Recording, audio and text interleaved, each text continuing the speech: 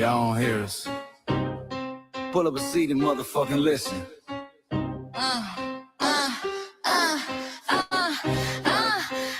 Pull up a seat and motherfucking listen. Hey, pack your bag, time to go home. Talking crazy on our soil where our blood and bones grown. This our grind, we outside on it. While y'all fools on the outside looking, y'all show no respect to Black America, so leave. Hey, Y'all don't get it, so it's time to go home. get the hell up out of America, take your disrespect and just fly on. Y'all don't get it, so it's time to go home. Get the hell up out of America, take your disrespect and just fly on. You landed on the tarmac, fresh off the boat. Talking about y'all building nothing, man, you choking on the note. My ancestors the reason that this country even breathes. Picked the cotton, built the White House, planted the seed. Jim Crow laws, redlined the map, we was the target. You think that struggle's a costume, man, you can't mark it. We fought the wars, we bled the blood, we died for our future's chance. And you come here and give our legacy a side eye while throwing shade on the guard. Why you benefit from doors we kicked down with our last breath? Now you spit on the architects who stared down death. Disrespectful, that's disrespectful, ungrateful, a slap in the face to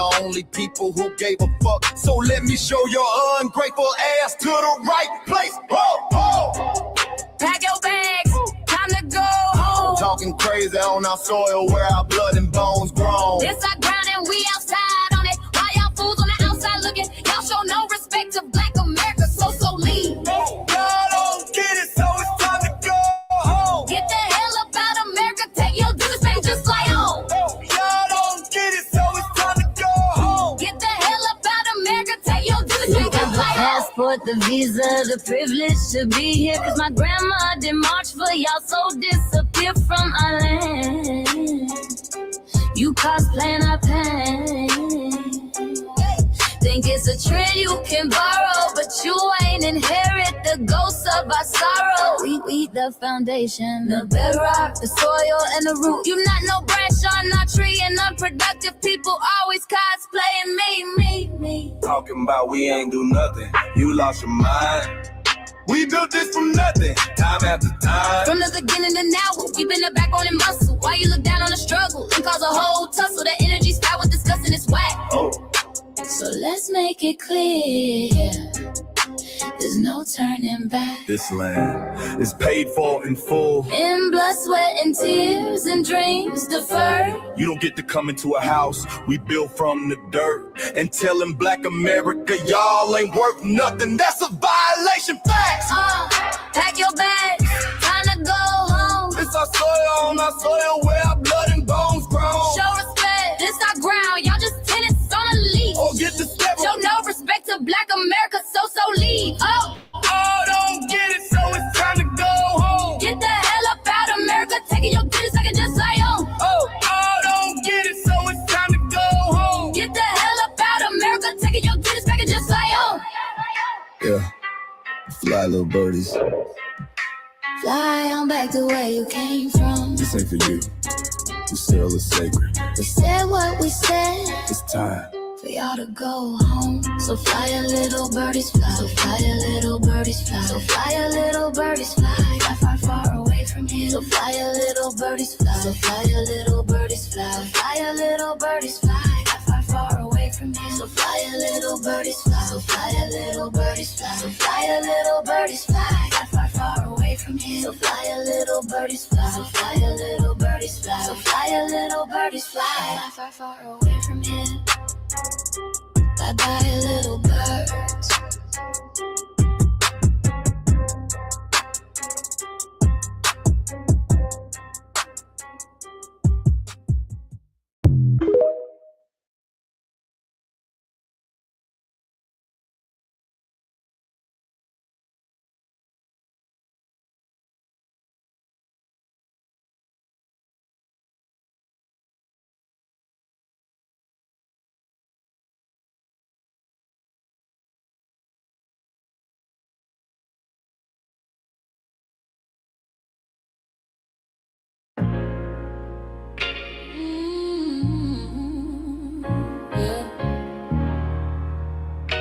They thought we forgot, but we never forget. This one's for the room. We built this land from dust and tears, 400 years, and we still here. They write new rules, but they don't see every freedom they got came off you and me. We planted seeds, they took the bloom. We lit the flame, they left the room. But we back now, no disguise. The spirit's woke, we realize all we want is what we earn. That sweat and blood, yeah, that table turn. You can't buy culture, can't fake that fight. This is our day, this is our right. We happy day. Say it loud, say it strong. We the heartbeat that's been here all along. National Black Americans, stand tall. We ain't begging for nothing, we built that all. Born from pain and grace, you can see the truth written in our face. We the soul, the sound, to fight the flame. Foundational Black Americans, say our name. They love our rhythm, but they dodge our blues. Use our voice when it fits their news. They take our sound, but not our scars. We the backbone, we the stars. Now the veil is gone, the mask is clear. We see the game, we know what's here. No more silence, no more lies. We lift that flag and watch it rise. Rise up, rise up. We the ones that made this nation breathe. Our pain to the power. Our roots are trees. We know world.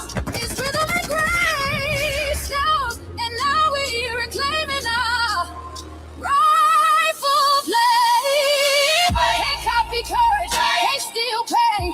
You can't inherit soul by changing names. Our story ain't done, it's the revival. We guard the gate, it's about survival. We FBA, say it proud, say it loud. The world dances on what we vow. Foundational Black Americans, still we stand, still we fight, still we demand. Every block, every song, we've been right here all along. The soul of a people strong and free. Foundational Black Americans.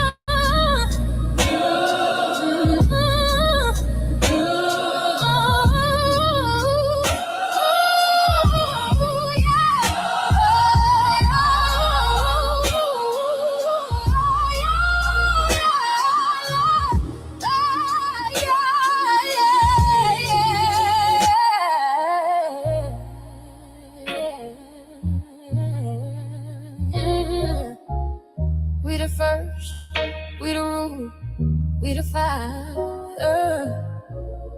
Still rising, still here. Foundational Black American.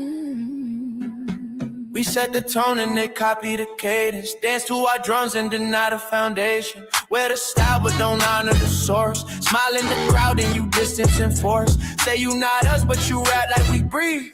Take the rhythm, then fuse the receipts. I ain't mad, I'm just holding the glass. Showing the mirror, now answer it back. I ain't here to cancel nobody. Just keep it honest, keep it solid. If you eat from the table we built, don't act surprised when we guard it. Do you like that? Do you like that? When I flip your sound and I ride like that. Do you like that? Do you like that? Do you like that? Cause that's how it feel when you borrow my culture. Then act like we never mattered. Hip-hop. Mike Larry. Now this shit here, it's what I see it is. We're not fighting your battles. We're not carrying your fear. We're not lending our history to people who erased us while we were here. Just cause you're born here, don't make you FBA. That makes you a citizen, learn the difference today. This is lineage, not a look you can wear. Not a costume you borrow when it benefits you there. You used our culture like an access card, backstage pass, a straight facade. But now the mirror's in your face, no disguise. And you're uncomfortable looking truth in the eyes. We didn't leave our land to to beg for a chance. We stayed, we fought, we took every advance. That's the separation, that's the line you cross. We paid the price, you learned the cost. You waving your flag on our soil, but fighting not to go back home. Waving your flag on our soil, building comfort on a foundation you didn't know. We waving our flag, red, black, and gold. Stood our ground, never sold. You waving your flag on our soil, but scared to build what you claim you love. Our humor, our style, the way we move, the smoothness, the sound, the things we prove. Music we birth, language we shape, innovation forged under constant escape. Warrior spirit means stay and defend, not flee your land and rewrite the end. You call it success, but don't confuse the two. Ease came after what we went through. You abandoned your land and called it strategy. You wave that flag loud, but won't return to build your legacy. That contradiction tells the story for you.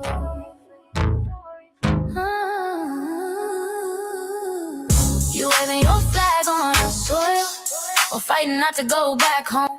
We waving ours where we were forged, every inch earned, every brick known. We can't be deported, and that truth changes everything.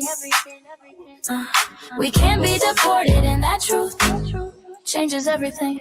We know who we are, and now we see who you are too. Just because y'all born here doesn't make you FBA at all. It makes you an American citizen. It's biologically impossible to be us because it's a lineage, not some damn costume you can just put on to look cool. You immigrants and immigrant Americans has used our culture as an access card, a backstage pass to our culture. Now y'all have to look in the mirror. Our sense of humor, the aesthetics, mannerisms, the style of dress, the smoothness, the creativity, our genres of music, innovativeness, our slang, our warrior spirit by staying on our homeland and fighting and not fleeing to somebody else's land to beg for a better life and shit on the very people who fought to have us there. That's who we are. And we know who the hell y'all are waving your flag on our soil and fighting to make sure y'all don't go back.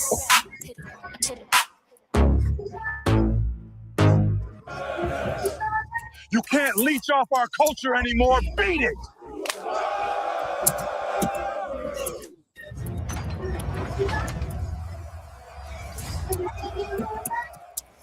Go on mute. I just got background noise. What? Can you hear me? Yes, go on mute because you got background noise. Mike Larry, man. Okay, plus I'm typing. You did it again. Okay. We're really making history. Let's go. Do you like that? Do you like that? Flip your sound. How you like that? Do you like that? Do you like that? Say it loud, don't walk it back. Do you like that? Do you like that? You grew up mimicking us, now y'all switch it up. Turn the carbon copy, y'all ain't black, what the fuck? It's funny y'all connecting to our culture like it's Wi-Fi. Surfing on our waves of our culture, no more agua. Killing my culture for all these years. Look how time flies, all these colonizers in disguise. Hate y'all still, hate us outside. Study doctor, vampires, suck the blood of our guilt. They copy the flavor, sip the juice, love the results, hate the truth. Who? Do you like that?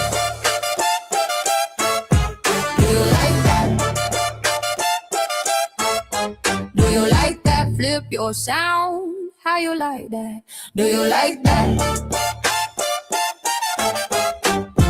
Democratic shields, talking points, the road they fill. Fish and chips, agent on the mic, judging FBA, but ain't you half white? Talking like you one of us, we need a pool face. The agent type, with a prune face. Like 50 and Jim, it's a cold game. Throwing stones, cause we build our own lane. I'm joking, kinda, but I mean, smile calm, pressure intact. Y'all proud where y'all from. Where they flag, beat they drum. But when it's us, tone switch fast. Same pride, but it's too much. FBA pride, lineage solid. You can't put this on, can't try it on. Built here, stayed and fought, that's the difference. That's the card. Do you like that? Do you like that? Say it clear, don't twist the facts. Do you like that? Yeah. like that? Do you like that? Point made. No edit. No care.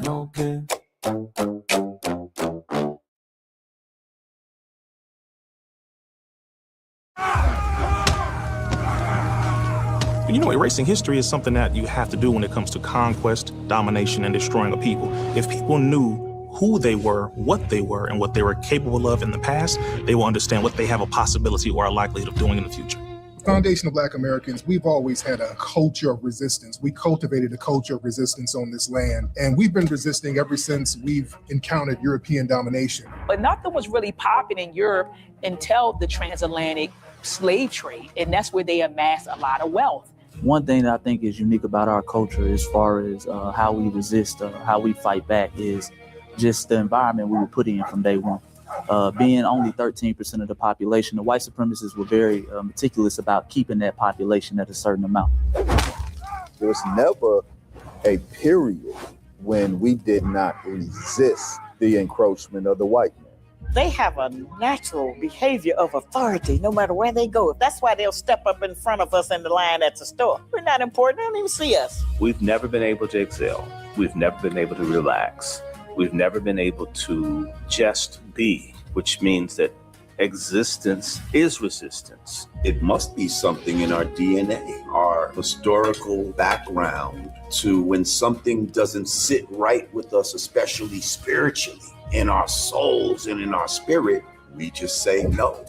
We live resistance. You know, from the moment we're born, we're in resistance. And it's handed down generation to generation. And so I think that cultural resistance is actually in our DNA, in our epigenetics, and then it blossoms out into the culture. So there's almost nothing in America that we do, from song to dance to politics to the way we talk, the way we dress, having coded languages considered to be slang today. Everything about Black American culture is a form of resistance. Of course, they want to always downplay our contributions to the global tapestry because they continue to act like our number one export in this country is not Black innovation. Everyone understands that our resistance has been the cornerstone of what foundational Black Americans have always done. We are the life that breathes everything into this nation. The further back you go, the further Black you go. It's just simple like that, brother.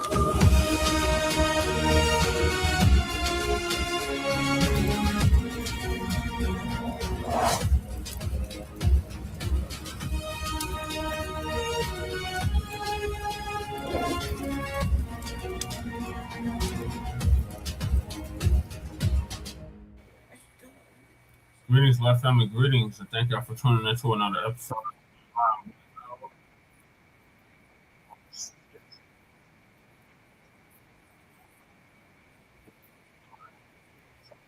Got to pause the video.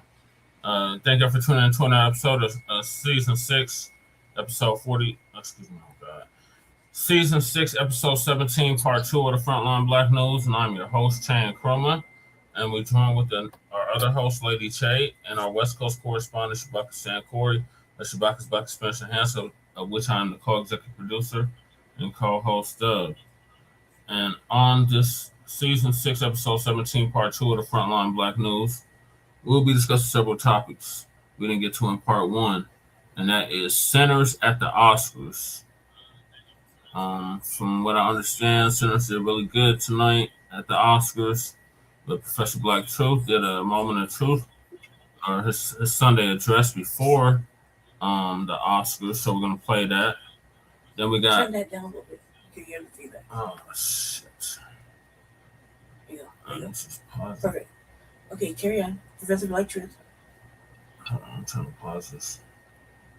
All right, and then we got reaction. People react to Lindsey Graham's Iran comments. And then we got U.S. deploys thousands of troops to Middle East. I was trying to get to that yesterday, but I had to push it off till today. Then we got Trump. I could end the war, and Trump says he could end the war in 30 minutes. Well, if you could do that, Dump, then why aren't you? Then Dump turns to Condoleezza Rice on Iran. FBA runner defeats Kenyan in LA Marathon. I meant to cover that like a week ago, but I wasn't able to get to it. And guess who's mad? Phone. Then we got the CBC gets $42 billion a year for illegal immigrants' food and housing. Then we got that is a damn shame. LA Mayor Karen Bass allocates $1 million for homeless Asians, which is an insult to all of our intelligence. Then white woman says FBA in Texas can't sit out the election. The hell we can't. Or the hell they can't, because we're not in Texas, but we got family in Texas. Because Christian nationalism is our fight. No, the hell it's not. It got shit to do with our black asses. And then we got Super Mayor. Remember her? Super Mayor Tiffany Henyard of I heard the name. Illinois. She's the one that hijacked all the damn money and came to Las Vegas. That broad should have came and got me. Shit. Yeah, she got out of Dalton and now she called herself running for office in Georgia as a MAGA Republican. And we are based as on what? Whoa, back that as a what? As a MAGA Republican. And so she turned out to be a maggot, huh? Nah, be damned. And we are based out of East Denver, North Aurora, Colorado. We get the news from a Front Line and Blacc First perspective. We are part of the new Blacc Media and are also the signal boosters of the new Blacc Media. We have been around for 6 seasons now and counting, and we have several platforms that are a part of the Front Line campaign. Front Line Blacc News is the first one we started back in 2020, 2021. And Shabaka's Black Experience Enhanced is based on the 50th anniversary of the founding of the original Black Panther Party for Self-Defense. Salute Goddess Nabi, appreciate you tapping in. We have been around for 11 seasons now. We started on Blog Talk Radio back in 2016 and have been around for 11 seasons now. Shabaka's Black Experience Enhanced covers the Black experience from the beginning of time until 10 minutes ago. It is also part of the Frontline campaign that has recently, within the last 2 years, moved from Blog Talk Radio to StreamYard. Please make sure y'all like and share the broadcast, family. Please join us on StreamYard, YouTube, Frontline Blacc News. Some food decided he want to start street racing in the middle of a damn ice storm. Please join us on StreamYard, YouTube, Frontline Blacc News. Frontline Blacc News. The links to all of our channels are in the description, including Frontline Blacc News. Frontline Blacc News 2. The backup channel, make sure y'all sub up to that. My personal page, Justin Paris, aka Chain Kruma. That's where we stream all the city council meetings and community Black events in Denver and Aurora. Then we got Lady Chase, other channel, Seduction Doll. Make sure y'all sub up to that. It looks like a lot of y'all have, so appreciate y'all for doing that. Then we got the RBA, Lady Chase, other channel, her main channel, The Revolutionary Agenda. And she should be coming with a new one this week. I have to edit the old one because I accidentally showed the Guardian for 15 minutes. So it took my whole shit down. But as soon as I feel good enough to sit in my computer chair, I'll just edit it. It only takes like 5 minutes. Then I'll repost it back up. But yeah, it's good shit up there. It's good stuff up there. And then we got our Shabaka's channel, Janet 1. Make sure y'all sub up to that. And he got another channel, Shabaka EXP on YouTube. Make sure y'all sub up to that. No, sir. EXP is on Twitter, sir. Shabaka EXP is on Twitter. You have one on YouTube too, Shabaka.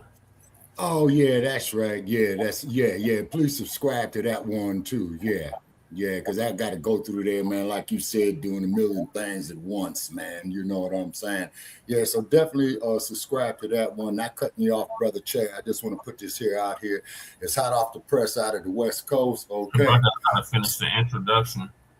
And then you can give us whatever updates you want to give us, but I need to finish this introduction. All right, okay. Then we got Jay Militant on his channel. Make sure y'all sub to his channel, What's Cracking TV with Jay Militant. Our cousin, our Lobster out the Bay Area. Make sure y'all sub to his channel. Then we got Kukizi, our brother out the Mile High. He usually does the intro track for the Frontline Blacc News. He's like one of the dopest MCs out of Denver. Kukizi 5100. Make sure y'all sub to his channel. Then we got Breeze Omega, our brother out of Virginia, who was live earlier. Make sure y'all check him out. He just surpassed 1,000 subscribers. So shout out to him. He should be joining us as well. And then we got the Church of Black Power, our brother out of Watts, California, who's now in Houston, Texas, who was just live. He did like a 5-hour live. Shout out to him. Then we got, he just surpassed 2,000 subscribers. He's approaching 3,000 subscribers. So shout out to him. Then we got, last turn, not least, our brother Black Truth United. We came up with the B1 Rolodex, which is a modern day green book for FBA and B1 businesses. And the links to submit your businesses or FBA businesses, B1 businesses is in the description. And the Rolodex itself is in the description. And we got the change.org petition for reparations. Make sure y'all sign that. Also in the description. We got the Kickstarter for Hidden Color 6. That's also in the description. Make sure y'all donate to that if you can. And then we got Lady Chase GoFundMe. Make sure y'all donate to that if you can as well. And then we got copyright disclaimer under Section 107 of the Copyright Act of 1976.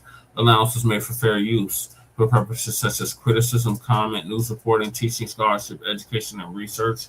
And I do not own the rights to the music. And if you don't understand racism and white supremacy, what it is and how it works, everything else you think you understand will only confuse you. In all 9 areas of human activity. Thank you, Goddess Nabi. That is economics, education, entertainment, labor, law, politics, religion, sex, and war, and some say health and nutrition. In all 9 or 10 areas of human and people activity. And that was by the late great Neely Fuller Jr., who passed away exactly a little over a year ago at the age of 95. ProduceJustice.com. And Crew just texted me.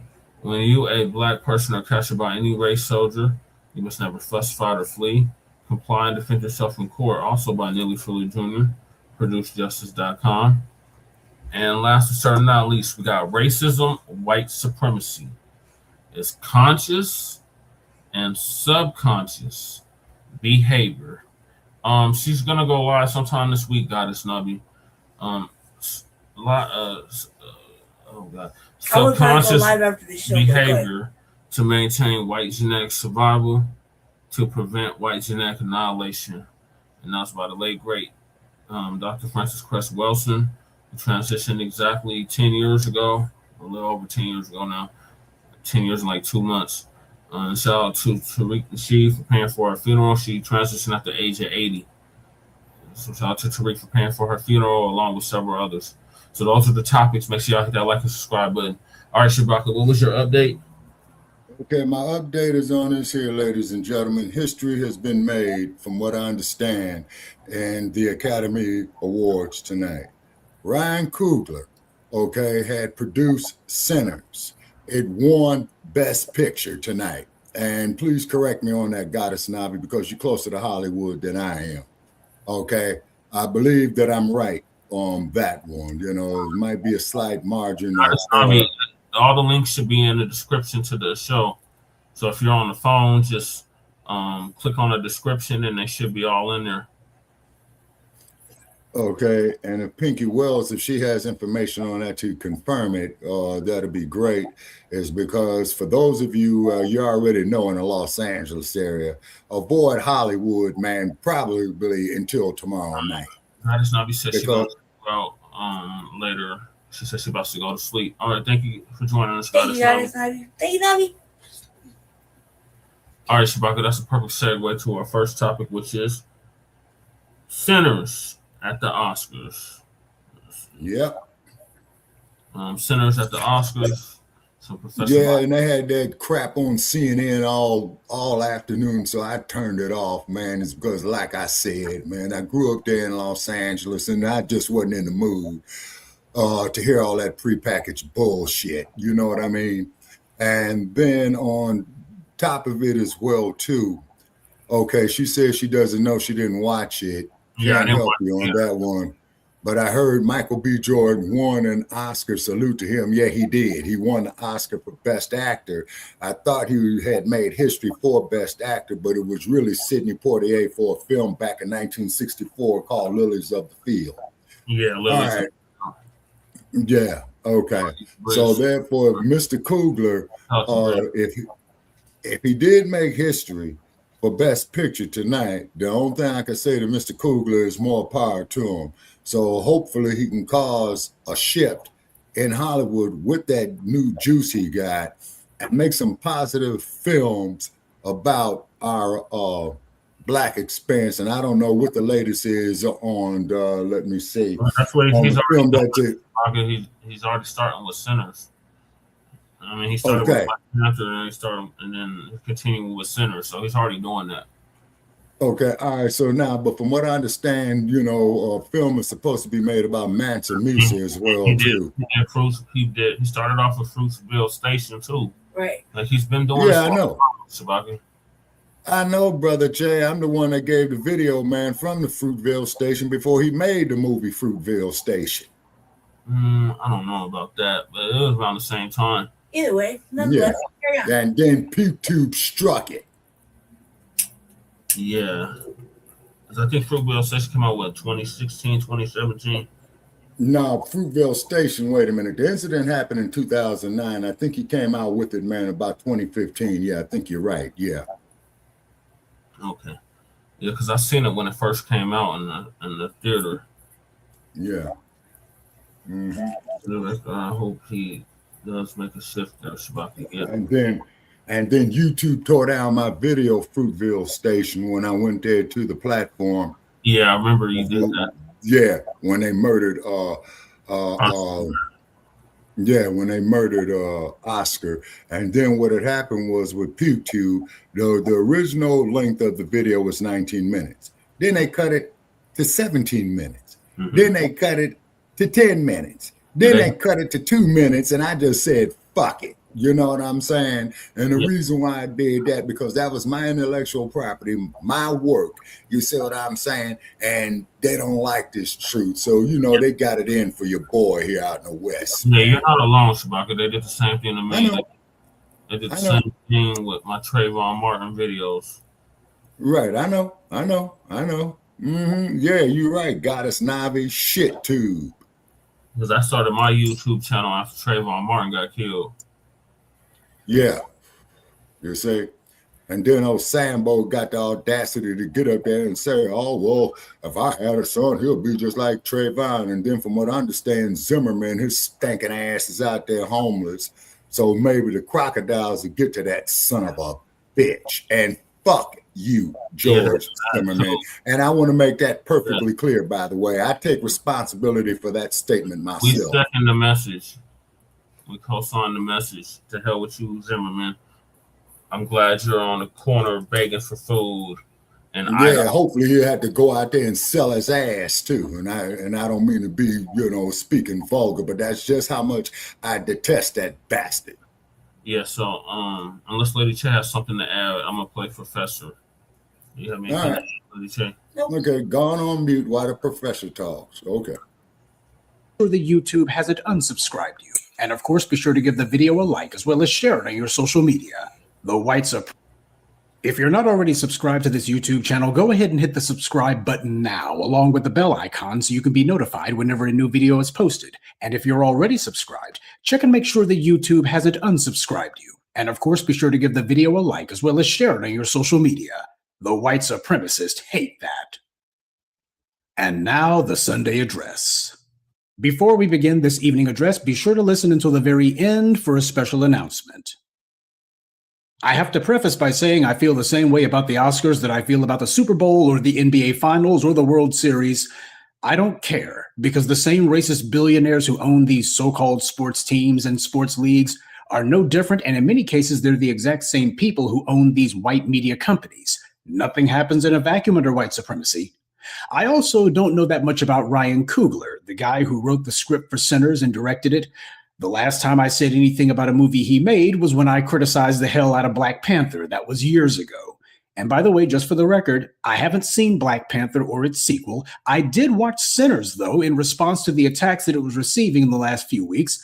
And frankly, while vampire movies aren't my cup of tea, I can see why so many people like this movie, and more importantly, why its detractors hated it so much. I guess that's just a long-winded way of saying just because I don't like a particular medium or don't like a particular thing, that doesn't mean that I don't have the ability to understand it or to understand the people who may like it. Today is the night of the Oscars. And all eyes are going to be on Michael B. Jordan and sinners.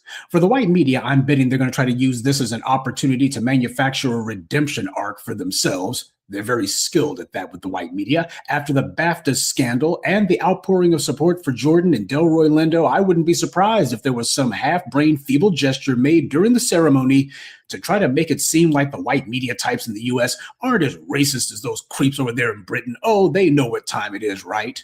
You see, the United States is not Britain. The kind of garbage you can get away with over there, you can't pull that over here. This is the United States, where black folks actually stand up for themselves. But more importantly, the United States is an important country, Britain not so much. So over here, things actually matter. And that's what they're probably worrying about over there in Britain. They probably got their knees knocking and going, I sure hope that our cousins over there across the pond are going to be covering for us and not let anything too untoward happen.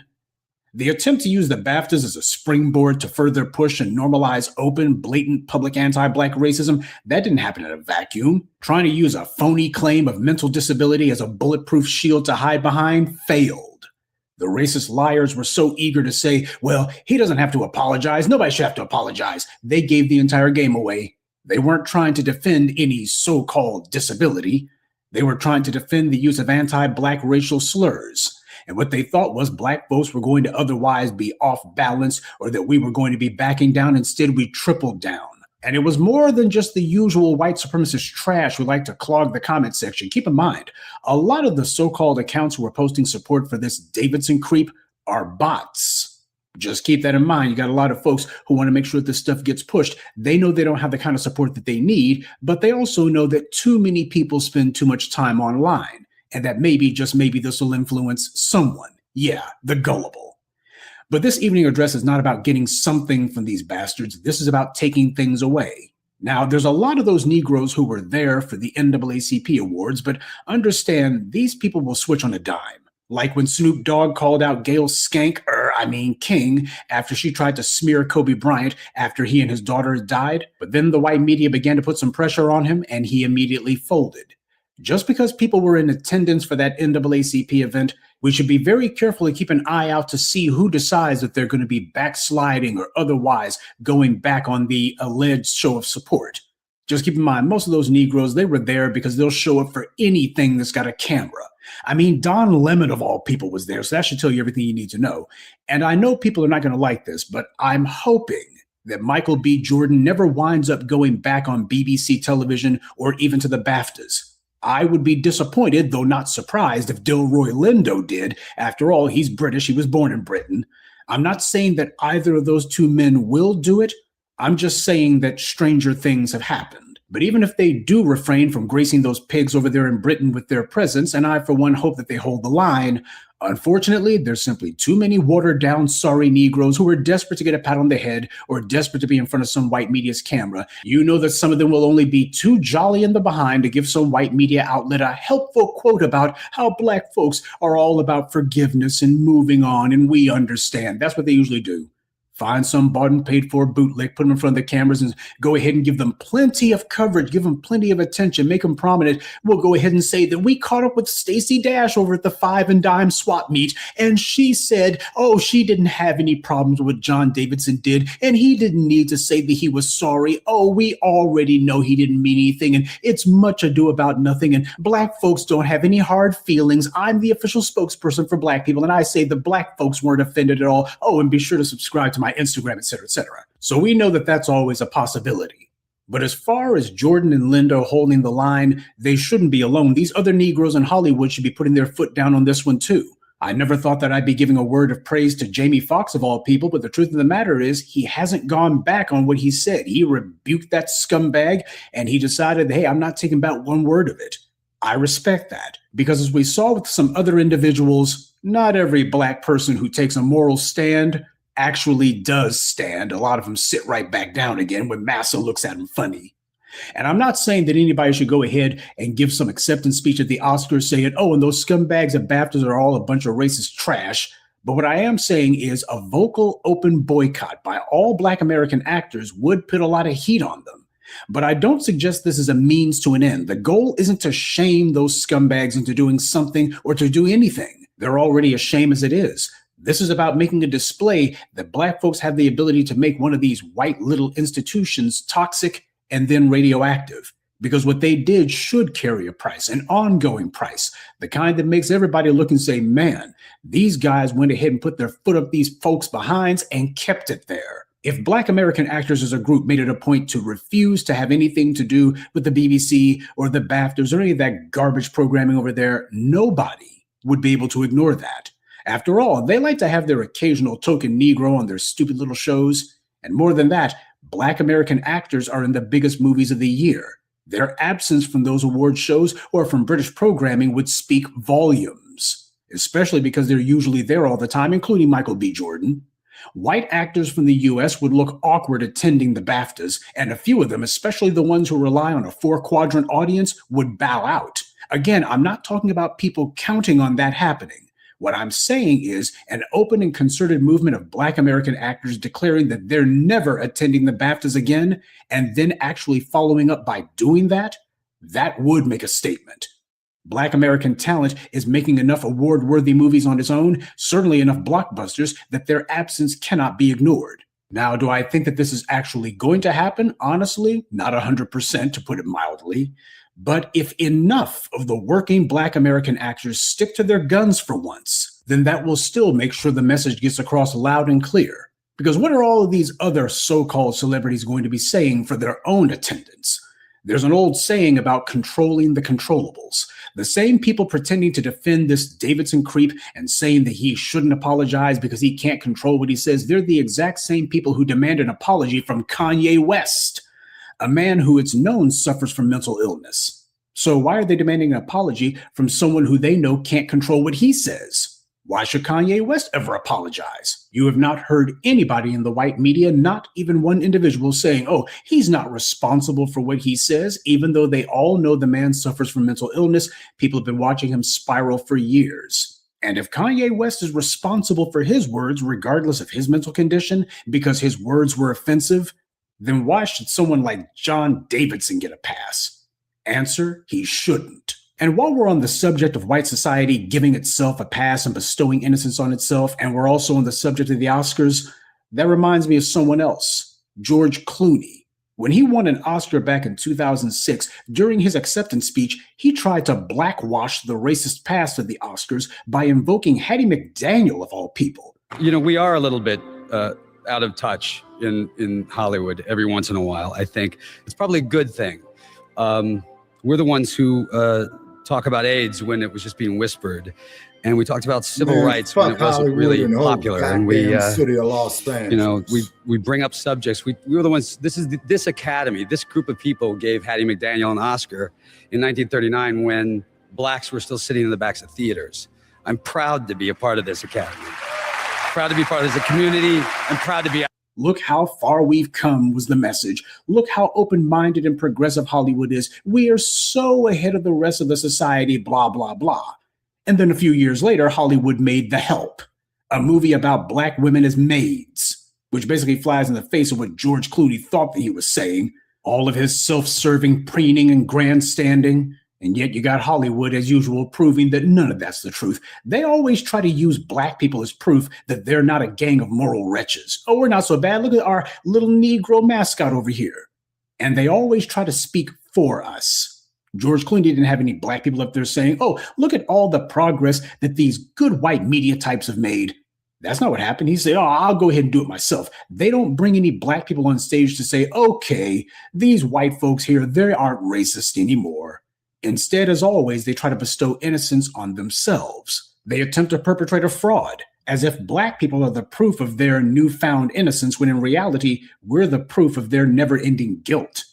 I've said a million times and will continue to say the white media is not in the business of entertainment. They're in the business of mind control. And that being the case, you better learn to control your mind unless you want somebody else to do it for you. A lot of people are feeling very comfortable with putting their anti-black racism on full display, but it didn't start with the orange man. And it's not limited to the bottom feeders of the MAGA crowd either. For example, recently you had the case of Hunter College professor Allison Friedman, who was caught on video during a group chat going ahead and saying all of this anti-black gibberish. And this woman's supposed to be an educator. Now, Friedman is a Jewish name. And that's usually associated with liberalism, as we have the white media tell us. But Jonathan Greenblatt and the Anti-Defamation League are nowhere to be seen. Same way we didn't see these guys when you had all of those college Republicans at Florida International University who were posting hundreds of N-word chats, and these guys are being bold about it. Guess they don't consider this to be defamatory either, or perhaps Greenblatt's lips were still superglued to Benjamin Netanyahu's rump. Who can say? But this Friedman woman, who I'm sure would describe herself as liberal, look at what it is that she says. She tried to white-splain it away by saying, oh, I was talking to one of my children. She's trying to use one of her kids as a human shield. That tells you how much moral courage she has. Obviously, nobody's buying that garbage, but for the sake of argument, if she actually was telling the truth, that makes it worse. Because what that means is she is teaching unadulterated anti-Black racism to her own children. Well, this is the reason why it gets passed down from one generation to the next. It's not just television and movies and evil orange politicians. This stuff is taught in the home. And at some point, the dominant society has to be held accountable for the fact that they've been teaching this racism as a nonstop diet of evil pumped straight into the veins of their own progeny. The era of Donald Trump made people more comfortable with showing who they are, but it's been going on the whole freaking time. And truth be told, if you got people like Allison Friedman, and you also got people like John Davidson and the Baptists going ahead and showing their true colors, that's a good thing. Because our enemies are outing themselves. And it's a brand new day, the same way that we don't allow the denizens of white supremacy to bestow innocence on themselves and decide that they're going to tell everybody, see, I've absolved myself of all of my sins and crimes. We also don't allow them to get any Negro mascots out there to do it for them. And yes, I do think that it's very important that you have high-profile Black people who make it a point to say, hey, we're not going to be fooling with the BAFTAs anymore or the BBC, and to actually stand on it. One of our biggest sins, at least in terms of politics, has been that we have been consistently inconsistent. Black people have been very good to show outrage for a few minutes and get a lot of attention doing so, and then, next thing you know, back to business as usual. I want you to be as disgusted with these creeps as I am. I read the comments, by the way, and I see that someone will mention a particular TV show or a movie, and then when that happens, I see so many others who can't help but to chime in on it, as if basically this was an entertainment channel. When it comes to entertainment, Black people oversample on that stuff. That means that we basically disproportionately watch it. You love the stuff that the white media puts on. I'm not saying that you're against Black empowerment if you have a favorite TV show, but let's be honest. A lot of you have totally invested into these propaganda pieces. This is how white power gets its hooks into your mind. The word entertain means to hold. So when you watch white media content, they've got you in their grip. They've got you. Your eyes and ears and your mind, that's the battlefield that the enemy's waging war inside of. And through their media, they have ways to hold your mind in bondage. That's why it's important to them to try to concoct something that hopefully you'll watch and hopefully not be able to peel your eyes away from. And once they do that, now they can go ahead and start giving your brain all of these insidious little lies. Oh, it's not going to be anything quite as blatant as Black people are to blame for their own problems and that white supremacy isn't really that big an issue. And oh, you need to ignore all of these Black empowerment types. And hey, we need to overlook all of the anti-Black racism, or at least most of it. It's not going to be that blatant. Instead, it's going to be a few lies here, a couple of falsehoods there. It's all going to be about plausible deniability. Nobody's going to actually say, well, we should be calling Black people the N-word with no repercussions. Instead, they will vigorously, even violently defend anyone who does. That's how it actually operates. Let some other fool out here like John Davidson or whomever, let them step across the line, and then they all get behind him and say, you shouldn't be coming down on him. He didn't do anything wrong, and even if he did, you people just need to get over it. Well, that's exactly what the massive success of Sinners has done. It's telling them, you need to get over this. They shut up about it afterwards, by the way. When the movie debuted, you didn't have all of these people deciding, oh, let's go ahead and see if we can do some online hit pieces against it. At least not the usual chattering heads, the Ben Shapiros and such. They saw how well the movie was doing, how big it was. As far as they were concerned, we can't even afford to attack it. We can't say anything about it. We're just going to be adding to its name recognition, bringing attention to it. And when you see how great it's doing at the box office, well, that's just going to be adding fuel to the fire. So it's best to just shut up and not say anything at all. That's one of the things I've always told you. When you actually get the better of these scumbags, don't expect for them to ever admit, okay, you were right. They're never going to do that. Instead, their admission will take the form of silence. See, as long as we're kept without our power, then for the dominant society, anti-Black racism is a victimless crime, or at least it's one that carries no punishment. There's no real peril that the current order will fall. Black culture can be strip-mined freely, and it can be raped, pillaged, and plundered, and they can act like vultures, and while they can't do anything without us, we don't have the infrastructure in place that allows us to challenge them either. It basically is the ethno-socioeconomic equivalent of a stalemate. Except the problem is they still have the upper hand. But of course, because white supremacy is a house of cards, it's all a fraud, they require some sort of in-your-face display that assures them, well, these Negroes, they may seem as if they're winning, and yeah, we know they've got the pulse, but we can go ahead and give them the middle finger, and then they still have to come back to us afterwards, just so we can remind them, yeah, you got the pulse, you got the energy. Basically, without you guys, we might as well not exist. And yeah, we're vulturing off of you, but you know what? You still got to come back to us anyway, so there's nothing you can do about it. That's the psychic benefits of white supremacy for these people. That's how these guys actually manage to, at least in their minds, live with the fact that Black folks actually do have the energy and they don't. We see this at sports arenas all the time. You always got all of these racist folks who like to hurl anti-Black vitriol and invective at the Black athletes.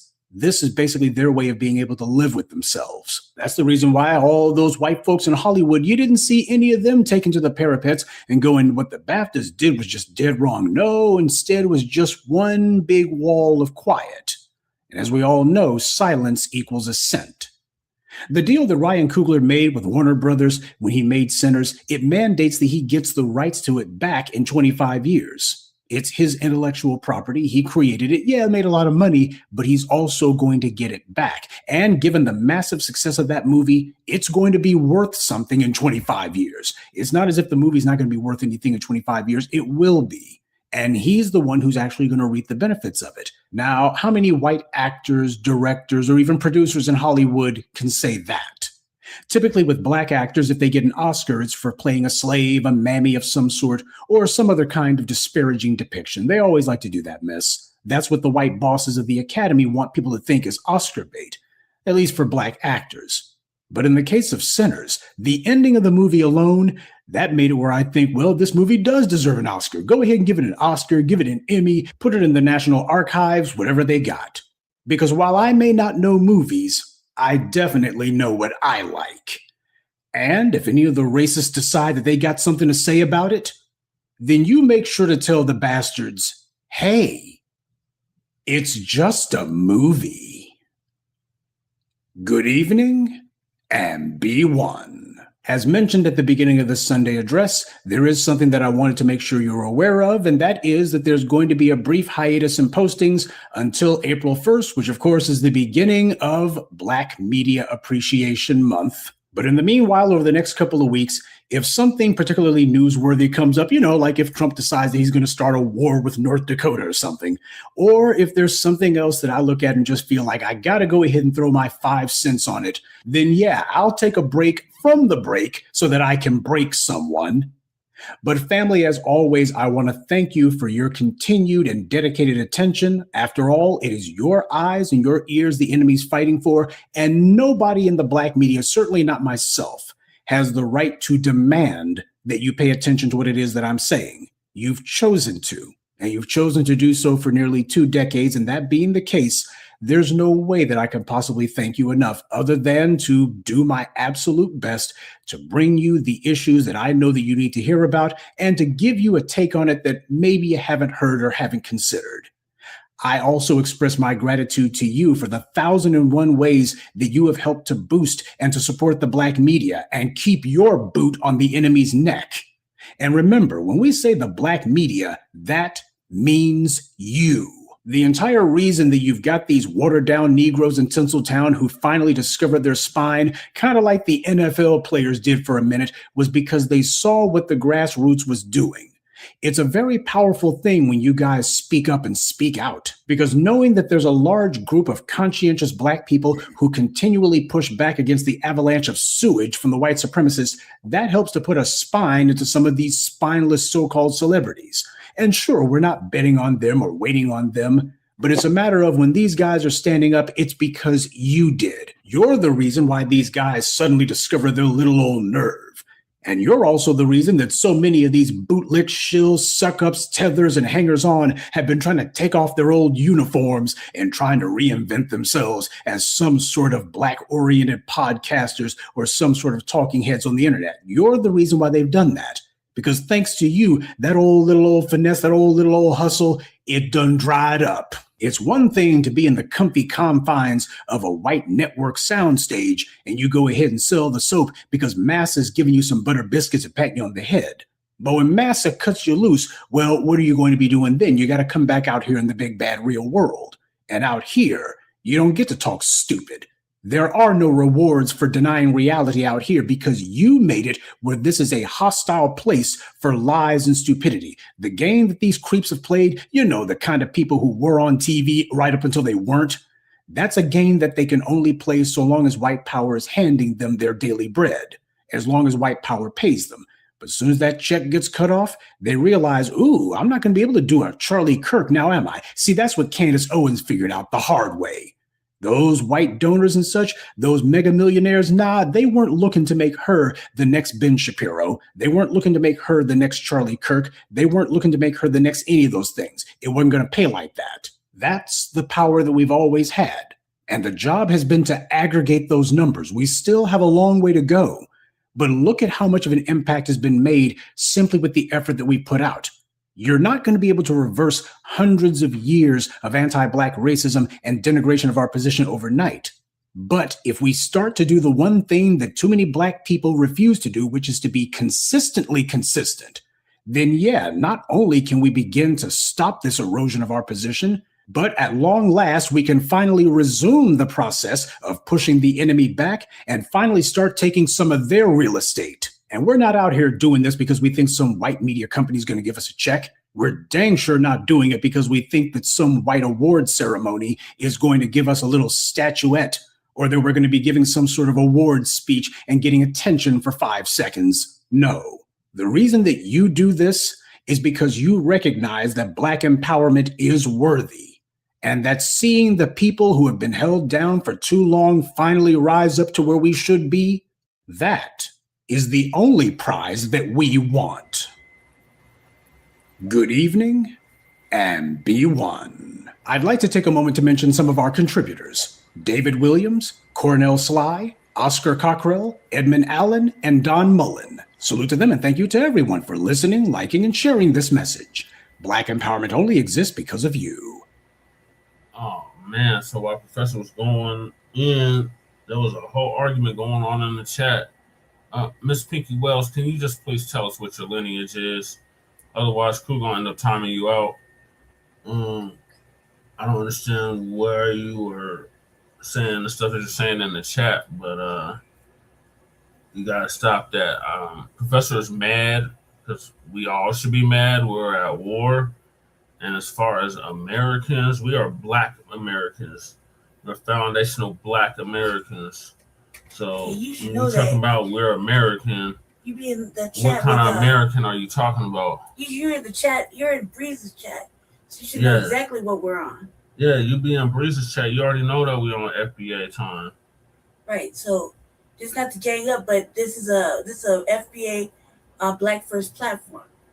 So that's pretty much what we talk Black about. Joe's in the building. Salute, Black Joe. Even if my program, no matter what I talk about, is Black First, FBA Black First platform.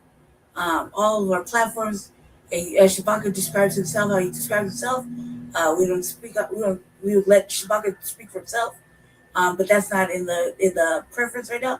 But whatever it is that's causing crew to act out or whatever, just clear it up for us, please, so that we can go on and carry on without taking too much time, because that is our brother. Right. And he is a contributor to this platform. And he's like Ken, like for real Ken. Like he did shit that only Ken does. You dig? So we're not gonna have him be in an uproar so close to our goddamn birthdays. Right. So, Lord,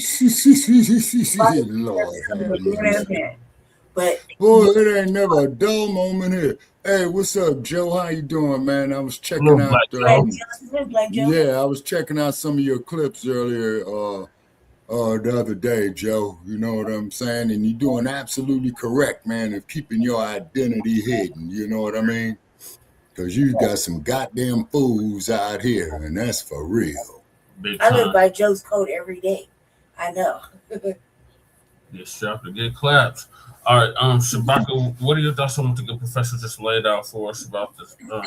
He laid out, once again, the professor laid out, you know, a bunch of truth. But as I put here off in the private chat, Sheen is the stage name of the family. Martin Sheen, Charlie Martin Sheen, you know, his son. Yeah. Estevez is the actual name of the family, is because Martin Sheen, when he was younger, he used to do TV movies in the 70s. Yeah. He did guest appearances on Hawaii Five-0.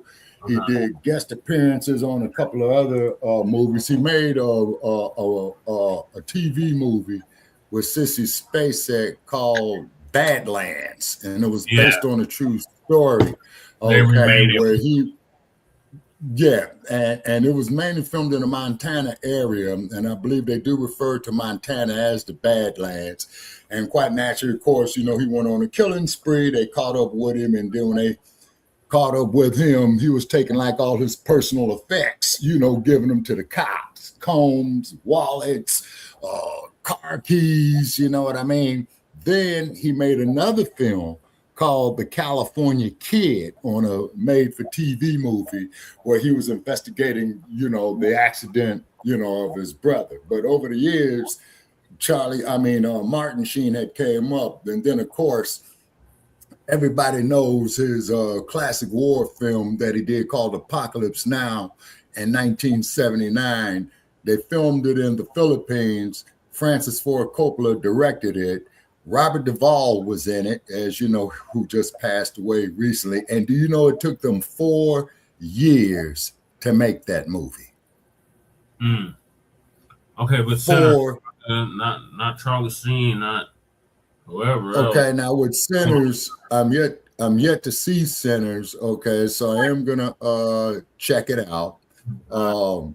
Then too, Michael B. Jordan, you know, he's definitely evolving as an actor, you know what I'm saying? And I believe Mr. Jordan is at the point where he could write his own checks, as they say.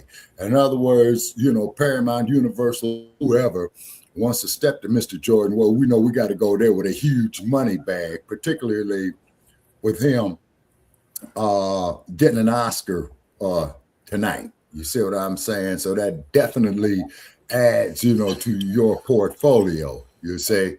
And it's a hell of a business to be in. You know, the odds of you making it in Hollywood are literally 1,000,000 to 1. So I'm not mad at him, but I just really wish that Mr. Coogler and some more bigwigs with money to become executive producers to make actual films of our righteous history. No cooning, no act. That's what he did with Sinners. That's what I keep saying. Like, what you keep saying is kind of redundant because he's already doing that. He already did that already. Okay. I'm yet to see Sinners, you know what I'm saying? So when I get some downtime, I'll definitely sit there and check it out. We have been talking about it for a whole year and you have not seen it yet? Not yet. I've seen it like 5 times. Okay, all righty, okay. And what you telling me, Lady J, that you've seen it 5 times, okay, is means it's a film, huh? I'm a movie critic. I watch a lot of movies and I watch a lot of black shit. And so I'm on a different mindset, a different thought process when it came to that movie. But I watch a lot of his movies from Fruitvale Station, Fruitvale Station. Yes, Fruitvale Station. From there, from him doing the series for Ironheart, for Black Panther, both movies of those. I've been watching old boy Creed. Mm-hmm. Yep, Creed. Yep. So I've been Michael B. Jordan.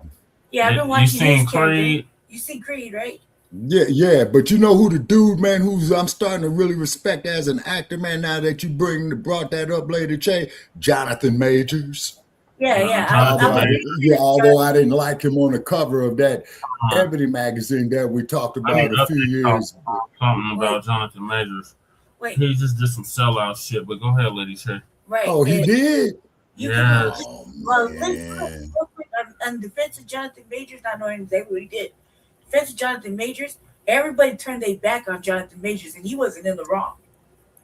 He was not in the wrong. Oh, wait a minute. Whoa. Yeah, because he got caught up with some bullshit. That's right. Yeah, Lady Che, you're right.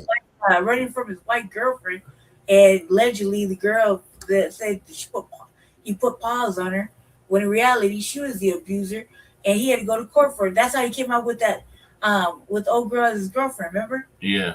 What's her name? Megan Good. Megan Good. Yeah, he ended up marrying her. Right? So even if he does, can you really blame him for doing some sellout shit for trying to revive his career? I mean, they weren't giving him no more roles. Then people once liked him, without knowing the facts, they burned him. So, I mean, I really can't blame him for trying to get back into the movie scene. Especially after, 3 years since this happened? Yeah. So, well, look what they did to Will Smith. But carry on, Jesse. Carry on. So, what he did, Professor had covered it too, like 2 weeks ago. He signed with Daily Wire. So, Who's that? Daily Wire, one of those shows that we were watching was Daily Wire. They had owned it. So what show it was we were watching? One of the movies we were watching. Yeah. God, we just seen one too, huh? Mm-hmm. So they're a white supremacist public production company. Right. Yeah. Well, they just made a black film we just watched. So I have to look into that. You're not misinformed. I just need to look into that. But either way, I just watched a movie, like 2 movies by them. So Crew. What up, Crew? So I just watched 2 movies. What's up, Che? I decided to get on. I gotta get up in like 3 hours, so I ain't going to sleep. So fuck it. Hey, Ray. Okay. Ray, what are you and old girl arguing about in the chat? She was saying some crazy shit. Yeah. Okay. So, hey, Shabaka. Yeah. You ever heard of Ben Shapiro? Yeah, I heard the name, but this guy. Can y'all hear this? Can y'all hear this? I don't know who he's familiar. I don't know about him, but I have heard the name. Can y'all hear this? Yes, Crew, but make it quick because we're on a schedule. No. Can y'all hear this? Yes.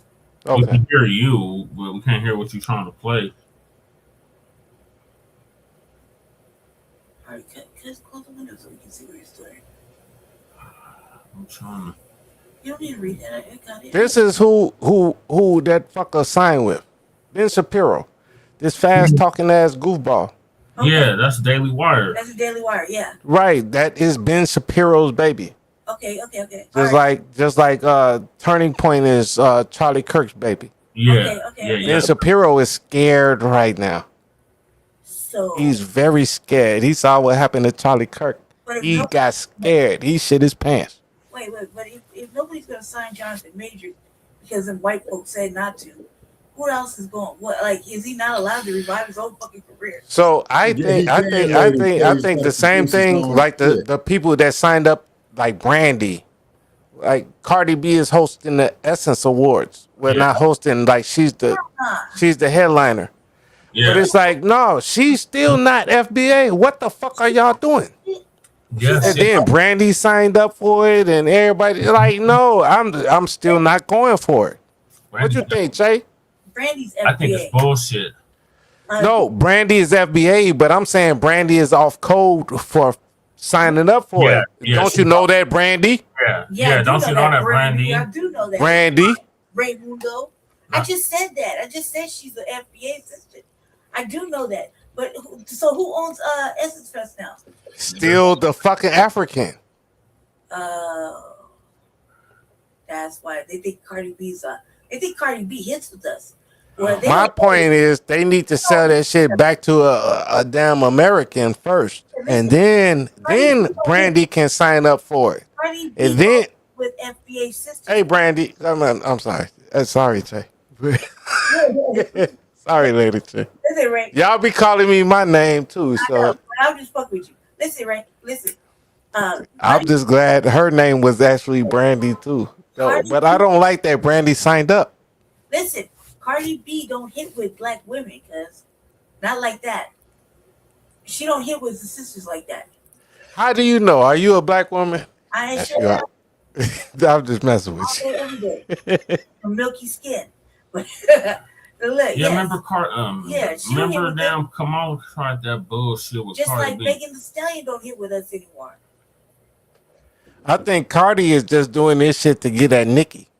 Cardi just doing this shit because she feel broke up because of fucking those stuff. No, because you know Nicki over there with the Republicans. Oh yeah. It ain't go. This ain't a political event. No, but she look it's always political. Look, hey Che, look, we've been talking since I've been in North Dakota, right? Yep. Right, and it's always been political ever since then. Yep. Right, there's no stopping. Right, I rented a whole truck for a month, $250 a week. I rented a truck just cause I didn't know how these people in Fargo was gonna act. Right. Like I had a go bag and everything. I had shit in the truck. I had shit next to my door and everything. Like, what a waste of money. No, but I was on code with that shit. Yeah, you want buying? Yeah, you want buying everything. But 2017, 2016, that's about when we start coming up with 2018. Yeah, that's about when we start coming up with ADOS and FBA and shit. So basically, this is another bird y'all was chopping it up in the thing about. That's No, all she I was know. just. I guess she probably had a critique on Professor Black Truth, Oh, and no, not over here. then Crew started, G checking her like, "Hey, are you even Professor FBA? Black Truth Like, and what are you talking about, lady?" Tariq are the steeples. And then he was like, "She ain't black." I'm like, "Then what is Front she?" Line Blacc News. Well, and she kept saying she's not black. She's an American. I said, "What kind of American are you?" Right, there we go. Yeah, see, and y'all remember y'all got on me about that when I said it the first time. All right, but either way, Pinky, we came too far over there, freezes. So let's not backpedal. Right. Like We she came too far. knows, like Ain't that a she breezy be in chat? Brace's chat all the time. Yeah, so you know what we're on because we're on the same shit he on. Right. So we can't. All I was doing was asking her questions. That's And then she was deflecting. We talking about Pinky, right? Yeah, she was deflecting, and then she All I was doing was asking her questions. Like, where's your family from? What's going on? Like, why are you saying what you're saying? Right. I didn't go in on her. Because if I go in on her, you know me going in on somebody is. Right. I'm from Chicago. Right. Like, what? If I go in on somebody, you'll know I'm going in on you. Right. Well, you might not until it's too late, but shit. Hey, so all right, well, are we good then? Do we get Hey, Joe Black. Yeah, CRU is Ray Gunn. I think she got timed out.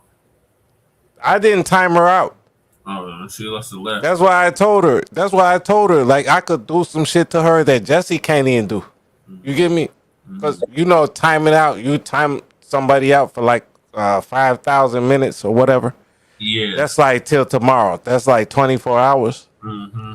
The only way you can bring that person back is to go dig through who's blocked and make them a moderator. Yep. You get me? And I know you ain't finna do that shit for her. No. You get me? We got our pleasant little. But I'm not gonna do that. I'm not gonna do that to her unless I get the go ahead from you. You get me? Because I can time some people out. No, just time her out. Only do that if she's talking real reckless. Look, Pinky, if you're still in the platform, just I like them being here.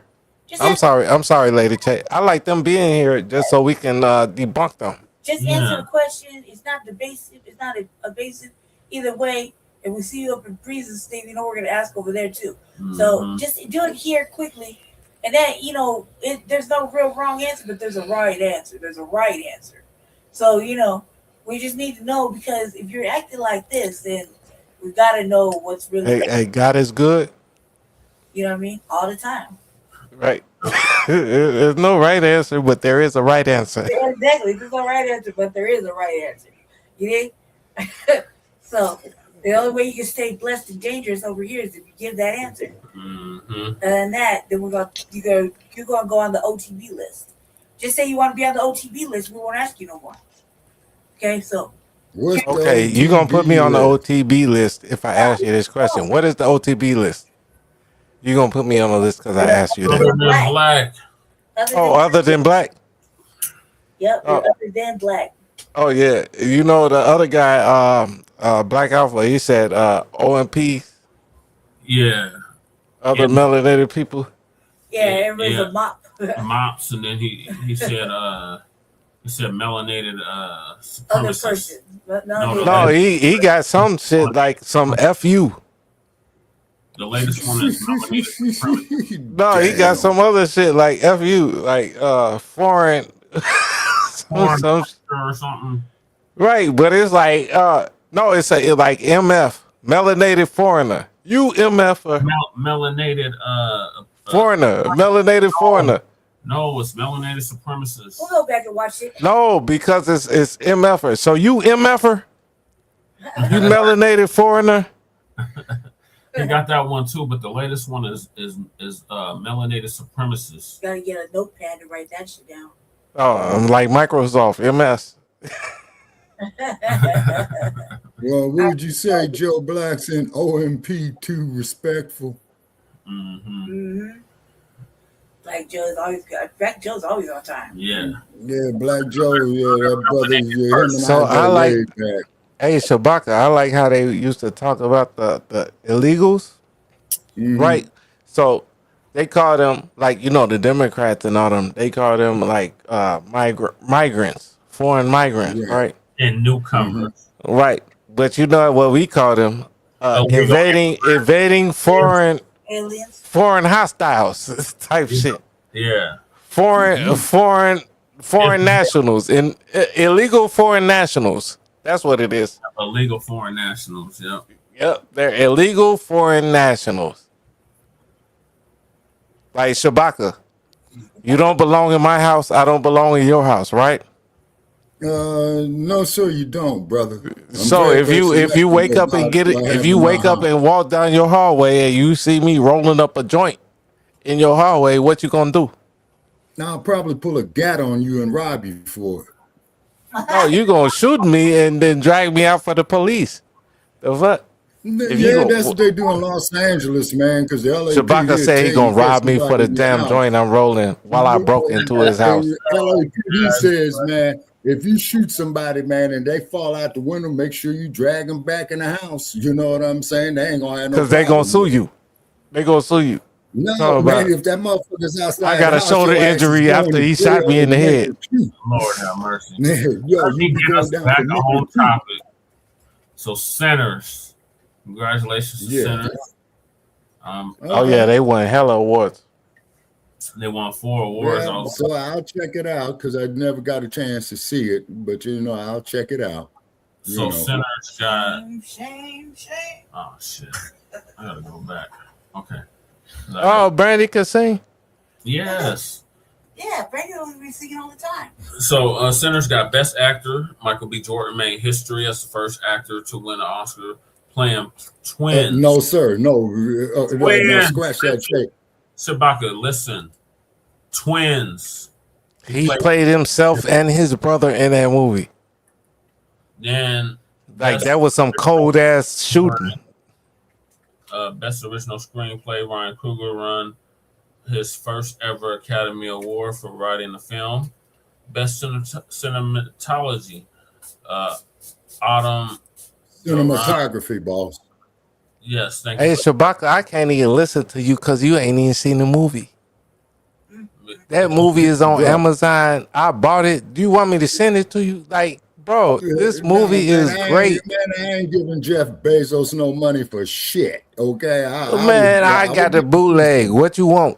You want me to mail it to you? A USB drive or something? You can plug it into your computer. The movie is awesome. How have you not seen it? Right. Okay, what, to blow up my I'm finna go buy me another drink. We're gonna have to come up with a movie list for Shabaka. We're gonna have to come up with a movie list for Shabaka. Like, Hey Che, Lady Che, I gotta go get me another drink just cause Shabaka ain't never seen this movie. And he talking about black people. He ain't seen the greatest black movie ever. Right.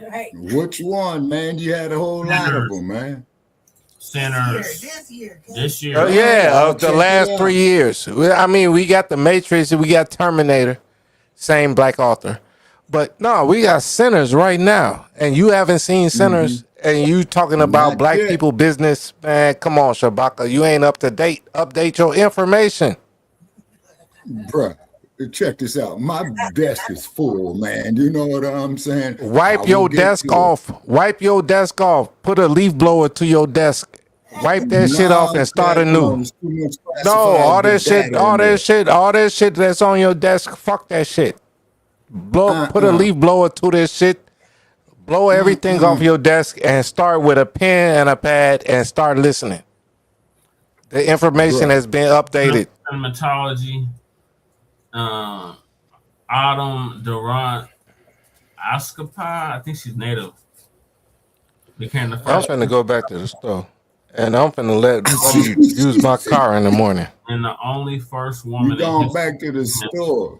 No, cause I don't feel like driving out to damn whatchamacallit, Oak Brook or whatever. And then best original score, Lagwin Garrison won for his work in music. So it got 4 Oscars. Sinners was a major force. The Biggest Nights winner was One Battle. I saw some people saying that Sinners got robbed. Yeah. But also Sinners got 4 Oscars. Best writer, best actor, you know what I'm saying? And then 2 other things. I think Sinners actor, best screenplay, best cinematology, and best original score. Cinematography, brother Che. Cinematography. Thank you, Shabaka. Cinematography. And best score. Thank you to me. No, but you know, best score, you know, that's the sound people. Right. The music people. Right. Like Isaac Hayes was the first black musician to win an Academy Award back in 1971 for the song Shaft. Yeah, that was back. That's 50 plus years ago. Shabaka, we talking about right now. I know. We in 2026. And guess what? We ain't in 19. No, HA. It's Shaft. Guess what, Shabaka? Shaft. Nobody in Shaft called themselves African. Damn right. Except when they was black Americans. Damn right. Shut your mouth. Except when they did Shaft in Africa, where they had Vanetta McGee's fine ass in there. Who used That's to be, when the Democrats got to that shit. That was after civil rights. That's when. Because Vanetta McGee used to be married to Max Julian. Okay, both of them it's the discrepancy, like Dr. Umar, right? He got the FDMG, right? Frederick Douglass, Marcus Garvey, right? Neither one of them motherfuckers ever been to Africa, and Frederick Douglass said he's American. He said he's not a fucking African. So Dr. Umar is a fucking clown for saying that. Right.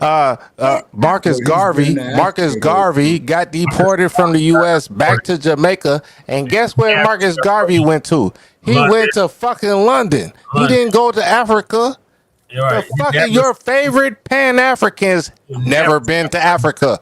They never been to Africa. No. Your favorite Pan-Africans never been to Africa. Bruh. So what the fuck are y'all talking about? My dad lives in Africa. My dad been there for 20 years, 25 years. And he just now got that dual citizenship there. But he can't leave that shit to me because that shit go back to Ghana. That shit doesn't come to me because I am not fucking African. I am not African. The sound effects. Man, yeah, see that rock gut is talking, boy. That's why I don't drink. Oh bullshit! I can't tell by this morning and yesterday morning. Yeah, he was going in. I don't drink, bro. Do you know, man? If you come You to act my like you house and bring drink. a drink, man, no, You I a don't. drink looking Do you know, motherfucker. brother? Hey Chill, man, yo. oh, you know what, I don't crew? need Check this this tonight. out, man. Do Nah, you I'm know, good. man, about if you was to say that there to my face, man, you'd be picking your fucking teeth up off the goddamn ground. Yeah. I don't have dentures, Shabaka. I don't give a fuck what you got. You will be thoroughly fucked up, I'll tell you that much. Because I ain't afraid of you, punk. Shabaka, You stop. talking shit. He just playing. Jesus. I'll just take your walker from in front of you that you leaning on. Debo, Jesus. I'll just snatch your walker. I'll kick your walker and you gonna fall down.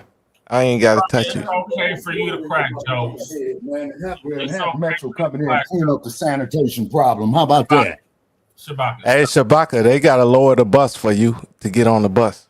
Hey, bro, check this out, crew. I'm not in the bullshit mood right And put the about ramp now. out for you. Yeah, man. Yeah, have you ever tried Alcoholics Anonymous, crew? Shabaka, what happened to your sense of humor? I You don't don't have have one, brother. You do have one. You be laughing all the time. You be cracking up out of nowhere all the time. Where is Sometimes. humor? His sense of humor Probably, lost him in the desert. He in the desert now. Yeah, and do you know, man, it's 67 degrees right now in this desert. Shabaka, where And it's still and you got a sweater on, don't you? it's like you didn't grow up playing the no. desert. Shabaka, it's 67 degrees and you got a sweater on and under your comforter. Shabaka. No, man, I got Cold them, ass old man. Shabaka, did you grow up playing the We'll desert? live long enough, Sonny. You be Hold on, old too. Hold on, Shabaka. Did you grow up playing the deserts? Yes or no? No. No, they just threw eggs at him. So you didn't roast? Mm-mm. You didn't roast or crack No, jokes? I don't talk about nobody's mother and none of that shit there, man. Man, your mama Because, so see, skinny she'll run around the shower and still don't get wet. Stop it. Hey, man, check this out. Why don't you go talk that shit to the bitch that hatched you? How about that, Trick? Oh, my God. My mama not a you bird ain't like laughing, yours. huh? Come on, let's go, Shabaka. Hey, man, check this out, crew. Why don't you come out here to Las Vegas, man, so I could just whoop your ass? How about that? Man, why? So I could find your mama right there on the stroll. No, man. Then I'll roll two dice. I'll roll two dice. She coming with me. Your ass. Man, shut up, Trick. Hey, man, kick that motherfucker up out of here, Che. We trying to take care of some business. Come on, Shabaka. Dog, we just jonesing. Man, quit fucking drinking, nigga. I don't drink. Shabaka, do you play around? Do you joke? Is everything just always serious with you? Because you be cracking up out of nowhere all No, the Che, time. I'm not gonna. Hey, cause Tay, don't let me come out there. I'm Don't not let me gonna come sit out here there and and say Brandy give me a hug. It's a crew. He got that air. He'll say something, man. He'll just start laughing out Hey, of nowhere. Hey, Tay, don't let me come out there and Brandy give me a hug. Shabaka will Yeah, crack his Joe, throat. that's what I'm talking about, Joe. Just what you said right there, man. You know, Joe, we don't get on like that, Joe. Lady Tay, you give me a hug and I'll be like, hey, Tay, look, your girl hugging me. So what? Well, actually, Joe, what this drunk Do motherfucker that needs matter? to do, Are he you needs to bring his finna be ass with out me here to or Vegas, man, and get Tay? off in the Right? off-strip club, man. He'll make him some money, man. Like That's for nobody real. cares. Have you considered that, Just crew? joking with you, Shabaka. Why are you taking it so seriously? Jesus. Bruh. I'm letting crew know to bring his You don't drunk have to ass let out Ray here to Gun Las know Vegas. shit.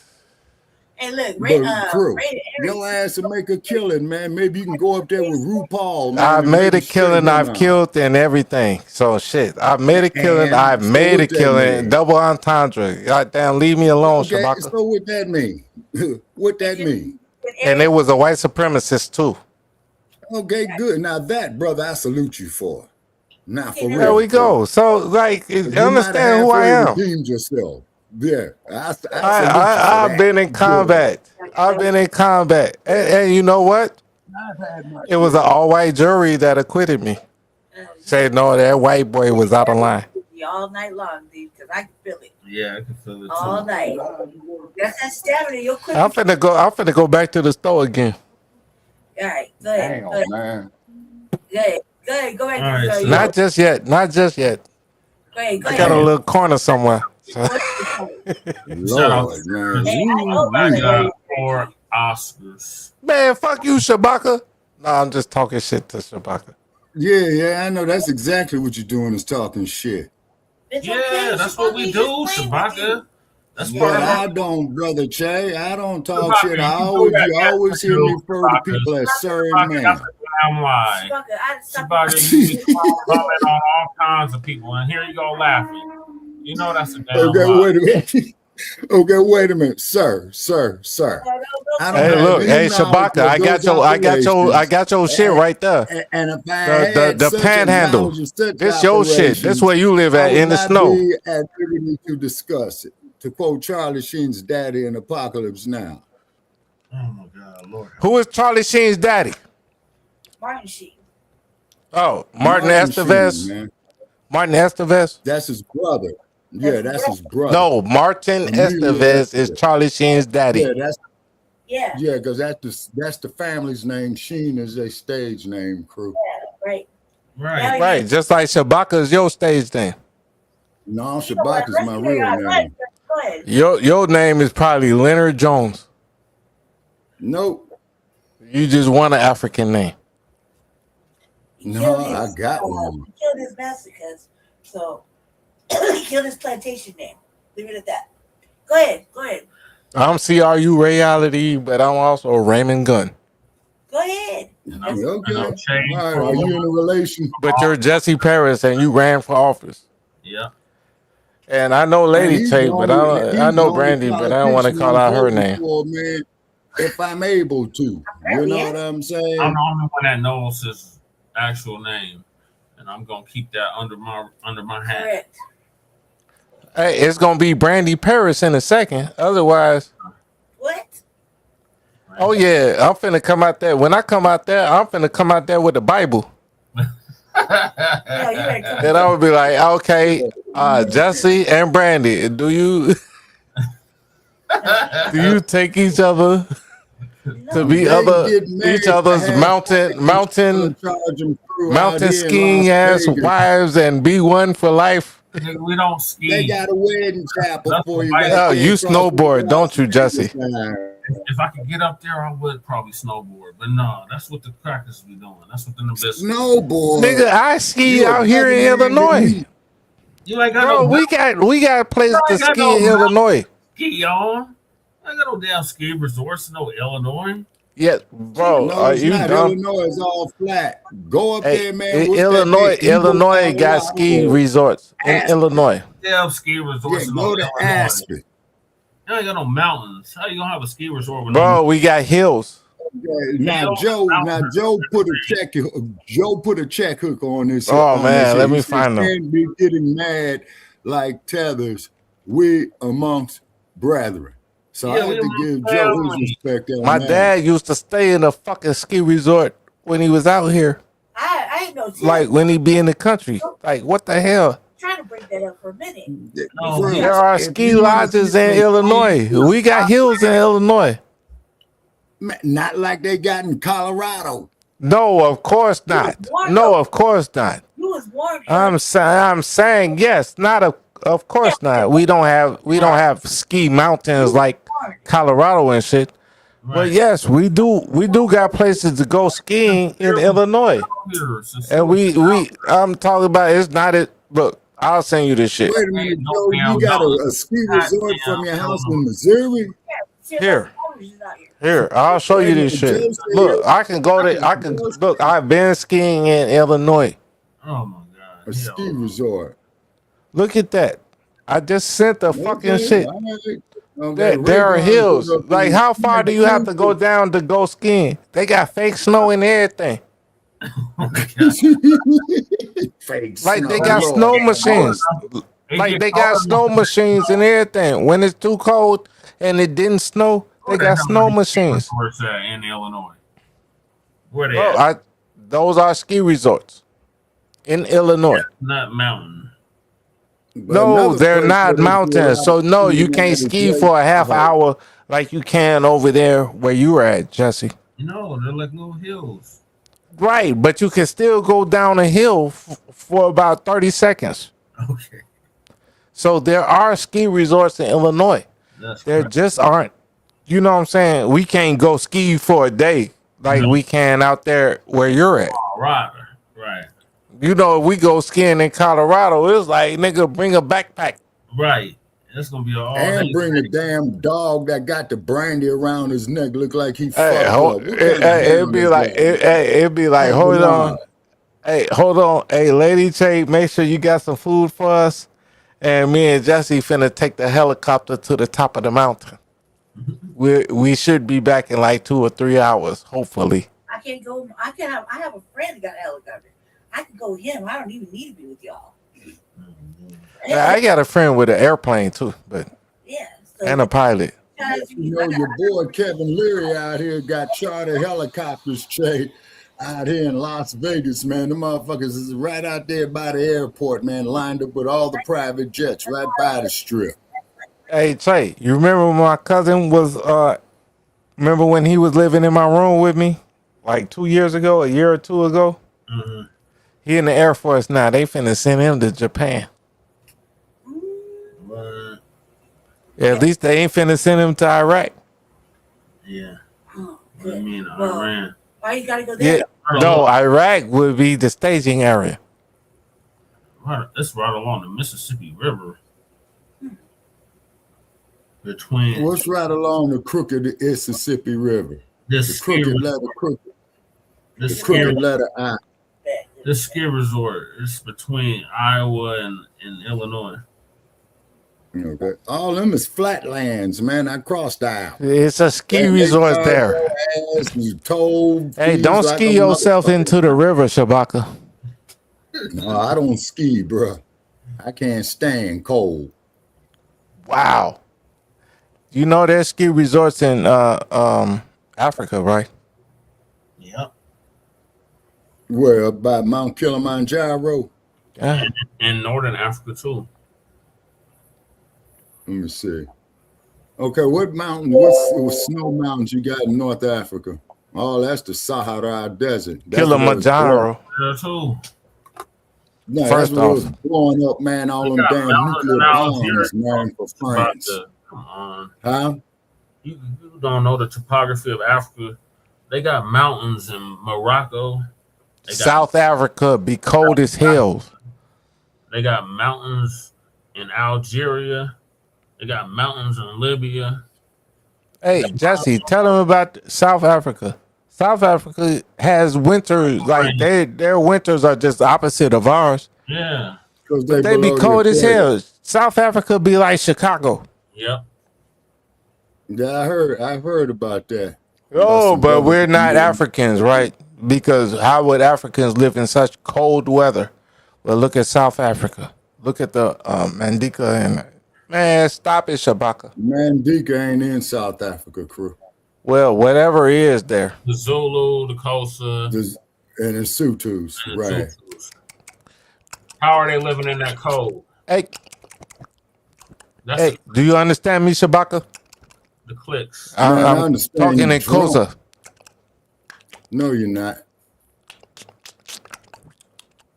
The clicks.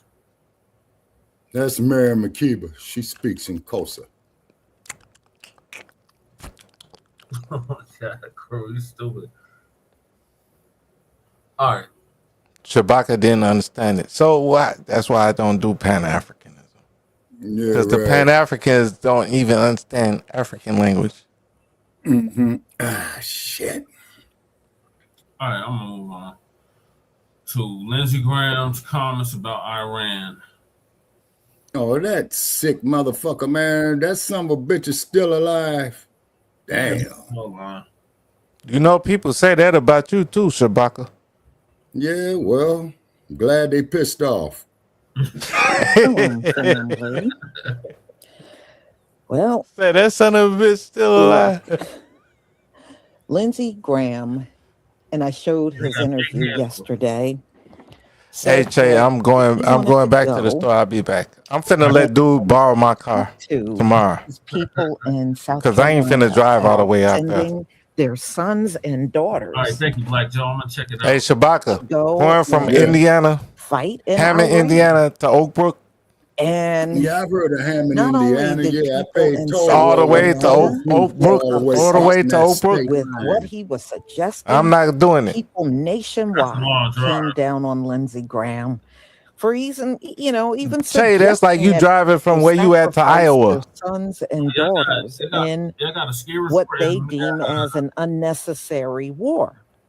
I'll be right back though. I'll be right back. Well, Where's that down by the, he still is going out there and saying, people should want to do this. But you know what? Lindsey Graham, if you go back and look at his he is a warmonger. If you look at his record, he is a warmonger. Yeah. He's always one of these people that is on the side of any type of military conflict or war over the years. You got the mountains. So the fact that this old man, because he's an old man now, he wants war and he puts Israel first, which I think is, treason. How are you in this country? Yeah, they you do don't have snow put machines, America Joe. first, you put Israel first? That's a whole different conversation, but that's what this man does. Now, I know a lot of people said his preferences have been in question for a long time. And in the first video that you see, it's going to come up. And he doesn't, of course, answer. He has not answered over the years, but it's not hard to see this man is gay. All right. It just screams all over his face. Gay. Whether he realizes it or not. Lord, come on, But Lisa. Y'all, Lindsey's yeah. one South of them, Carolina. fancy boys, huh? And of course, a lot of our people are in the military in South Carolina. Now, there are videos online of people that are in the military, and they're saying they're not going. They're not going. They are not going in that land to fight. And, if you get a chance, look at Iran. That's true, They call the it Congress is the going to be land tied up of with a whole lot of mountains. debate over that It's one. more mountains than flat land in Iran. And if you don't know your way around, you can easily lose your life. There's so many mountains there, y'all. You could never drive tanks up in there. You couldn't.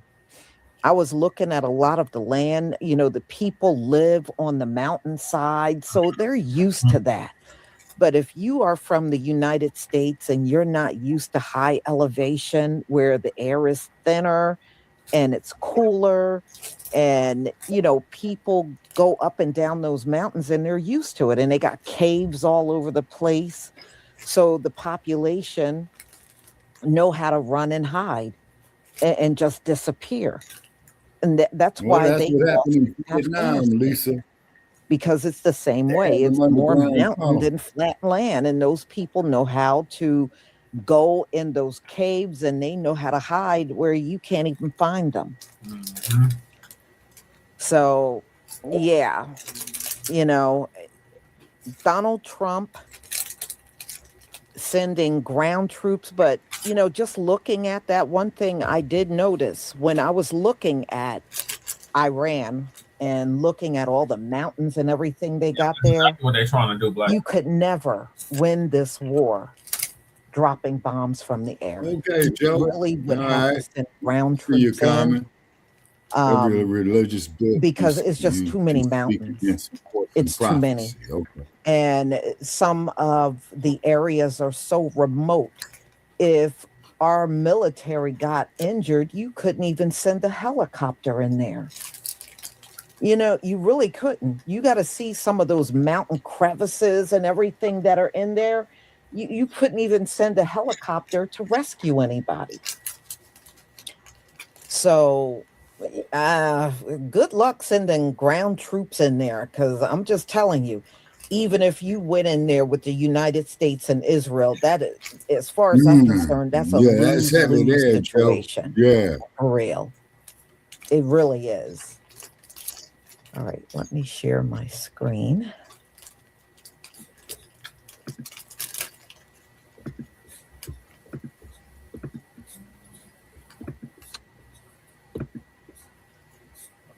Please give me a 1 if you see my screen. Yes, Lisa, we can see your screen.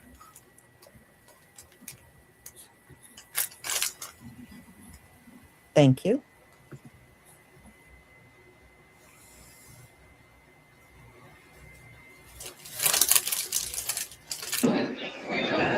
Hey, Lindsey, why don't you just admit that you're gay and then people won't blackmail you anymore? Hey, Lindsey, why don't you just admit that you're gay and then people won't blackmail you anymore? Hey, Lindsey, why don't you just admit that you're gay and then people won't blackmail you anymore? Captain Cold-Blooded, 70 words for Captain Yahoo. United Arab Emirates and the Saudis to lash out Come and strike on up, Iran right Captain now? Cold-Blood. I want them to get in the fight. Yeah. We sell them weapons. I think they're a troll. Iran is striking their country. They have good capability. Nah, well, come on up, troll. Yeah, Brother Jay's I on heard the troll. statements of U.S. Senator Lindsey Graham, in which he calls on the Gulf Cooperation Council countries to enter this war, saying that we are also under attack and that we must join the fight. And I say to him clearly, we know full well why we are under attack, and we also know who dragged the entire region into this dangerous escalation without consulting those he calls his allies in the region. We thank God that the United Arab Emirates and the Gulf Cooperation Council countries are doing well, and we have no need for someone who claims he came to the Middle East to save us. The truth is that hasty American decisions are what embroiled the region in a war whose peoples were not party to its decision-making, and its local allies were not consulted before it was launched. We do not deny the Iranian threat to the region, which has become clear in recent days. We do not trust Iran. But this is a dirty game in which several powers clash at the expense of our region, with no honor in it and no transparency. In this scene, Iran, Israel, and the United States all move according to their own interests, not according to the interests of the peoples of the Middle Eastern Arab countries. And for this reason, we say it clearly, we will not enter this war to serve the interests of others, nor will we sacrifice our sons in a conflict that could have been avoided through diplomacy and political solutions. We value the lives of our sons, and we do not treat their souls as collateral damage as some do. Nothing in this world is more precious than the lives of our sons, and no alliance with any country in the world is worth risking these lives. If President Donald Trump and Senator Graham are prepared to risk their country and the lives of Americans for Israel's interests, that is their choice. As for us, we will not do the same. Senator Graham says they are the Arabs' allies and that we need and benefit from U.S. They did call like a year or two. And I say that Okay. Down, we're going to have a new Mideast. We're going to make a ton of money. Nobody will threaten the Straits of Hormuz again. But Donald J. Trump saved the world from real chaos. Damn, Can you bunkers imagine a couldn't year from protect now? What would it cost America if Iran had 11 nuclear bombs to threaten us? They would hold us hostage. We would be held hostage in perpetuity by this terrorist regime. So the money we're spending is a good investment to take down a regime that's been the largest state sponsor of terrorism, has got American blood on its hands. And when this regime falls, it's not if, when, we're going to have a gateway to peace. And the next thing that will happen is Saudi Arabia will recognize Israel, and that will be the biggest change in 2,000 years in the Mideast, and Donald J. Trump is the man to make it all happen. Lindsey Graham says that he is supporting Israel to his dying day. Okay, Joe. And baby, All right. I just About have 6 some days words ago. for Okay. South Carolina, who he represents. South Carolina, it is time for y'all to wake up as well. Get Lindsey Graham out. Yep. What is these people's obsession with Israel? They want to support Israel more than they want to support this country. Yeah. What's up with South Carolina. South Carolina. Backdoor It business is deals. time for y'all to wake up too. Check when your primary dates are, because it is time to get Lindsey Graham out. Again, I do not know what these people's obsession is with Israel. But Lindsey Graham, man, he's been senator of South But Carolina, South for at least Carolina, 40 years. I I hope know y'all of. pay attention in the primaries. It's time to get him out too. Well, well, well. And welcome to another day in the United States of war and hell, where Lindsey Graham, old Sugarfoot himself, admitted to treason. Now, he does not understand that he just admitted to treason when he told the Wall Street Journal that he has been back and forth to Israel over the last few months. And then while over there, the Israeli government was telling him things that his own government has kept secret from him. And then he admitted to treason. He admitted to coaching a foreign leader, Netanyahu, on how best to persuade the president of the United States to go to war with Iran. Sugarfoot Lindsey Graham admitted to treason. That's what it is. When you collude with a foreign government on how to control 23 years. the government and the president of the United States, He took over that is treason. That is treason. Kind of like the same But he thing ain't that gonna Adam be Bell tried Steve for it, Banyan lady, did. and he ain't gonna get convicted for it. That's why he did it. It's kind of like what Wackoff did when he colluded with his Russian friends on how best to get the president of the US of A to stop supplying arms and money to Ukraine. Check what? The private check. 'Tis the season for treason. All right. Okay. Keep Lindsey Graham on TV. I Let's said a see couple here. weeks ago that man has Okay. never seen a landmass, that he doesn't want to bomb. Since then, he's been on TV, and each 23 TV hit, y'all, years. is crazier than the next. I'm loving these interviews. He Ah, just did so an he interview where he suc- said, oh, so I'm he going to South succeeded Carolina, and strong I'm thing. sending their sons and daughters to the Middle East. Oh, You asking my kid to go where? Baby, we're Okay. from Monk's Corner. This Greenville, Columbia, South Carolina, that don't have anything to do with us. Okay? I need the people who elected Lindsey Graham, because that's your guy, to come collect him, place him in a chair, Damn. sit him down, and go, Strong thing. South Carolina, repeat after me. Your focus is what? South Carolina. You go to the Senate to talk about South Carolina. What we don't need is you talking about every single place outside of here but Okay. South Carolina. So When's that's the last 2 time that man opinions did a he town hall? gets. Pop One by in the business. House of Representatives and one Did from the something more U.S. than Senate. with 5 or 6 donors in a closed room. Damn. To me, the way he talks, I'm like, are you touching grass? Are you talking to people in actual South Carolina? Because the way you were talking about engaging with the Middle East right now, you feel like, and don't worry, y'all. I know the first people to sign up for any draft, and that's South Carolina. Okay. I'm from the South. I know lots of folks from South Carolina. That ain't them. People in South Carolina just want to live their lives, love their neighbors, go to church, grocery store, just make life affordable for them. That's not what you're doing on TV, is not for them.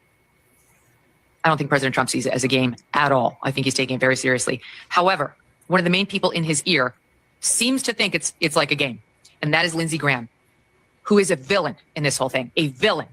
Listen to him over the weekend. He is frothing at the mouth on Fox Business Sunday. I think it's SOT 3 or 4, Deb. You play the right one. Israel and the United States, you just wait to see what comes in the next 2 weeks. The next 2 weeks, meaning what? We're going to blow the hell out of these people. He's jubilant. I would be remiss if I did not mention the Jesse Kelly response to this on X, which was, calm down. He might not be talking about weapons. Okay, that was funny. You have to laugh where you can. But then he followed up with this. in SOT 4. If we get in a fight, I want to win it. I want to win it quick. I'm in Miami. You see this hat? Free Cuba. Stay tuned. The liberation of Cuba is upon us. We're marching through the world and cleaning out the bad guys. No, what the? Who voted for that? No one voted for that. Lord. Trump ran on keeping us out of war, especially out of a Middle East war. And now you've got this lunatic saying we're marching through the world and taking down all the bad guys. Confirming? No one elected you to do that. And no one elected President Trump to do that either. And I actually don't think that's on President Trump's agenda. I think on Iran, he was manipulated by people like Lindsey Graham. And I know that thanks to the Wall Street Journal that did a deep dive on it being Lindsey Graham, General Jack Keane, and my old pal Mark Thiessen from Fox News, who were primarily in his ear, pushing, in addition to Bibi Netanyahu, so pushing he's for this war. MIA. So what you're saying, Joe, that Netanyahu is MIA right now, who is committing treason against the United States. If I understand that correctly. Lindsey Graham. Lindsey Graham has been going over to Israel for the last couple weeks to months to coach Israel to drag us into war. What do I mean by that? He actively went to Israel to coach their government to convince Trump to bomb Iran. No, I'm not making that up. Is that just not treason? Dragging your country into a foreign war for foreign needs, for foreign benefits that doesn't benefit the United States people at all? That is the exact definition of treason. Betraying your country.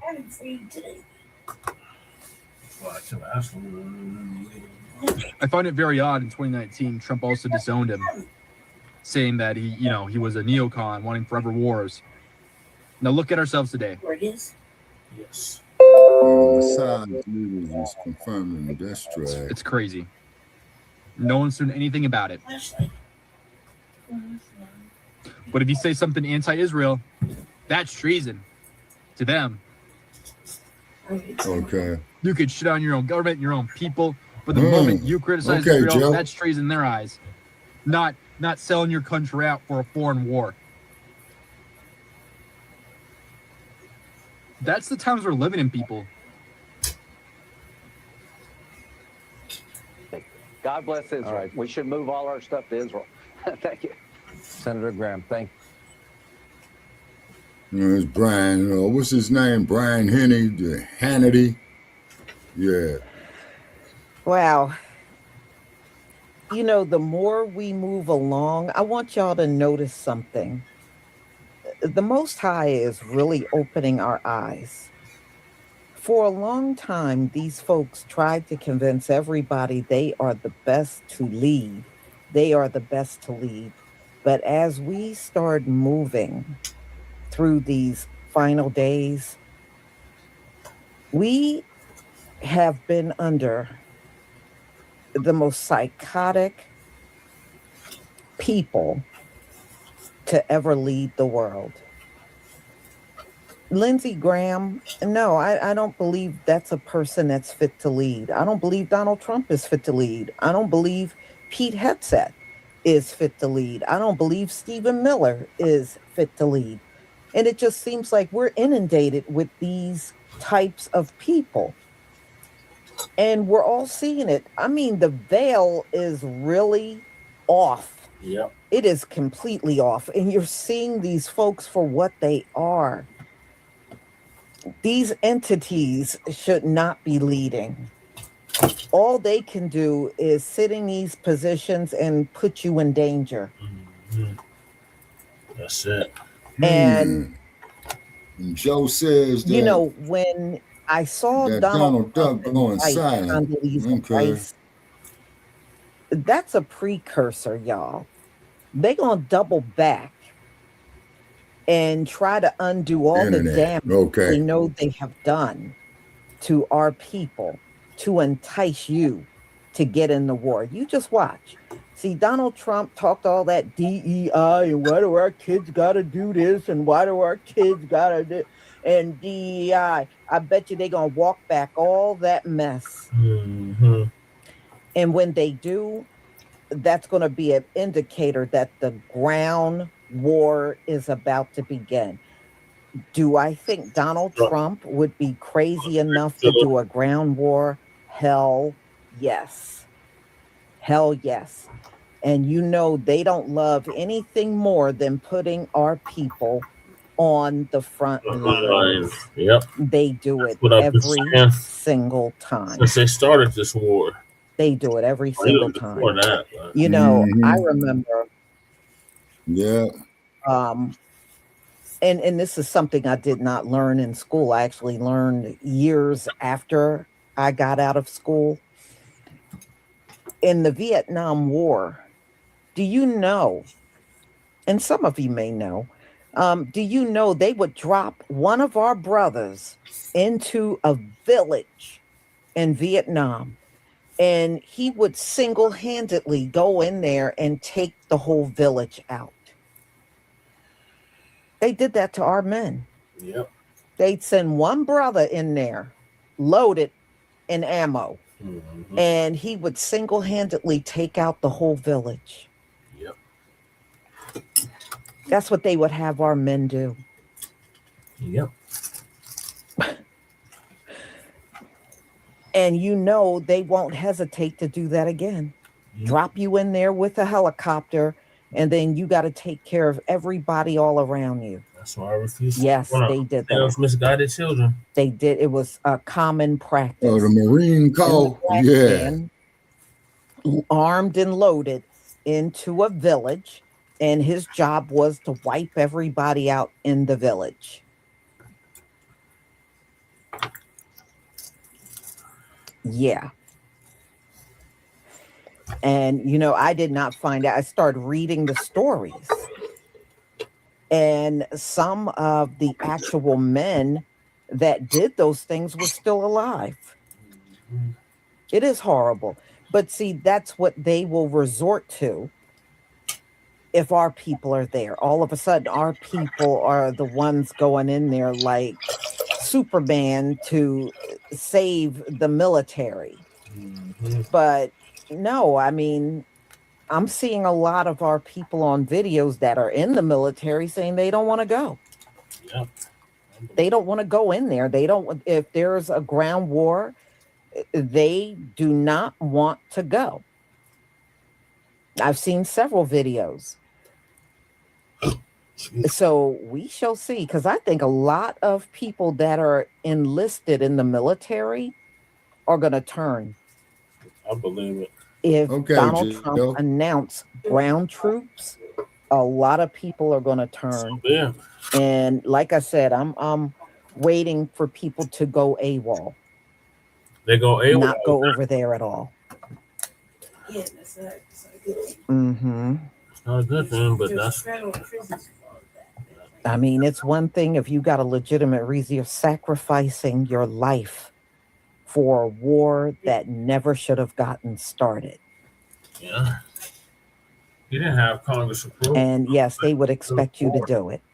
So they're with their. Hi, Cap. Thank you so much for the super chat. That Mutt is a coward. Yeah, you know, all of them are. None of them would, you know, Donald Trump and nobody in his administration would step on a battlefield, and they know it. Right. Yeah, they're all cowards. Every last one of them. I'm on draft Barron. So, y'all, I'm going to go ahead and conclude. Thank you so much for being here, and be on the lookout for my next live. Shalom, family. Shalom, Lisa. Thank you for that update. Well, at least one thing, though, that over there in England, what was his name, man? One of Queen Elizabeth's sons, you know, when England got off into a conflict, not her son, her grandson, I forgot which one. He went off over there in the combat. Yep. I don't know if it was who was it? Was it William? Because what is them two dudes named William and Harry? Yeah. They disowned Harry. William. They disowned the other one. They both been disowned. Yeah. Yeah. Yeah, they got disowned by Queen Elizabeth before she died. Mm-hmm. And I don't know if King Charles has said anything about him, but regardless, if they got disowned, man, from being onto the throne of England, man, they still got money in the bank, Brother Che. You know what I'm saying? Either one of them mugs, man. Yeah, well, I doubt that. They might have been censured, man, but I don't think they got all their loot cut off. Yeah.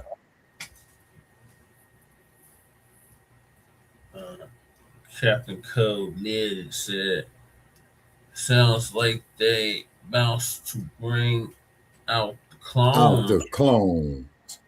I heard of that. Yeah, the cloning.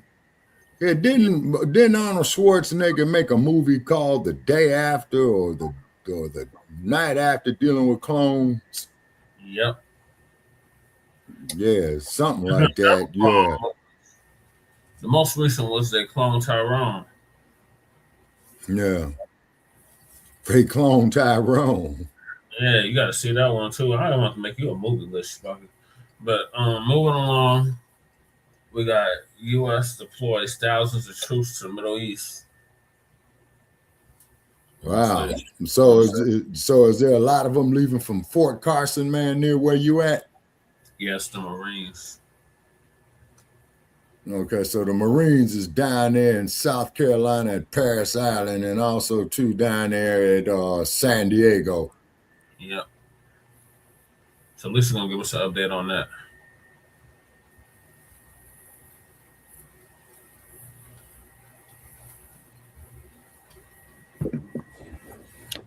Shalom, family. Good to see you all here. Hope you're doing well. Yeah. Well, over these last few days in the news, they've been talking about all of the Marines and sailors that have been deployed. And, you know, I even seen some that were waiting to board the plane at airports going into the Middle East. Donald Trump believes he can take over the Straits of Hormuz. And let me tell you something. You know why Donald Trump is so desperate to get that open? Because him and his buddies all got oil stocks. Mm-hmm. And, you know, the oil prices are going up and the stocks. So which means they got the preferred stock. Been crashing. And he wants to get that back up so that their stocks can skyrocket and make a lot of money. This is more about their pockets. So you notice he's not worried about anything else. He's not even worried about escorting the Americans that are stuck there and get them out. You notice he ain't even concerned about that? Nope, just the oil. Just the oil is the priority. And we know that's always been the priority. So he seems to think they're going to be able to take that over from the Iranians by force. And we already seen how fierce the Iranians have fought all the way up until now. Mm-hmm. They are not going to be easy to take anything from. Right. I believe a lot of lives are going to be lost while Donald Trump sits in the comfort of the White House. Mm-hmm. He's not sacrificing anything. He's not even sacrificing anyone in his family. Right. When they go into Trump is a buster, that's why. So this is the plan. Trump is a straight buster. See how it unfolds, but I believe it will happen this week. It could be next week, but I definitely know in order for all these people being deployed, it's going to be very soon. It's going to be very, very soon. Mm. Yeah, he's not even talking about that. And that right there, he's putting oil over human life. He's not even concerned. You know, black gold. I got more respect Texas right tea. Now for China. China sent planes over to get their people out. They made sure all of their people got out safely. America threw bombs and then told people they need to leave.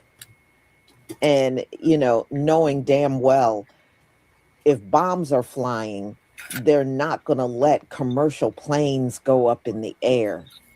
Right. So he doesn't care. Unless they're bringing in military He does personnel. not care. Right. Like what they used to do with So Cameron y'all, Bay I'm with going to go Vietnam ahead type and shit. share my screen so you can see how actively they've been getting people sent over there, military personnel. All right. Please give me a 1 if you can see my screen. Deployed the Marines and the Navy.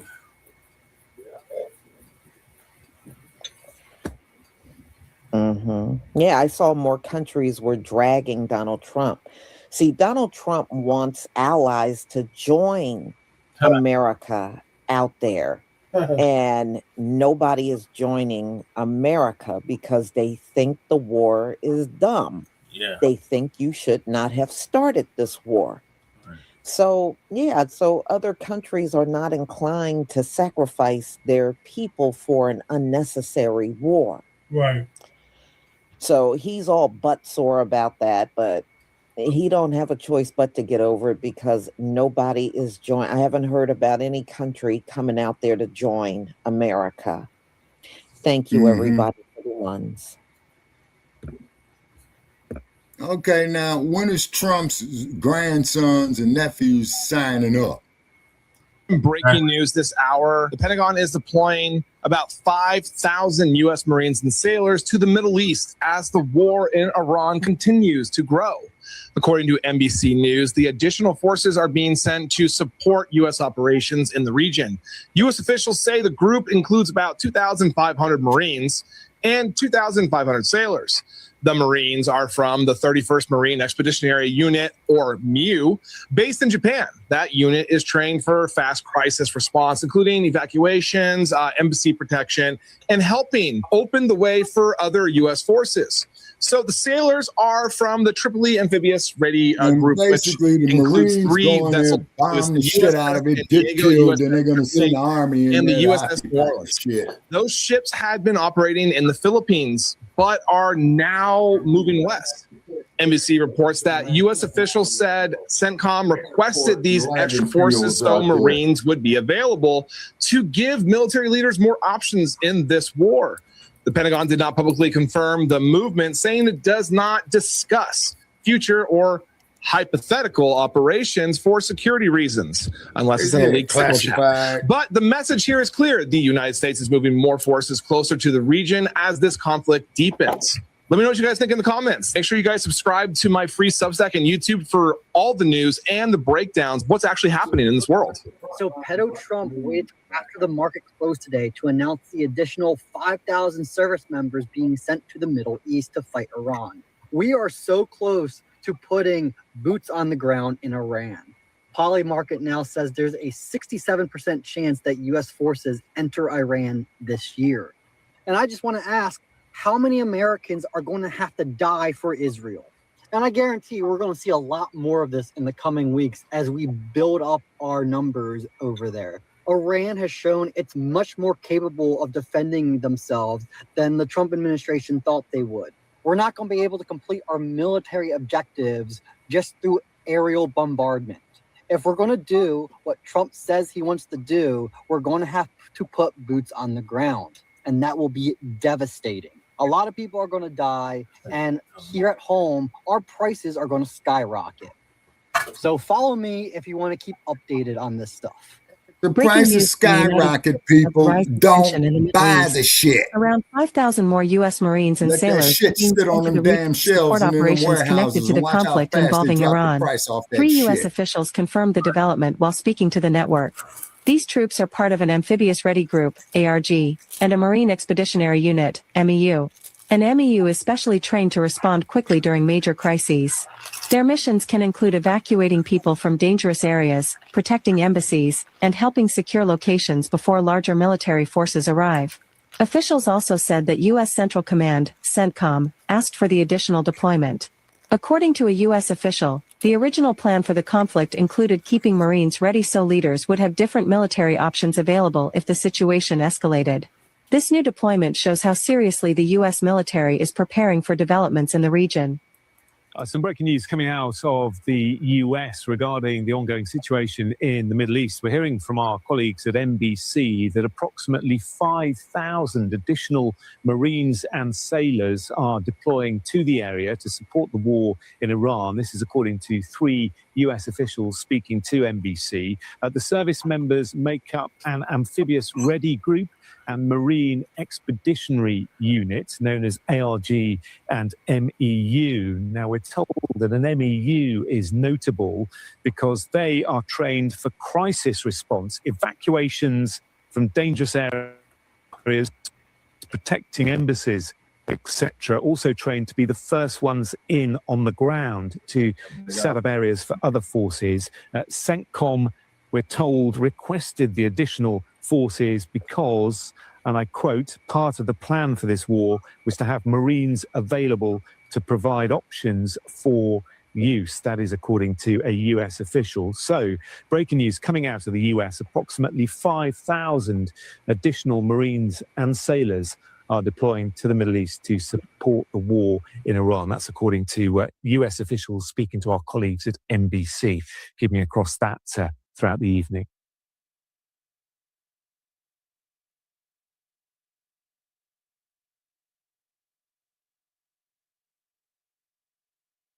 More than 50,000 troops, 200 fighters, 2 aircraft carriers, and bombers from the United States are participating in this operation, and more capability is on the way. We're less than 100 hours into this operation, and we've already struck nearly 2,000 targets with more than 2,000 munitions. We have severely degraded Iran's air defenses and destroyed hundreds of Iran's ballistic missiles, launchers, and drones. And in simple terms, we're focused on shooting all the things that can shoot at us. We are also sinking the Iranian Navy, the entire Navy. Thus far, we've destroyed 17 Iranian ships, including the most operational Iranian submarine that now has a hole in its side. For decades, the Iranian regime has harassed international shipping.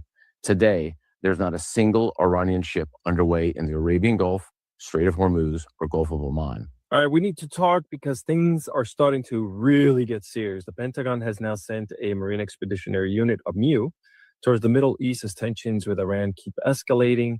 And if you don't know what that means, let me explain to you why this is a big deal. So here's what exactly is happening.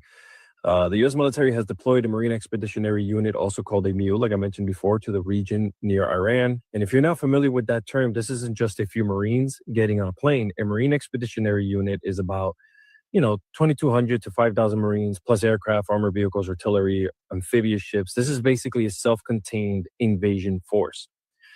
We travel on Navy ships. We can launch helicopters, Ospreys, and landing crafts.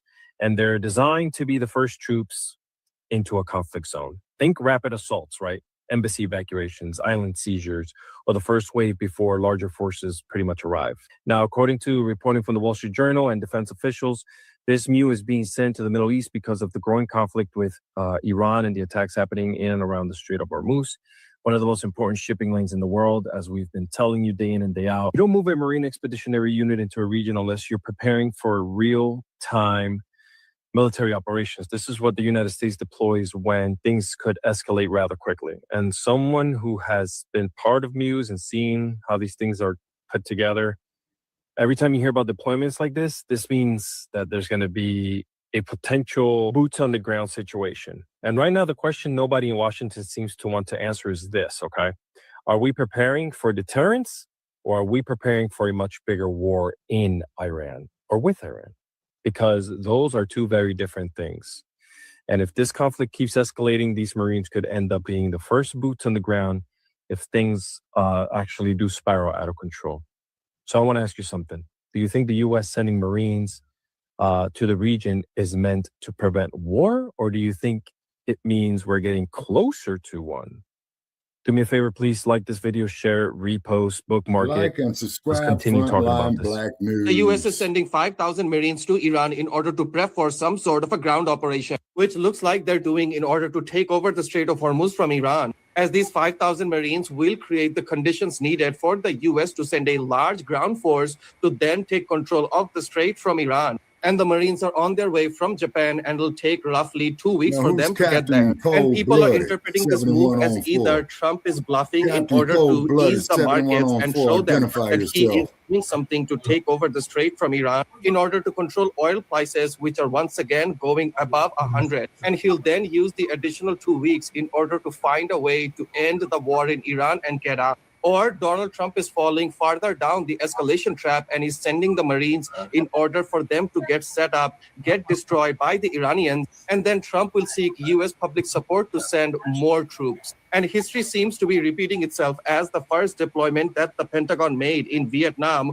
was also a Marine expeditionary unit. And to the Marines, remember, the Iranians are waiting for you. The Pentagon is now sending additional warships and thousands of Marines toward the Middle East. This is a major escalation in a war that Donald Trump said is almost over. This is according to 3 U.S. officials. Pete Hegseth has approved a request from U.S. Central Command, responsible for American forces in the Middle East, for an element of an amphibious ready group and attached Marine expeditionary unit. Such a unit would typically include several warships and about 5,000 Marines, according to the officials. Here's what's interesting. This trip is roughly 6,000 nautical miles, which would take around 12 to 16 days, although it's unclear of when it left. So Donald Trump says the war could be wrapped up in 4 to 5 weeks, 2 to 5 weeks now, and now we have a unit that won't even get there until the tail end of that timeline. So what are we doing? This news also comes just after we've learned It's called double speak, U.S. troops in the Iran war has now grown to 13. Now, thousands of additional U.S. troops are being sent into the Middle East, putting their lives at risk for a war that should have never been started.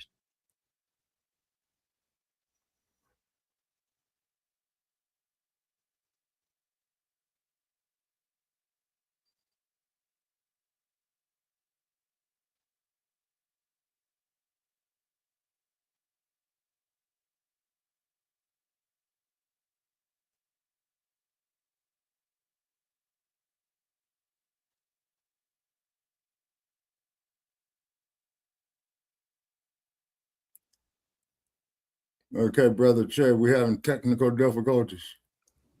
Come on. No, that's Lisa Cabrera. Oh, okay.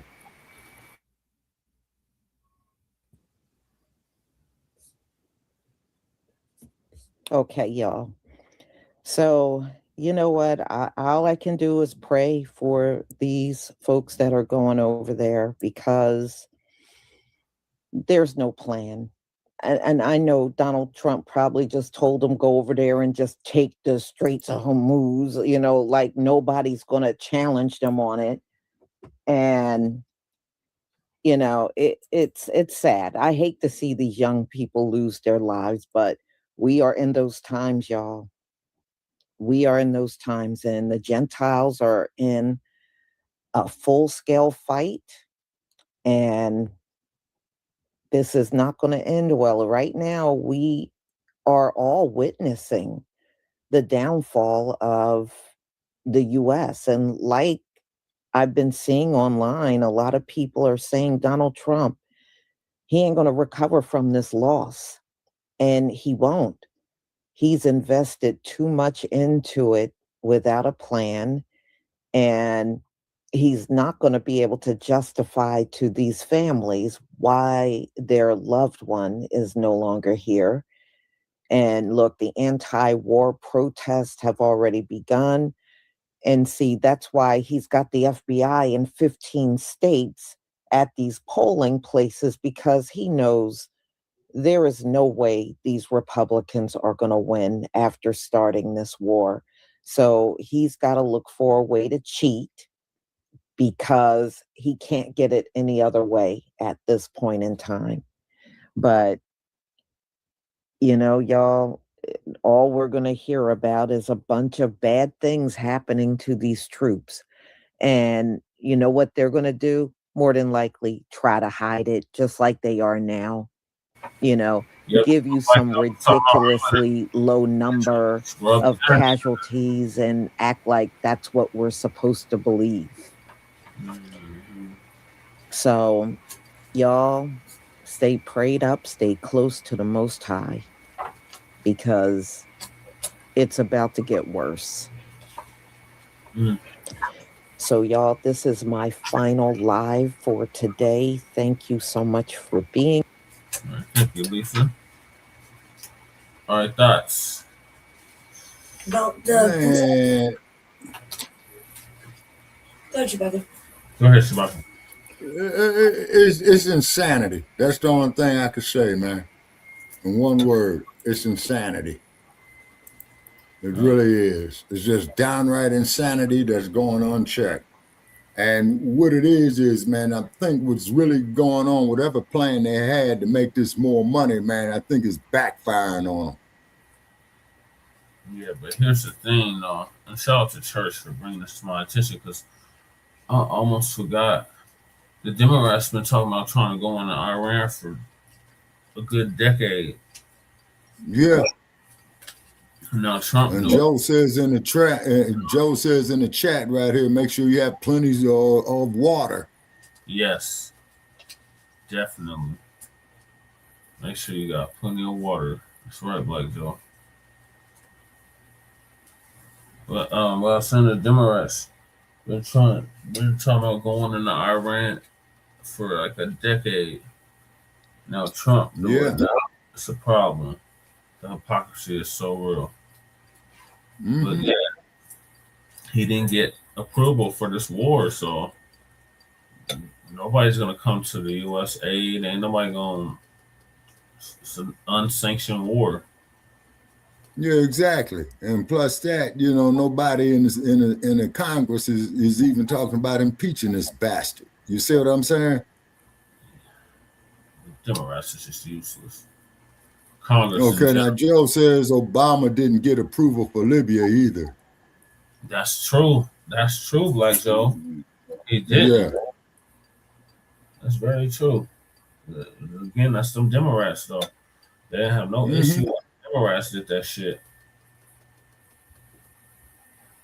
But now Trump's doing that's a problem. What are your thoughts, Lisa? I think it's a big problem because he said he wasn't gonna, but we know that when it comes time towards the midterms or towards the end of a term, or even if he's trying to get his numbers up, this is not a good look for the Republicans either. And anybody trying to come on as a Republican, they're gonna be looked at side eye because we got a couple Black people coming on to join the legislation. Yeah. They're coming in as Republicans, and not that the Democrats are any better, but this is really like a no control over the situation. Nobody has any control over him, and even if even if it is an illegal war, he's going down for a lot of these fucking war crimes. Like, you just to factor in all the fucking bullshit he's done in the last 3 months is enough for war crimes, enough to be convicted of it. It's enough. Some people are happy about it, but I really don't think that it's our place to fucking be liberating other countries when you can't even feed or house or pay fucking the people that of your nation. You know what I mean? You can't give them an equal wage. You can't give them housing that's affordable in any of the fucking states. You can't rectify your friends from capitalizing on the poor and everything like that. So I don't really think that you should be trying to liberate and bring freedom and peace to other countries when your country is in turmoil and you're at the helm of it and you're taking fucking liberties of going off overseas so you don't have to face the fucking music. That's what I think. That's the terrible shit is that even if MAGA, even if everybody voted for him and MAGA was like in charge, he let down the whole United States. Regardless, the price of gas and oil is still too high. Price of food is extraordinary. People can't afford to live in their apartments. All the subsidies and all the things that the indigent and most vulnerable have come to rely on have been either non-existent, kicked to the curb, or barely hanging on. It's becoming a very, very difficult place to live and exist, even at its worst and its poorest. It's becoming too much. Then you got the immigrant crisis, and the detention centers. You got all this shit going on, but you want to go and be crusading in other countries, and signing up, holding hands with fucking Netanyahu and blowing up shit that good and goddamn well that you don't need to be involved in. He said there's been many accounts where he said that he would have went over there. They were gonna leave him around alone, and here we go. And now you want to. First of all, who are you to who the fuck is Trump to tell them what they can and can't do in their own motherfucking in their own country? Who is he to tell anybody how he can take away their weapons and their shit if they're building it, kill their scientists, fuck off everything else. He is nobody. He's not God. You know what I mean? He's nobody. He's a fucking entertaining president over here. He's the leader of the so-called free world. Right.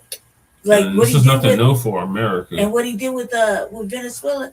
Look, Venezuela was over there. You can't try to tell him he can't have whatever, he can't have this or that in his own country. Should be worried about is whether or not he's going to take his people back. That's what we should have been worried about. And making it possible so he could build the infrastructure to take his fucking people back versus kidnapping him and his bitch in their pajamas and bringing him over here and then charging him with weapons, bullshit and war crimes over here when that has yet to happen. So I think that it's bullshit. I think that what the fuck do we have Congress for? And why do we have them there if they can't do anything even after the fact, or they don't want to after the fact? You know what I mean? And there's been plenty of testimony to know that motherfucker's a villain. Yet everybody wanted him there, and this is what you get when you voted for him to get in. You can't change it. You can't wish he could have did it differently. You knew what he was going to do because he said he was going to do it. The Iran thing and the Venezuelan thing, that's kind of not in the bingo cards, but it didn't seem like unlikely. Well, we were saying he was going to start a war anyway. And what's to stop any of the other dictators making a phone call and say, look, we got to teach him the long way. You know what I mean? And do something hideous over here. Well, that'd be World War III. They've been warmongering and shit, the media over here since that shit started. Yeah. And there hasn't been that much of a sleeper cell activity like they were trying to hype up. So I'm just saying, it hasn't been that much as the way they've been. It is some, but not as much as you would expect. You would expect there'd be way more. You know what I mean? And there's people in Iran that actually are thankful that Trump wouldn't did whatever he did. But you got us that are paying for it. So glad that some people are celebrating, but not so happy that it comes out of. We pay for everything. I'm surprised we have any money to eat or live. If you think about it. Go ahead. I'm done. And they make money out of thin air. And there was like 3 terrorist attacks this past week. Yeah. On U.S. soil. Yeah. Could have been worse since it started. Now what's going to happen is, Brother Che, we as a people, man, going to have to decide what's best for us to do for ourselves. You see what I mean? Right. Yep. Well, that's a given, Shabaka. That's in peacetime and in wartime. That's what Black Joey talking about. Yeah, but what's going to happen is that they're going to put all these damn coon-ass trolls up in here on us when we have a discussion about that. Oh, we shouldn't be talking on these. We shouldn't be talking on these things anyway about this. I mean, about that we plan to do. Right. Right. All that reconstructed AI style, you know what I mean? Right. So. Yeah. Okay. They fucked me around here on PewTube, man. So I won't be making no more comments on PewTube. Okay. So the American they're trying to cross-file me, man, and I ain't gonna let that happen. Okay. Fuck them. All right. What are you suggesting? It's the American way. This is what America does. For as long as America been going in the other countries telling them what they can do, what they can't do, what they can have, Who what are they we to do can't that have. though? Like, I don't see going like I don't go to your house and do that shit. But that's what America does. Right. So that's what I'm saying. When is somebody gonna stop America from doing that? Because it's an ugly, ugly attribute for somebody to go to someone else's crib or backyard and just be like, "Yeah, I don't like how you growing these bushes. I think you should You come don't down." even Yiddish, you said. You did? I was on it. Yeah, Joe say he's gonna learn Yiddish so he can openly communicate. And then like Joe says right here, which he's right about, the old saying, you don't take a public defender because he has dinner with the prosecutor and the judge. Yeah. Yeah, you're right. He's right. The prison deliverer, the public pretender does. Mm-hmm. That's why you always get fucked on the deals. Mm-hmm. But this is the motherfucker that's a man of the deal. Yeah, L.A. County is famous for that shit, Joe. All right, so the dump Ask me how I know. Go ahead. So the dump says that he can end the war in 30 minutes. Well, if he can dump, then Man, if he can, man, then the motherfucker should have ended it 3 days ago. Right. That's a lot of 30 minutes. Right. Should have ended it when he came home. Right. So this is gonna give us an update on that as well. This has been on it.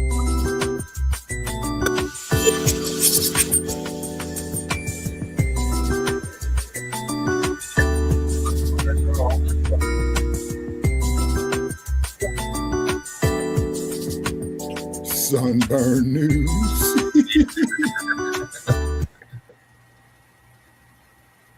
That was our old intro. I haven't heard that intro in a minute.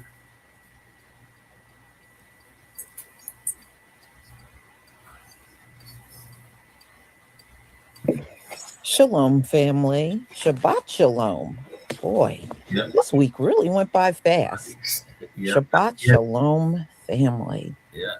So we're going to talk about a comment that Donald Trump made a few days ago. You know, trust me, Donald Trump knows that the U.S. is losing and Israel is losing to Iran. But, of course, he's doing what Donald Trump always does, and that's lie and not tell the truth to the public. So, you know, I guess since you can't really beat them in day-to-day combat, now nukes is coming up because you can't really defeat them any other way. So, and we're going to talk about all the troops that have been deployed there. Yep. Now, I don't know with a certainty if Donald Trump is going to send in ground troops, but some are saying he's sending the troops to take over the Straits of Hormuz. Now, whether he does that or it's an actual ground troop situation, you know, with the kind of buildup that's going on, I would not doubt it. It definitely would be disastrous. You know, that is not a country that's easy to get around in. Right. And, you know, maybe I'll show you some of what it looks like inside Iran. Most of it is mountains, more mountains than flat land. And see, those folks, you can see their houses on the side of the mountain. So they're used to that. That's life for them, going up and down the mountain. So for them, it's nothing. But if you are a troop and you're not used to those elevations, you know, that can take toll on your health or even take you out.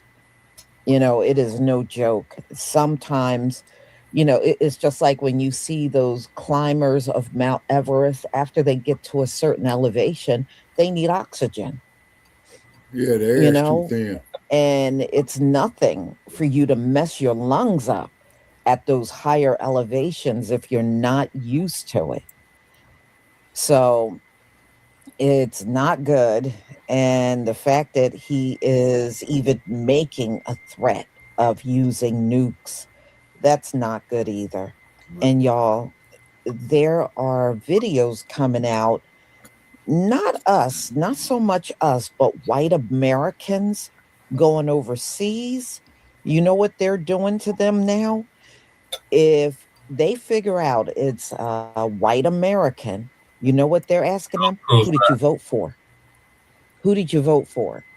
And if they say Donald Trump, they get treated like crap overseas now. Yeah. Yes, they are. People are asking trying to cover this. these white Americans, who did you vote for? And if their answer is Donald Trump, they are going to get treated like dirt. Y'all, I told you this was coming. Yeah.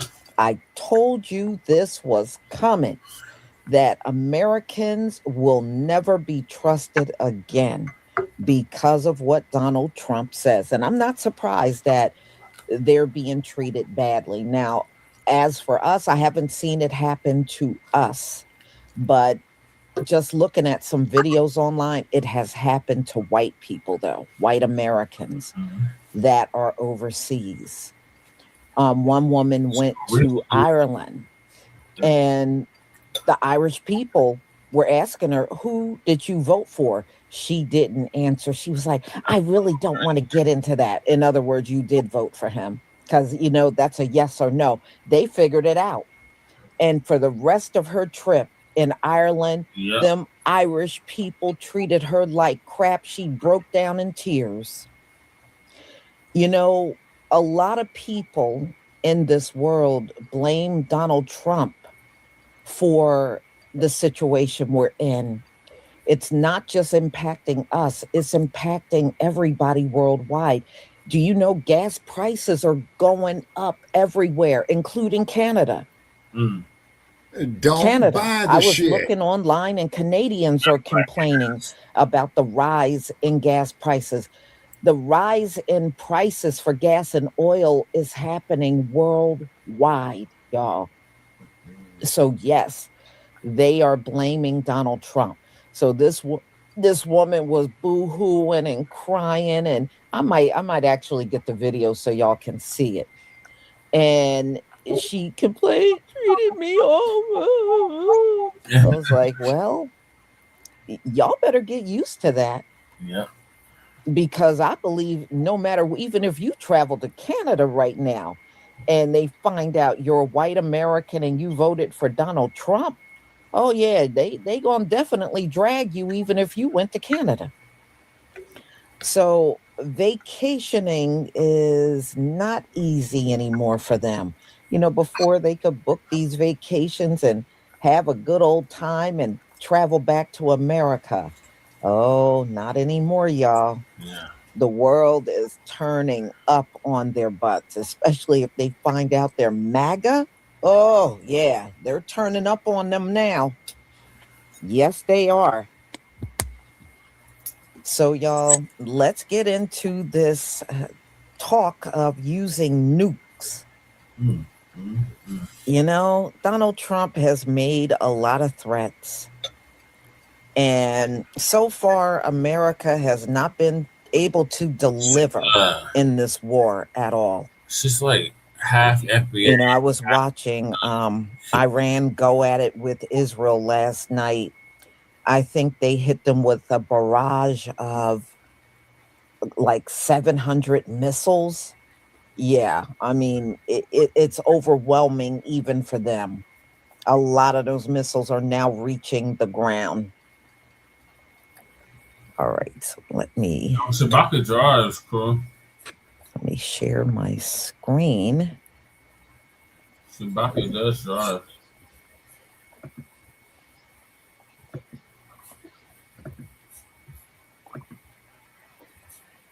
Please give me a 1 if you can see my screen. This is half.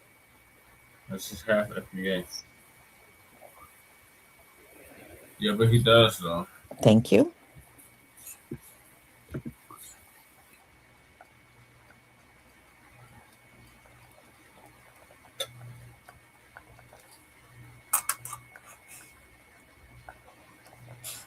We have some crazy breaking news. President Trump has officially just threatened to nuke Iran. He said we could take them out in an hour and they will never be able to rebuild their country. They have no anti-aircraft apparatus at all. They have no Man, impeach this bastard, man. Yeah. And we can do a lot worse. We're leaving certain things that if we take them out, we can take them out. But this afternoon, in fact, within an hour, they literally would never be able to build that country back. Right now, the conflict between the United States and Iran is only intensifying. Strikes, ballistic attacks, drones, you name it, matters for one huge reason, and that is all about oil. The Middle East sits at the center of the global energy supply. It's exactly where Iran is. The escalation involving Iran immediately shakes the market. Why does this happen? Because 20% of the world's oil supply moves through the Strait of Hormuz, which is a critical shipping route near Iran. It's exactly why we've been seeing the price of oil go crazy recently. Here's where crypto comes into the story. On decentralized exchanges, traders often follow narratives and trending news stories. If oil or war starts trending, which it is right now, people start looking for oil and war coins. One token a lot of people have been talking about recently is AOR, American Oil Reserve. This token is tied to the idea of oil and energy markets. When oil is a massive topic of discussion on all social media platforms, we see coins like AOR get a lot of attention. AOR already has thousands of holders, but the logic is simple, hence to why it does. For tensions rise and oil narrative trend, then traders look for tokens in that narrative niche. So DEX tokens are going to be more volatile than the traditional market. Important when you're trading these coins to only risk what you're avoiding to trade. Prices move rapidly depending on this kind of news right here. This war between the United States, Iran, and Israel is not going anywhere. I think it's only going to escalate. Exactly why I'm buying AOR, American Oil Reserve. I believe this is only going to escalate. I believe the war stuff is only going to get worse. I believe that oil is going to go absolutely insane, and the narrative, the trend is only going to go for oil. But don't be surprised when oil starts to go crazy and we start seeing all these random oil coins, but then you'll realize that AOR is going to be the top trending oil coin. As always, this is not financial advice. Always invest your own risk, make your own financial decisions. Make sure you're smashing that follow button, turning on post notifications, stay updated every single day on the latest crypto and world news. Guys, make sure you're joining my free Telegram community. It's literally free. I literally called this under a $2 million market cap, and now it's sitting near $6 million. If we didn't hit within 2 weeks, they would have had a nuclear weapon. I think over the next 2 weeks, we're going to find out which way it's going to go. In about a week and a half, 2 weeks, I'll let you know in about 2 weeks. I could answer that question better in 2 weeks. I'll do this at some point over the next 2 weeks. I'll announce it over the next 2 weeks. I'll tell you about that in a month from now or 2 weeks from now. You can ask that question in 2 weeks. I would say within 2 weeks or so. We're going to start selling, hopefully, in about 2 weeks. We had the best job numbers we've ever had last month. We should have good ones coming up in 2 weeks. I'll be taping over the next 2 weeks on minimum wage. It'll be historic. I would say best in history very shortly, probably another 2 weeks. We are coming out with that plan in 2 weeks. I think you're going to find some very interesting items coming to the forefront over the next 2 weeks. 2 weeks, 2 weeks, 2 weeks, 2 weeks, 2 weeks, 2 weeks, 2 weeks, 2 weeks, 2 weeks, 2 weeks, 2 weeks, 2 weeks, 2 weeks, 2 weeks, 2 weeks. Here is Trump with the impossible logic pretzel, where he says, if we didn't hit Iran within 2 weeks, they would have had a nuclear weapon. And there's a little bonus that he adds on to it as well. If we didn't hit within 2 weeks, they would have had a nuclear weapon. If we didn't do the B-2 attack a number of months ago, they would have a nuclear weapon. And when crazy people have nuclear weapons, bad things happen. So we're in very good shape now. I want to let you know that, and we will continue forward. But it's a great display of military strength, and I'm very proud to have, with some of the people in the room, both senators and congressmen, we rebuilt, and women. So think about this. You obliterated their nuclear capabilities a few months ago, and they were already back to 2 weeks away from a nuclear weapon. That doesn't really sound right, and therefore it seems more likely that we didn't really get it. But Trump's claim was that we did. And of course, we don't have evidence that they were close to a nuclear weapon. Again, the IAEA says that that's not true. The United Nations says that that's not true.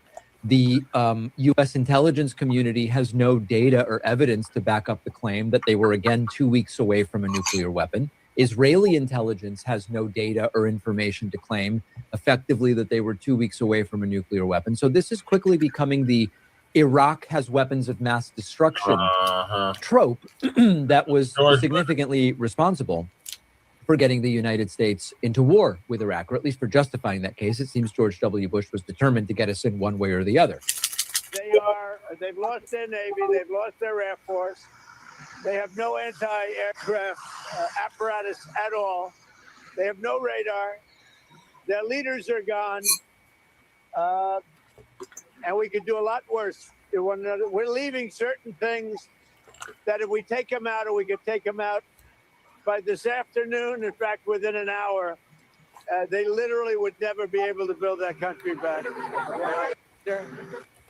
Just last week, I just told you guys Trump is considering a tactical nuke in Iran. And a lot of you guys think I'm playing when I say this. He is either going to do it this weekend or next weekend. But I'm telling you, he is going to nuke Iran.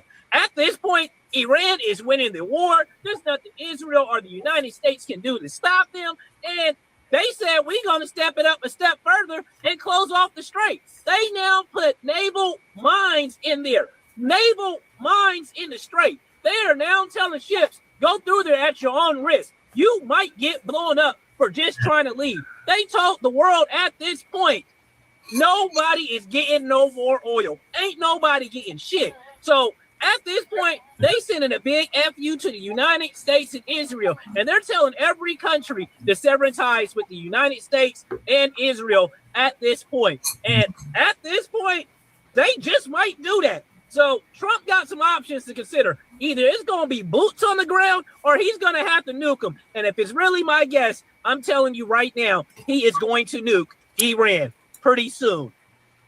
They've lost their Navy. They've lost their Air Force. They have no anti-aircraft apparatus at all. They have no radar. Their leaders are gone.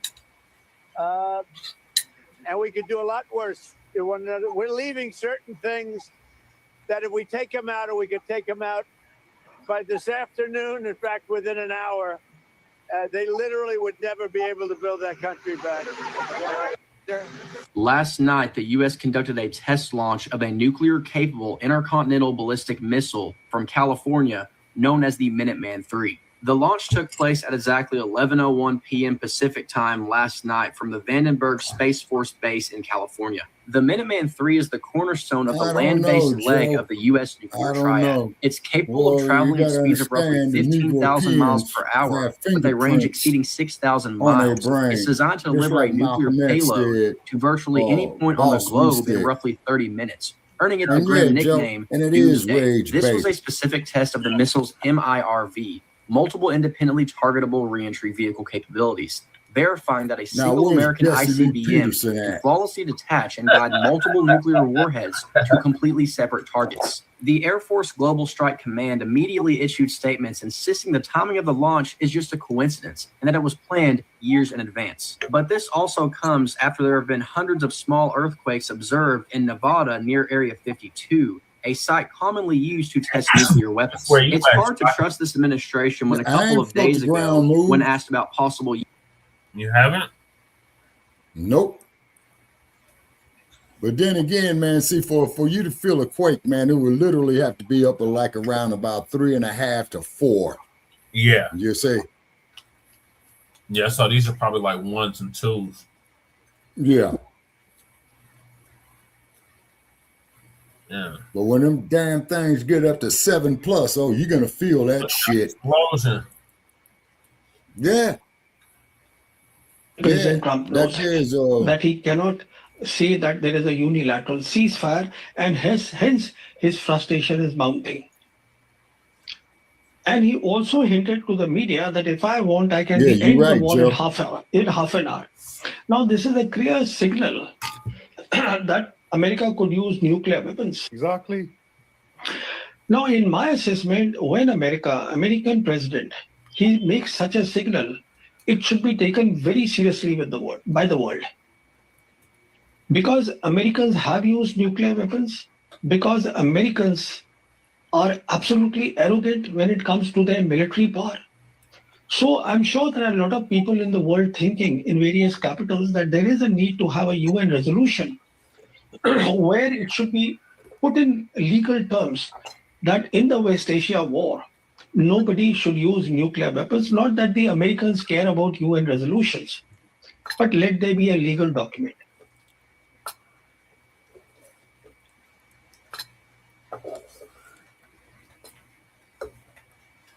Wow. No, he's very serious.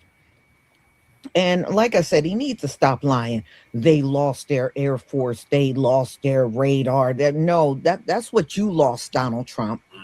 Everything you named are the things that America has lost over there. You don't even have a military base over there anymore. They done bombed all of them. And y'all, you're right, Joe. I also got a and then when lie it was that I doing just the didn't underground nuclear publish, test, man, you will and see it's the going to ground be shift. on all of the Americans that are contour of the ground would stranded over change. there and cannot Because in leave. the 50s, man, they used to do those damn tests Now, above ground, man. You Israel, talking they about Nye had County. advised some of them to try to leave by ground, get some type of vehicle on the ground and try to leave the country that way and then catch a flight somewhere else. But even Israel is not guaranteeing their safety leaving the country.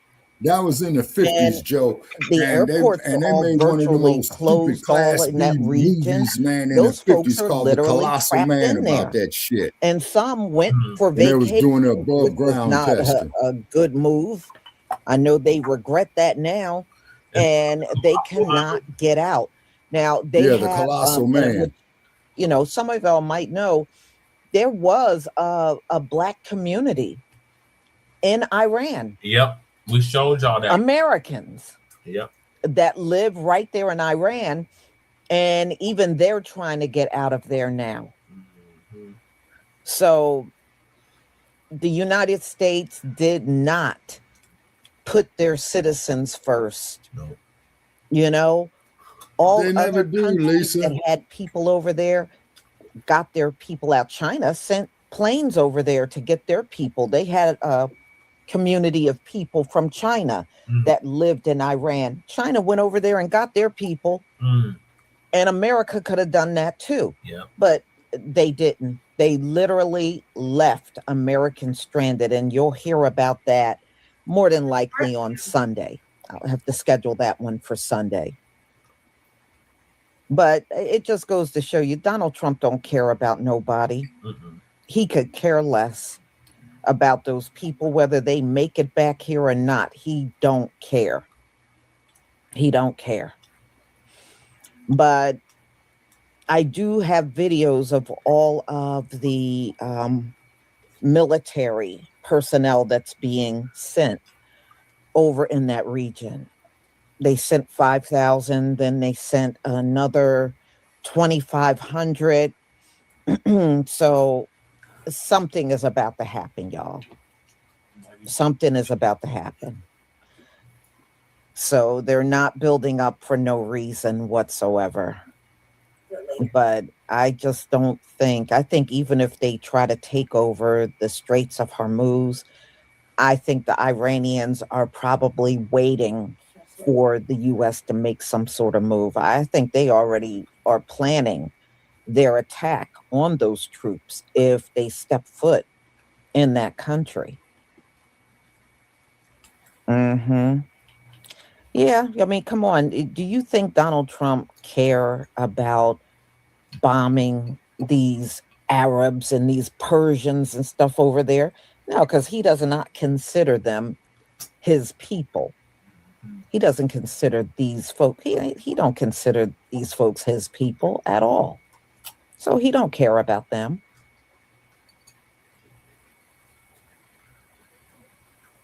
I think they are too, Yvette.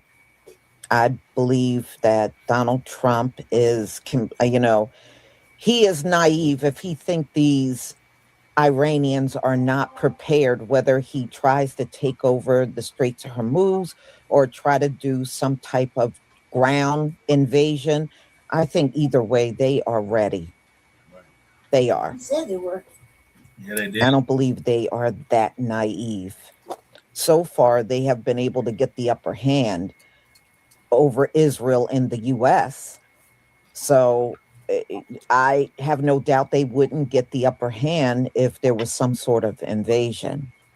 And y'all, there are a bunch of anti-war protests going on in the country as well.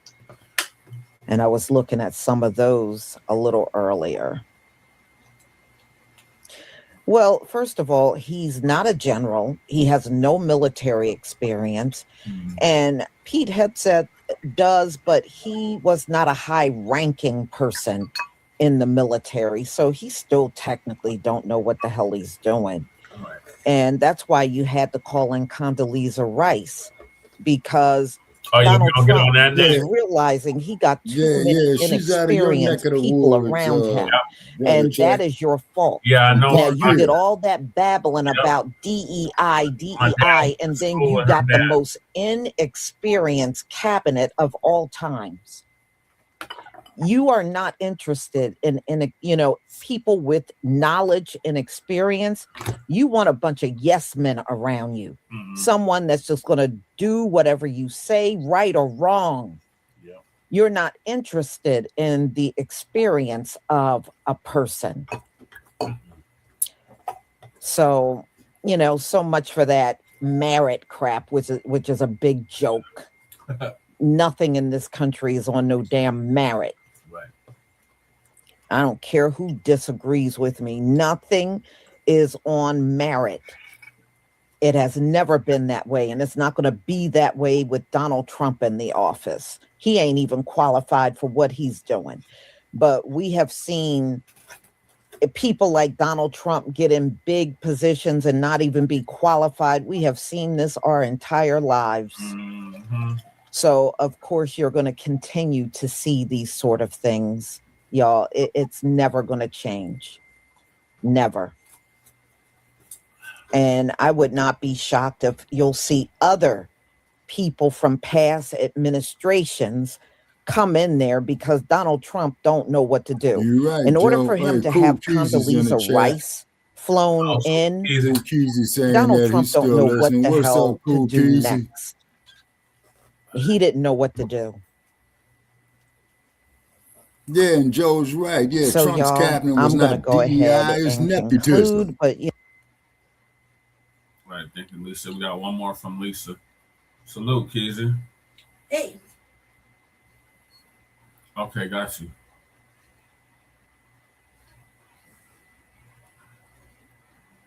Yeah, so the next one's about conduct. And that's probably, Joe, why he got rid of the DEI, so he can continue his nepotism.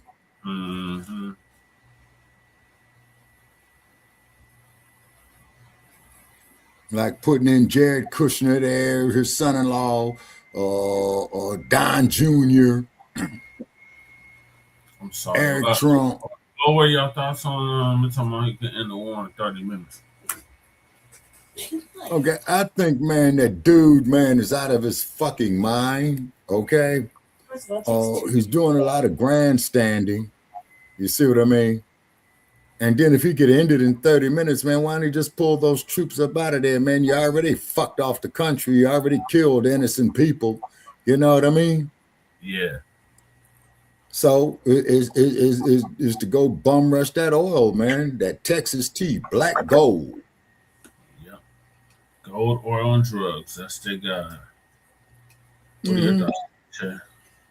He's a liar, and it takes two people to end a war. He can say it's over on his end. That don't mean dick. It still could mean that they angry, and if they want to do whatever, they'll do whatever they want to do. And that doesn't stop the activation of a sleeper cell or none of that shit. Yeah, I was just about to say that, the sleeper cells. Them coming from this direction with passports and everything else and get busy. I mean, it's not going to take much for them to fly over and get busy if they really want to fly over and get busy. You know what I mean? It all depends on that. It also too depends if they want to get busy and call another dictator closer too, who's got ill feelings, because he's not like he's been kind to any of the other people. Yeah, with them You know what I mean? stupid ass terrorists. He has not been kind to any of the dictators, any of the other dictators. He's just been shoving his fat weight around and trying to bully a motherfucker out their shit. So it just takes a matter of time before somebody's like, look, I'm tired of this motherfucker. You know, let's get together. We all got to go down there to the States and go down to the States and let it be what it is. They can't stop anybody from coming over and leaving. That would be kidnapping. The sleeper motherfucker cells comes, is he probably has already business. here though. Yeah, he comes over and cuts business. Yeah. Should get righteous, you know, in the White House or whatever. So, I mean, what you gonna do? You gotta let the dictator go home anyway. You know what I mean? Then, there's also too nothing to stop them from snatching up one of the Trump boys, since they're over there in Saudi Arabia all the time anyway. Mm-hmm. And No, but he's got security up to yin yang, lady Che. That don't mean anything. Anybody get touched. Right. Right. That don't mean a dick. Anybody get touched. Your security, your peoples. It don't take anything but anybody to walk by, blow darts. Yep. Well, you got a point on that. That's what happened to Robert Kennedy in 1968. You're right. Hands, shake hands, a motherfucker take a night to heaven's fucking back door. Shit, it ain't gonna take nothing much for them to be over there having diplomatic conversations, since they're having diplomatic conversations all the time. So if anybody get touched, Chewbacca, and the Kushner boys are fucking retarded. They don't ever pay attention to their surroundings. No, they don't. You know what I mean? So, you got two active fucking numbnuts, and their security staff is only in charge of paying attention to them, not getting in trouble. They're not paying attention to the surroundings. They're too worried about keeping eyes on them, so them two don't fucking blow their fucking money and throw their daddy's name around in a strip club. You see what I'm saying? And we sitting there getting caught doing cocaine on camera. Them fuckers are dumb. So, you know, what's to stop them from anybody get touched? Anyway, he can get touched when he goes over to do foreign policies. You know what I mean? It doesn't matter. Anyone and everybody. You know what I mean? His wife, the vice president, any other fucking cabinet that got to go over there. Marco Rubio. You know what I mean? Little Marco. Anybody got to go over there for peace talks. You think anybody can get touched? So what's to say that they're not already plotting on the softest, easiest, laziest fucking targets? Don't pay attention to anything because they're entitled. You see what I'm saying? Yeah.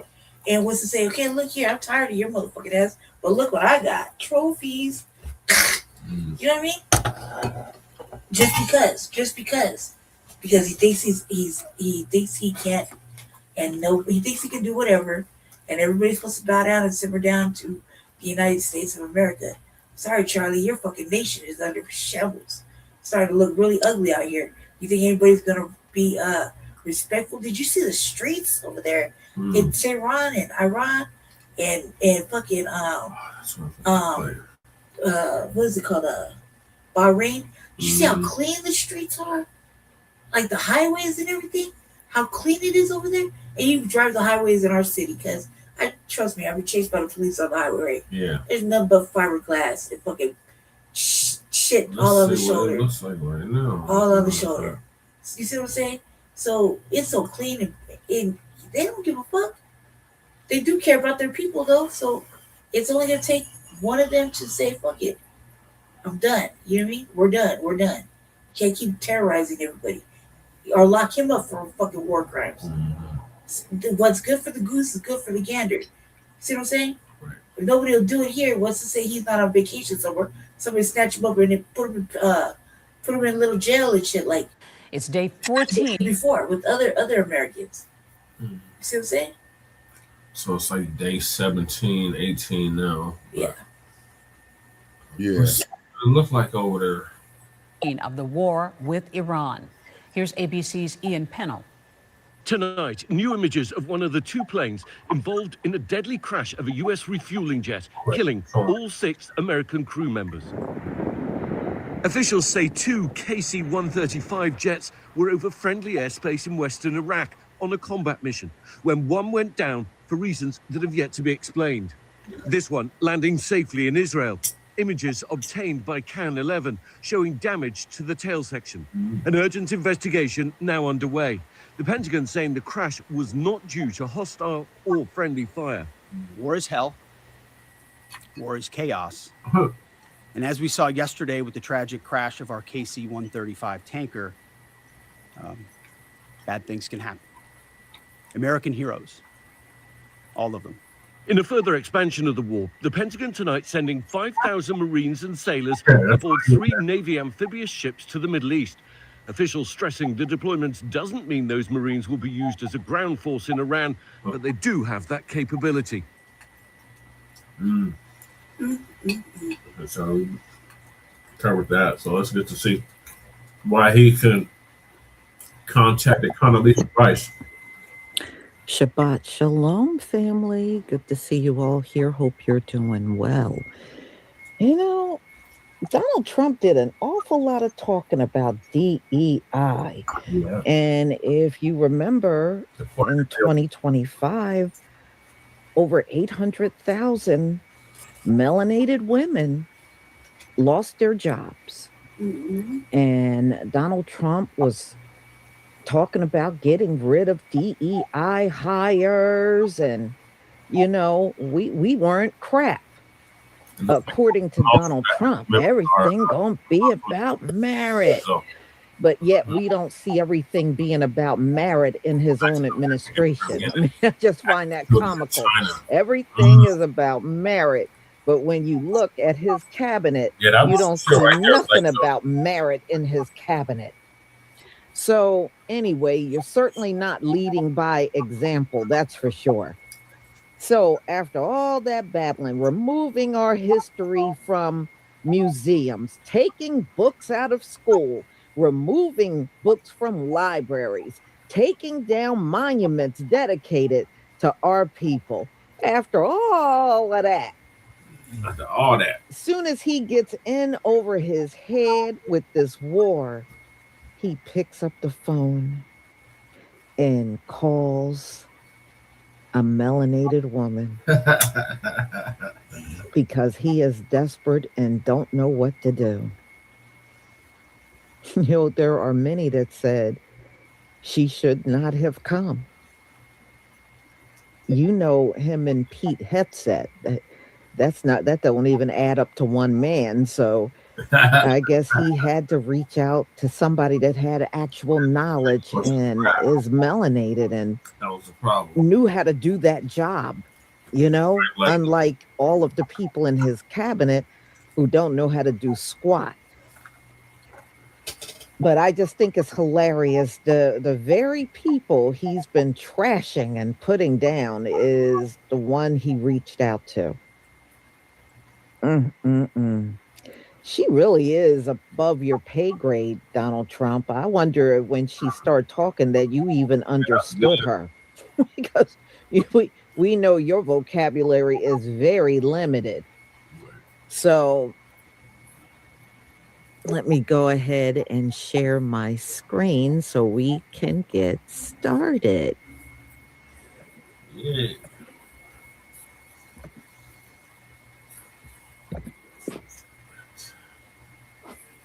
Okay, so, Donald Trump had to call somebody with a real brain.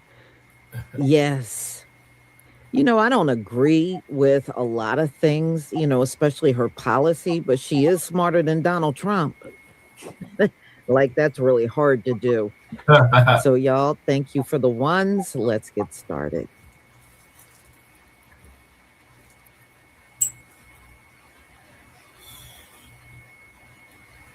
A major foreign policy debate is unfolding after former Secretary of State Condoleezza Rice weighed in on the Trump administration's approach toward Iran. Speaking about rising tensions in the Middle East, she argued that the conflict between Washington and Tehran did not begin recently. She said it stretches back decades. Iran has been at war with us for at least 47 years, all the way from 1979. That history includes the hostage crisis at the U.S. Embassy in Tehran, where American diplomats were held for 444 days. It also includes the attack in Lebanon in the early 1980s, which resulted in the deaths of more than 300 U.S. Marines. Rice also pointed to the Iraq War. She said many American losses were linked to Iranian-supplied weapons and explosives. According to estimates she referenced, as much as 75% or even 80% of certain losses were caused by Iranian-made explosive devices. Beyond direct conflict, Iran's influence across the Middle East has long been a concern for U.S. policymakers. Groups such as Hezbollah and Hamas have received weapons, equipment, and financial support from Tehran for years. Through those organizations, Iran has extended its military reach far beyond its own borders. Because of these actions, multiple United Nations Security Council resolutions labeled Iran a threat to international peace and security. At the same time, public opinion inside the United States remains divided about how the country should handle Iran. Recent polling shows mixed views on whether military action against Iran would make the United States safer or less secure. Still, weakening Iran's ability to project military power across the region is viewed by some policymakers as a strategic objective. If Iran can be prevented from threatening U.S. allies, neighboring states, and American bases overseas, the regional balance of power could shift significantly. Rice said another goal is limiting Iran's ability to shield its nuclear ambitions behind conventional military strength. However, military operations always carry uncertainty, especially when it comes to how long they might last and what the aftermath could look like. There are also concerns in Washington about the risk of mission creep. That is when military objectives gradually expand beyond their original purpose. Rice also addressed reports that Kurdish forces could potentially become involved in developments inside Iran. Iran's population is highly diverse. It includes large Kurdish and Azeri communities that have historically faced suppression from the Iranian government. With more than 90 million people and a territory roughly twice the size of Texas, she noted that Iran's internal political dynamics remain extremely complex. Looking at the broader geopolitical picture, Rice linked current tensions to several major events in recent years. One of those was the October 7th attacks carried out by Hamas. I am quite certain that October 7th and Hamas could not have happened without Iranian training and equipment, maybe even planning. Rice also pointed to a turning point when the United States and Israel attempted to weaken Iran's nuclear capabilities by suppressing Iranian air defenses. She warned that Iran may attempt to rebuild both its nuclear program and its regional military networks.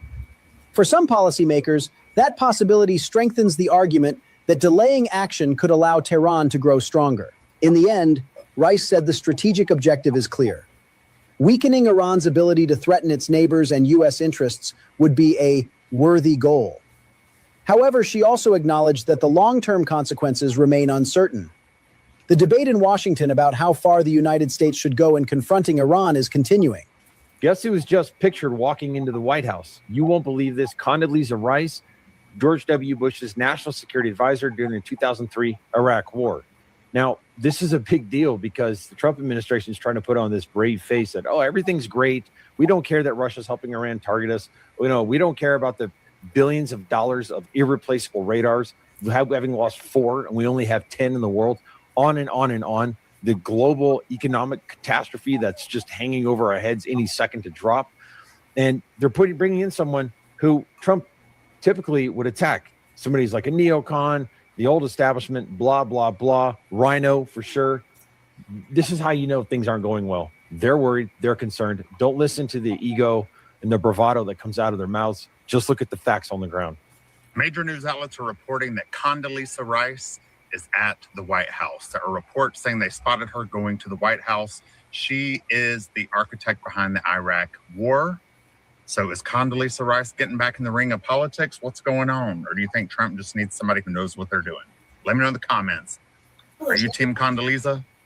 I definitely felt a certain way yesterday hearing that the Trump administration had to call Condoleezza Rice, only because I took so many national security courses in college, and almost always, except for one class, I was the only Black woman every single time, and I was completely talked down to by mediocre white men and really bad global insight, like, yeah, Pete Heck said anti-DEI, but the girl who's going to get you out of a pickle is a Black woman. And not just any Black woman, Condoleezza Rice. And I don't agree with her politics. We are very much on separate sides of politics, but as a girl who studied political science and who is very up to terms on global issues and national security, Black girl to Black girl, it's insane what Condoleezza Rice, like how far she rose in the Republican Party to be a Secretary of State and a national security advisor under Bush as a Black woman. Like, just that alone. What she did, very questionable. But the fact that she was able to get there as a Black woman in the 90s, wow. So yeah, y'all were in a pickle. A big big international pickle, and they had to call a Black woman. Wow.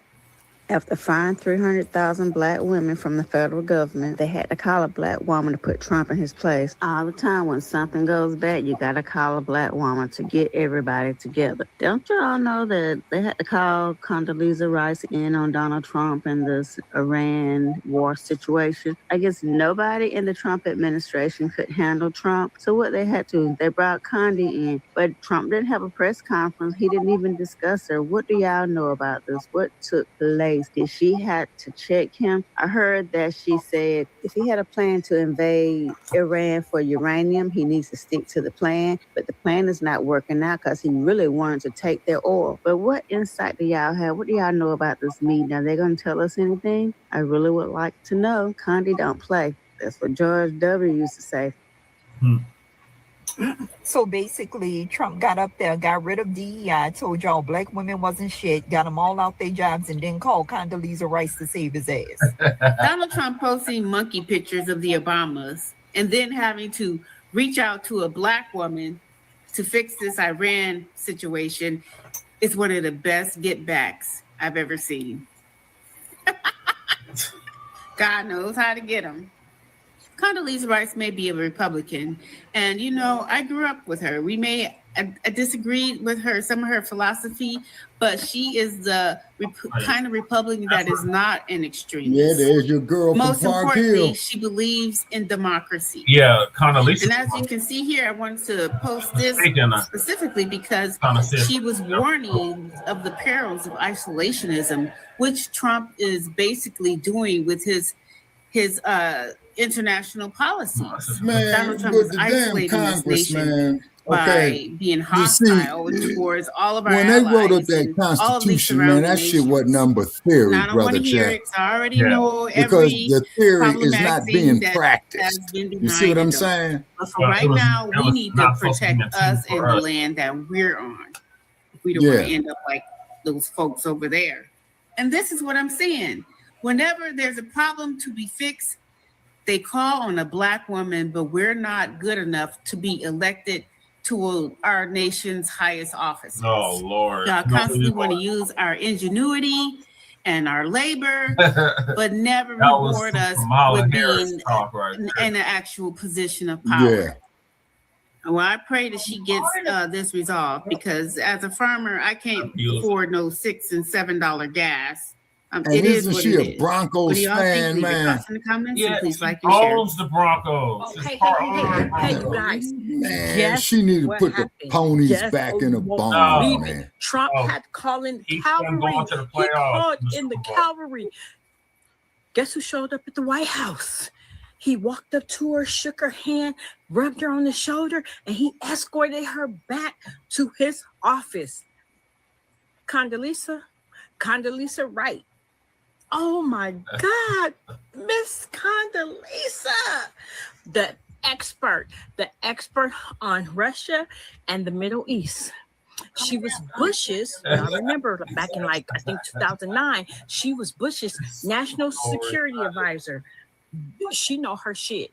So I guess Yeah, he did. this He did fire. war Lady, you got your facts fucked up. is not going the way he You got expected your it to go. facts fucked up, lady. 2009, Obama was the president. God Yeah, he had to damn. call But him man, where out. they get these Called motherfuckers in- from, man? Condoleezza to help him out. I know he's getting advice. Lady, I you know better he's quit drinking figuring out that how shit to that's in that shit, cup. how to It get ain't right. coffee. I know that. He What you don't saying have some nobody. dumb bunny Not shit one like this. person Better leave that that can booze get this alone. right. None of the people that work for him that are in his, they're not experts in none of this shit. They barely got their degrees. Don't know shit about shit. But he gave her a beautiful escort into his office. Let's see what she has to say. What she's Lady, gonna quit do. drinking or that shit. How much Sound like you got, and I bet she there's needs alcohol to in that dig him out motherfucker. of this shit. But I Damn was so glad to drunk. see her, and Come she on. looked good. She looked good. I And hate they that she got to censor be my here shit because she's because supposed I'm to be stone chilling sober on the beach and somewhere, speaking enjoying her truth. life, not doing this But you gonna let bullshit. this drunk ass motherfucker come up, man? Anybody can get some intel. Bruh, Anybody can advise. bruh. to be on some intel. Bruh, man. This decision to launch this operation was based And on a this cumulative raggedy effect ass heifer of right here various belongs to direct Zoe to go threats right that straight to Iran posed fucking to the jail. United States of America, and the president's feeling based on fact that Iran does pose an imminent and direct threat. I've said repeatedly since the first briefing over 10 days ago, there was no imminent threat to the United States that I believe would constitute putting our sailors and soldiers in harm's way. But was Iran a threat to the U.S. or not? Joining us tonight to talk about this and the situation in the Middle East is former Secretary of State, former National Security Advisor Condoleezza Rice. Secretary Rice, thanks for being here. Yeah, you know, we she's have got to these be about polls out 70 about now. Iran, national security threat. Yeah, Most she's people gotta who be answer about, these because I know polls, she's older than me. I know that. yes, 38% no.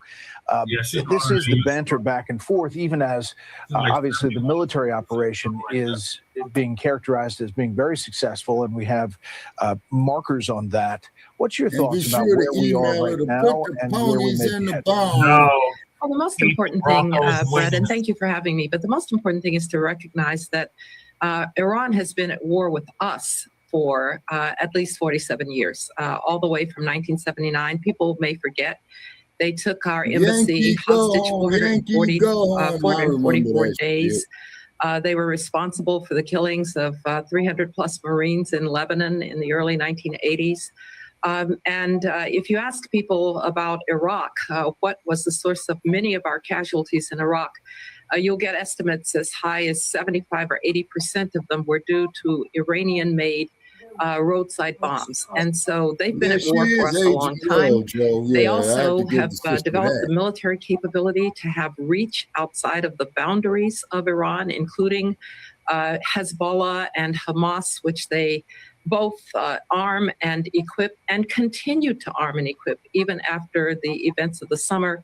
And I myself negotiated 4 Security Council resolutions calling them a threat to international peace and security under Chapter 7, the strongest chapter of the UN Security Council resolutions, because of their nuclear ambitions. So to say that this regime was not a threat, I think it seemed like simply not. It's ahistorical. They have been a threat for a long time. You know, I was talking about earlier, Shabaka. Mm-hmm. They were actually been talking about going into Iran for years. Well, you know, it's one thing for her to show up. It's another if Donald Trump actually listens to her, you know, because, you know, Donald Trump has this thing about believing he knows it all when he knows nothing. And we'll see what direction. Right now, it looks like it's going to be some sort of ground troops in there. And I think we will see this in the next few days because they are building up the military. In fact, that's what my next live at 7 o'clock is going to be about, the military that they have been sending over there by the thousands. Yeah, I'll cover that. So something is about to happen. I don't know if he's going to go with ground troops. And then I heard he wants to see if they can take over the Straits of Hormuz. And you know that's going to be a battle because right now Iran controls it. But something is about to happen, and I think it will be happening very soon. So y'all, thank you so much for being here. I deeply appreciate it. My next live is at 7. And Thank you, Lisa. All right, what are your thoughts on the dump as a human shit turn into I mean, this dude, man, is making himself look more and more stupid every fucking day. Okay. The sad part about it is the theory needs to be put to the test of actually removing the president from office. Okay. Yeah, in a perfect world, Shabaka, but this is not it. I know. You see, and the sad part is, you got so many of these brain dead ass Negroes, man, that believe in this stupid bastard, you know? Like Joe said, so basically Trump is not the charismatic leader that takes a head wound and becomes the Antichrist. He's the charismatic leader that takes the head wound and ushers in architecture of the beast. For the beast. Oh, and if I got Joe's explanation correct, is that what he's doing is with this business, with this head wound, okay, is using that as an excuse to do the extreme shit of what he's doing. Now, let's turn back the hands of time, okay? He takes a head wound, right? They get him off the stage, but yet, though, this clown is going to get up there and say, fight, fight, fight. You know what I'm saying? You know, yeah, it is prophecy too, Joe. Yeah, he's talking about a specific prophecy. Black Joe's talking about in the Bible called Daniel's prophecy. Yeah. Okay, and if I'm not mistaken, and correct me, I'm wrong, is that you're going to have the 4 horsemen of the apocalypse: famine, war, the weather, okay, and okay, war, famine, okay, natural disasters, earthquakes, hurricanes, weather systems, what have you. And I forgot the 4th one. Wars and rumors of wars. Oh, disease. The 4th one is disease. Oh, you talking about the pestilence? Yeah. Yeah. That would be the disease. You see. Yeah, they already have it. Okay, now Joe is saying is COVID, Russia, Ukraine, global warming, famine next. Exactly. You're going to be seeing the famine, man, in the next couple of weeks or less, man. When you go into the grocery stores and ain't nothing in there. 1619, 2019. Yeah, that's 400 years. Kukizi said, we've had all those things nonstop since I was alive. If you don't mind me asking, Kukizi, how old is you or what age group you in? Yeah, then a plague. He's in his early 40s. Okay. He's a few years older than me. Okay, so Cool is in his early 40s. Okay, all righty. Okay. So this time next year, expect a damn plague. You know what I mean? Yeah. And you remember, man, when they had that COVID shit, man, you know what I'm saying? And then people was dying in the streets and then they was using refrigeration trucks as morgues. Yeah, the last one. Was the Spanish flu. That was about 1920, I think. No, 1919. That's when I had red. 1918. And then that's when it was in the First World War. See the correlation? Yeah. Remember, COVID didn't come around and demanded reparations. Then all of a sudden, COVID has sprung on the scene. And whatever happened to Dr. Ken Adams, Brother Che? You remember Dr. Ken Adams? Vaguely. Okay, he was saying is about the Henrietta Lacks experiment, man. They're going to be doing on Black women. Oh yeah.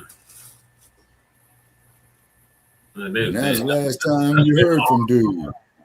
That's been ongoing. They've been doing that for decades.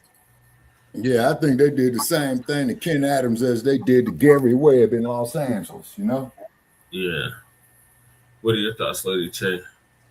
The way they made it seem on that last little thing where she was talking was that she volunteered to come over here. Mm-hmm. Or did he call? So that's kind of like, did he call for her or did she volunteer? Because if she was visiting her volunteer, she should have came over when he fucking did that shit with Venezuela. Yeah. You know what I mean? So kind of like how are they framing it? Like the way they framed it right there in that last little piece was that she volunteered and came over here. Like, look, I see your ass struggling. Since when did she give a fuck? You know what I mean? Like, Right. So, it kind of it's the way they framed it was like awfully confusing because one minute it's like he called her, everybody's jazzed because he called and she answered. Yeah. Or, you know what I mean? Yep. Or Okay, Joe.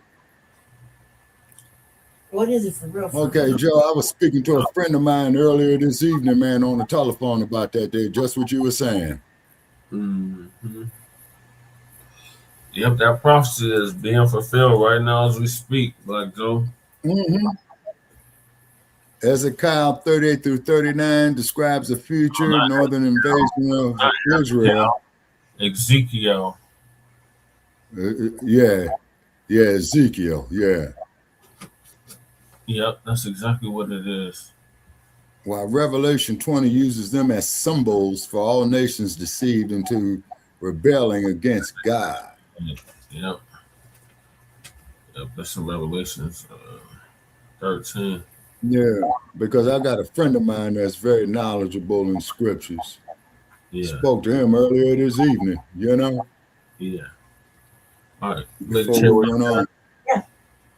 All right, so I'm going to switch all kinds of gears and go to where you used to live, Shabaka, and that is L.A. What's up in the city of devils? The city of Los Angeles. About a week or so ago, probably a little over a week ago, FBA runner defeated Kenyan in L.A. Marathon. Oh yeah, in L.A. Marathon, yeah. And guess who's mad? What? Who's mad? The Tethers, Shabaka. Who else? Who else would be Well, mad? I tell you one damn thing, old man. No, my hat's off is to them cats running that marathon, man. That's 20 miles non-stop running. Yeah. So Tariq gonna give us an update.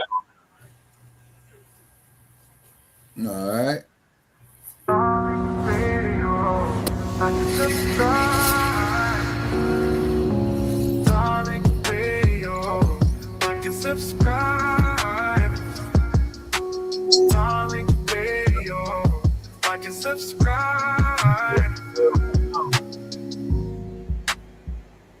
All right, what's up, man? How y'all living? How you guys living?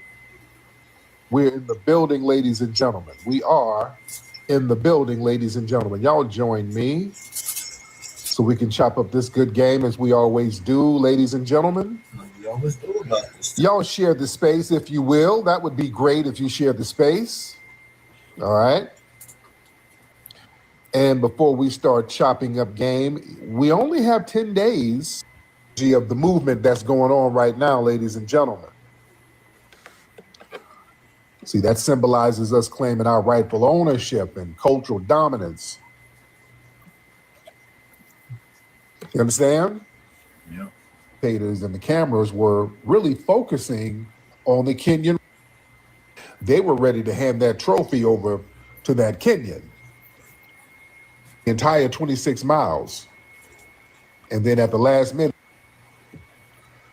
so you're taking back the home turf to a certain degree. It didn't happen overseas. Happened right here in LA on American soil. An FBA brother claiming that top spot on his home turf. That's the exact energy of the movement that's going on right now, ladies and gentlemen. See, that symbolizes us claiming our rightful ownership and cultural dominance. You understand? And the way he got down, that's the ultimate foundation of Black American resilience. Just look at how it played out. He trailed the lead pace for almost the entire 26 miles. Yep. And then at the last minute, he made a very strategic, explosive move at the very end to get that win. You know, that's foundational Black American historic excellence in a nutshell. We start from the most severe systemic disadvantage imaginable, slavery, Jim Crow, all that stuff, and then we persevere through true grit, resilience, strategic timing. You know, we close that gap and we secure the victory against all odds. That's our culture. You see? And that disrupts the whole global pecking order. See, the global establishment, they already pre-write the headlines, see. They were ready to hand that trophy over to that Kenyan. But yeah, Brother Martin disrupted all of that immediately, changed the headlines immediately, energized the media algorithms. You see? That's what we do. That's how we get out. We disrupt the social, political, economic status quo. We force everybody to reevaluate who really holds the power and the influence in this country. Yeah? It was a beautiful thing. This was a head-to-head matchup between a foundational Black American and an African national. Now listen, a lot of people want to push this monolithic pan-African narrative only when we win. See, a lot of folks hate that we're acknowledging that this brother was foundational Black American. Oh, divisive, oh, divisive. He's African American. Oh. No, because if that Kenyan would have won, it would have been all about Kenya. It would have been all about Kenya if he won. Yeah. And if you watch the broadcast, the commentators and the cameras were really focusing on the Kenyan runner. They knew he was going to win. And basically, they completely ignored Martin until the last 5 seconds, where you couldn't ignore him anymore. He pulled the hell through. He got that Majara spirit that kicked up in him. And got that second win. That was beautiful. He started booking in them last 5 seconds. See, that's how we get out. That's the foundational Black American experience right there. We get overlooked, we get counted out, we get rendered invisible and by the media and the political establishment until our undeniable talent and our success force them to put the cameras on us. You know? And listen, they've been trying to make excuses. They've been trying to explain. Some people have been trying to say, well, the Kenyan runner, somebody got in his way. It was some woman out there with a Kenyan flag who got in his way for like 2 seconds. And then It's right there. It's ridiculous. he almost ran the other way because of, I guess, some kind of motorcade or something. I got the visual pulled up.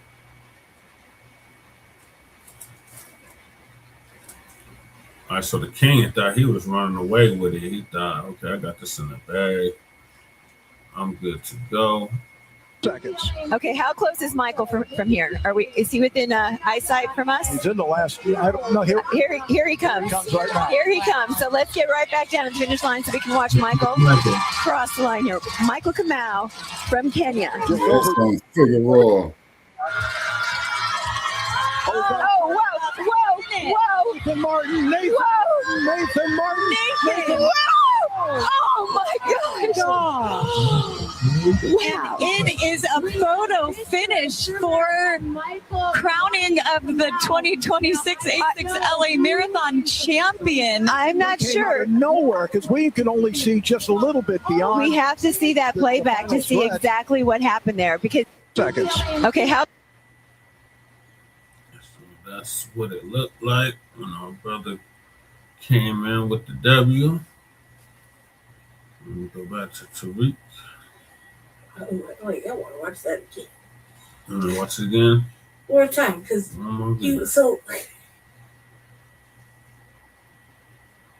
which one's which?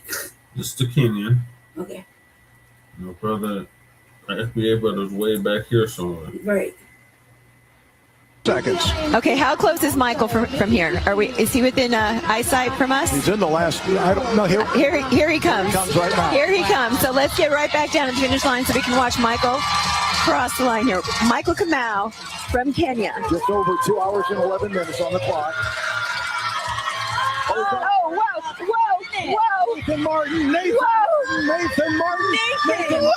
Oh my gosh. Wow. It is a photo finish for crowning of the 2026 A6 LA Marathon champion. I'm not sure. Nowhere, because we can only see just a little bit beyond. We have to see that playback to see exactly what happened there. Because So brother Nathan came through and the last second That was close, guys. and won the whole thing. Yeah, I think old boy from Kenya just ran out of gas, man. Yeah. No, that was pretty close. Yeah. And that camera angle.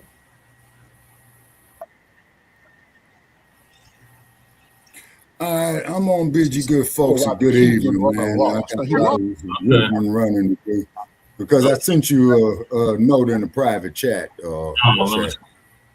Okay, thank you, Sabaka. Hey, Shabaka. All right. Okay, all right. Thanks for having me, and I'll talk to y'all tomorrow after I get in. Okay, good night, Sabaka. All right, okay. All right, take care. You too. Yeah, he hit that Nas. The Tupac, yep. Against all odds. We got Leonard in the building. Salute, Leonard. Good.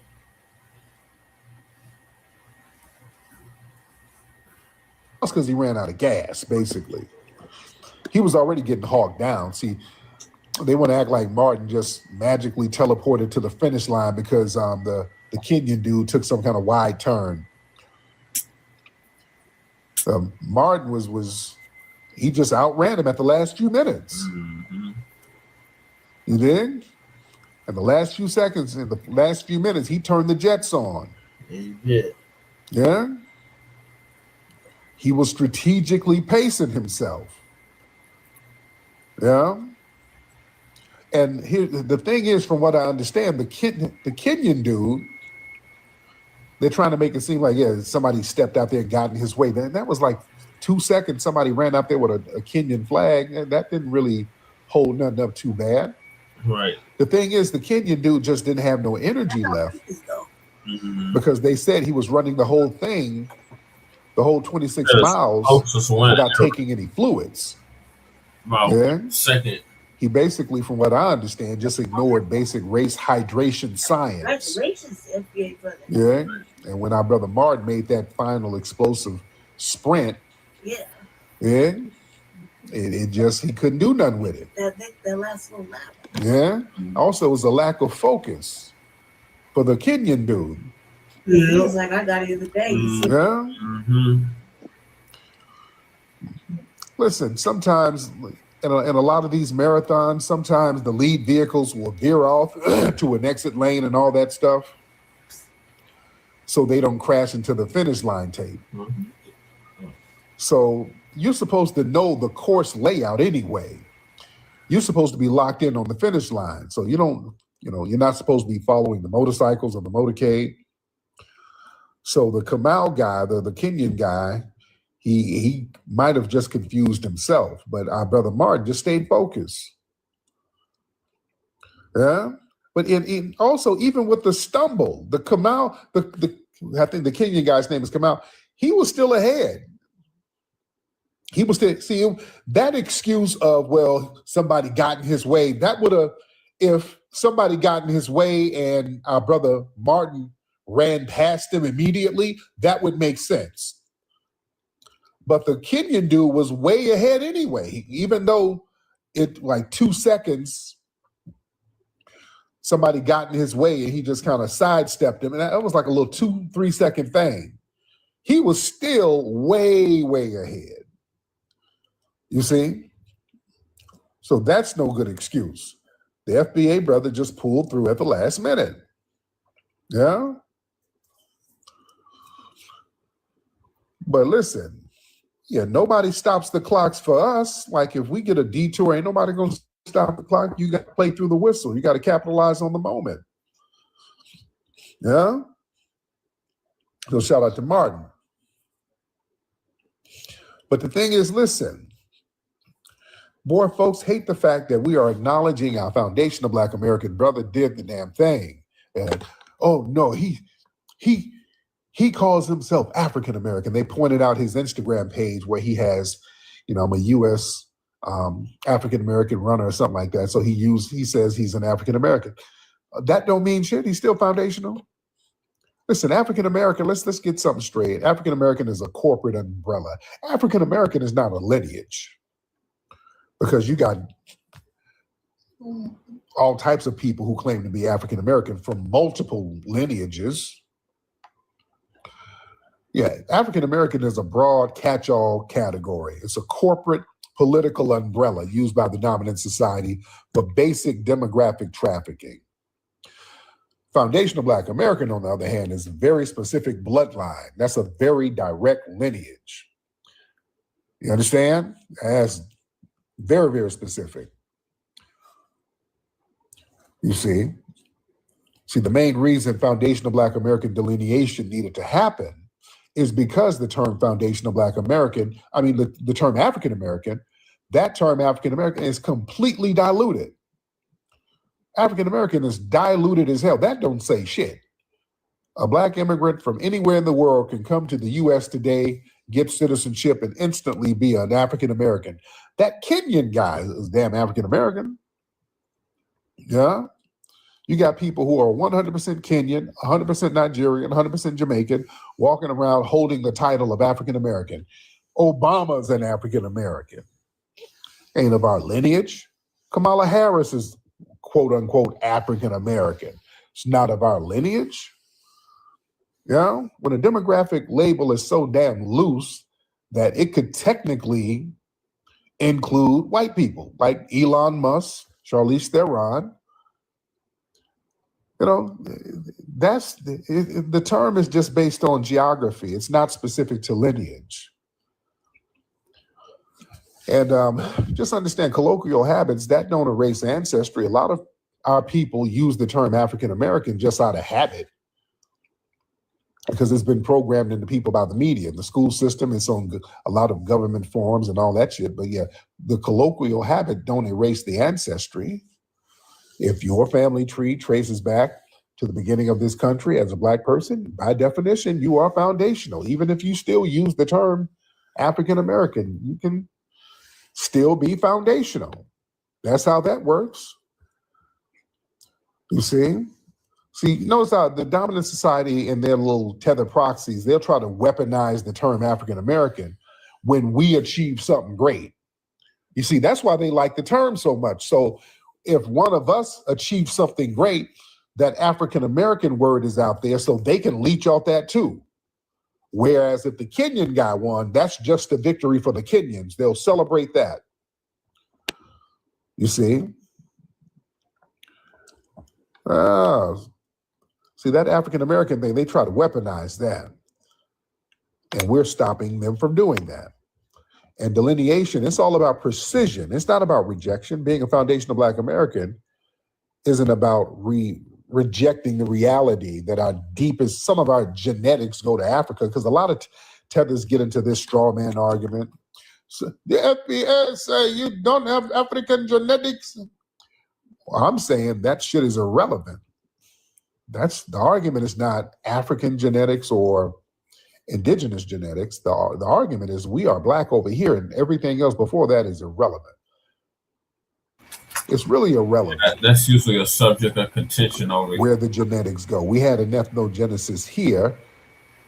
You understand? We were labeled Black, colored, mulatto, and all that. But technically, and that's where the ethnogenesis is, and we built a culture off that ethnogenesis.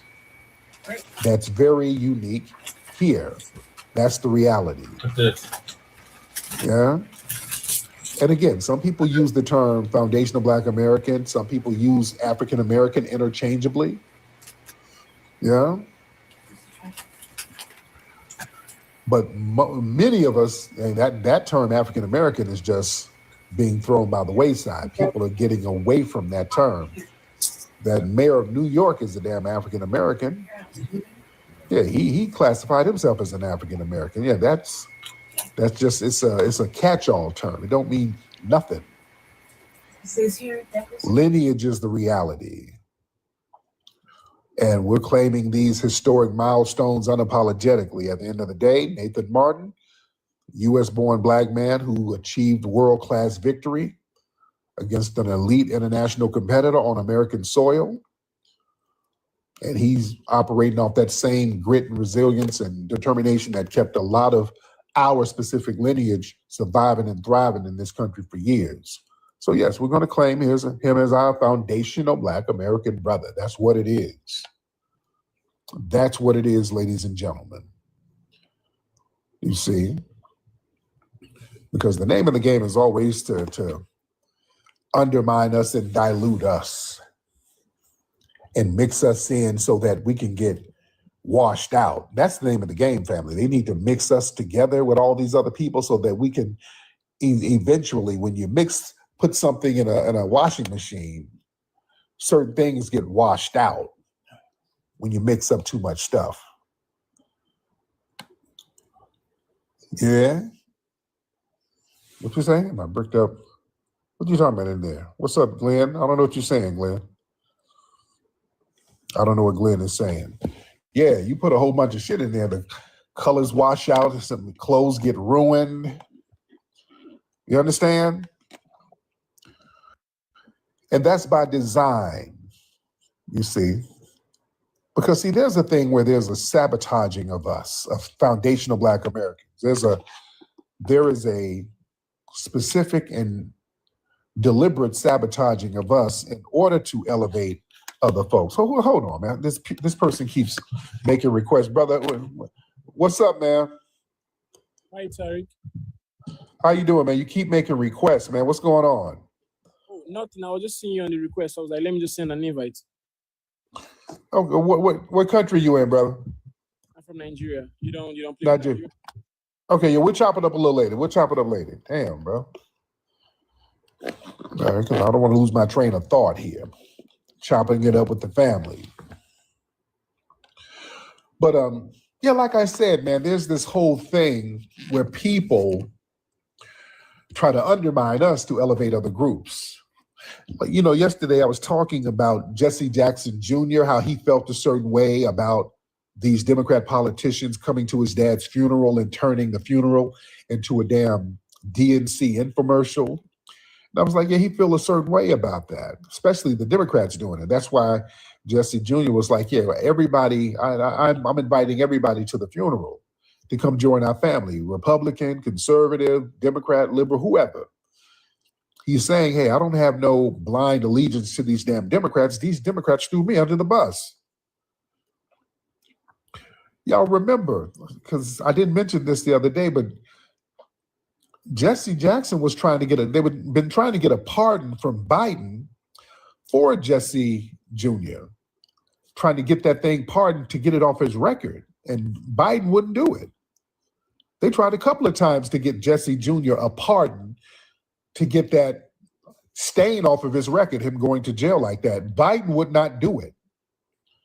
You understand? This was relatively recent too, by the way. And I want you to understand something else too.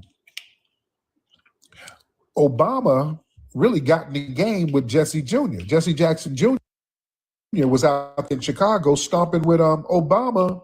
Remember, they were running in the same circles, and Obama was getting clout off Jesse Jr.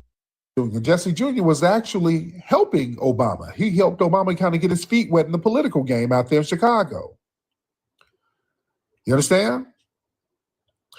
And here's the thing. Now, Jesse Jr., he was the next guy up. He's charismatic, foundational Black American, come from a family legacy of civil rights, got brand name recognition, the whole shebang. And he's basically in the same political circles as Obama, non-FBA tether. Then all of a sudden,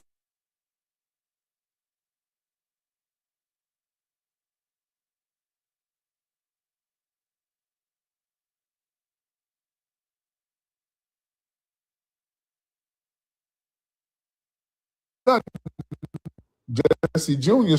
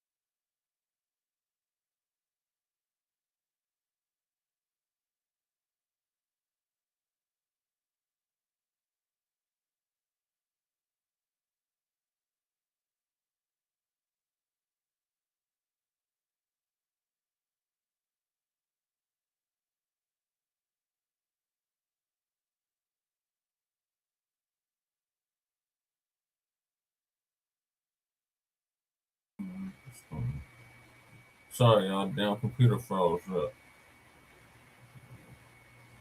We'll probably move on to the next topic because she's not going to talk about that no more. It's talking about Mr. Jesse Jackson now. So moving right along up.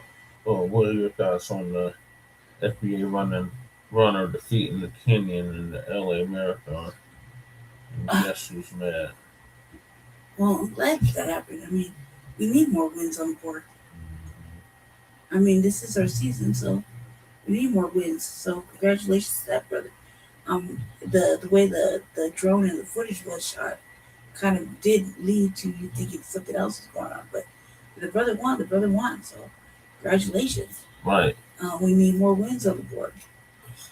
And track and field has always been a strong point for us too. Mm-hmm. They just can't have all the running sports. Right. So, now we got a brother, we do have an FBA sister that runs. Mm-hmm. You know what I mean? The only toxic black person for her. Yeah. Sharisha. Yeah, she's good. So we need more wins. We just got another win in boxing, so FBA's doing their damn thing. We need more wins and more just the less. So I'm pretty stoked about that. I'm glad that happened. I know for a motherfucker that ran track and field myself. We have. So. She's like a person. All right. So moving along, the CBC. Thank you for that, Leach. Okay. The CBC has given away $42 billion a year for illegals, food, and housing. It's just ridiculous. So, brother Water God TV gonna give us an update on that. I like this dude. Taking two very distinct Crew, he put me onto this dude. I'm watching this cat for a whole year. He's good. Actions, and to this one that you alluded to with the FHA backed mortgages, we want to ensure that American taxpayer dollars are going to American citizens, and so no longer can illegal aliens receive FHA backed mortgages. And we want to make it very clear, because in the Biden administration, they prioritize illegal aliens over American citizens. 59% of illegal alien families take at least one. Lady Chet's gonna take over for the next 4 topics. Okay. Yeah, because you got early morning. Mm-hmm. Okay. Go ahead. One part or more of welfare programs in our country, which costs us $42 billion a year. Might have to drop a dime on them niggas. For sure. You know what I'm saying? You gotta stop. I don't like that shit. For sure, bro. I don't like that shit.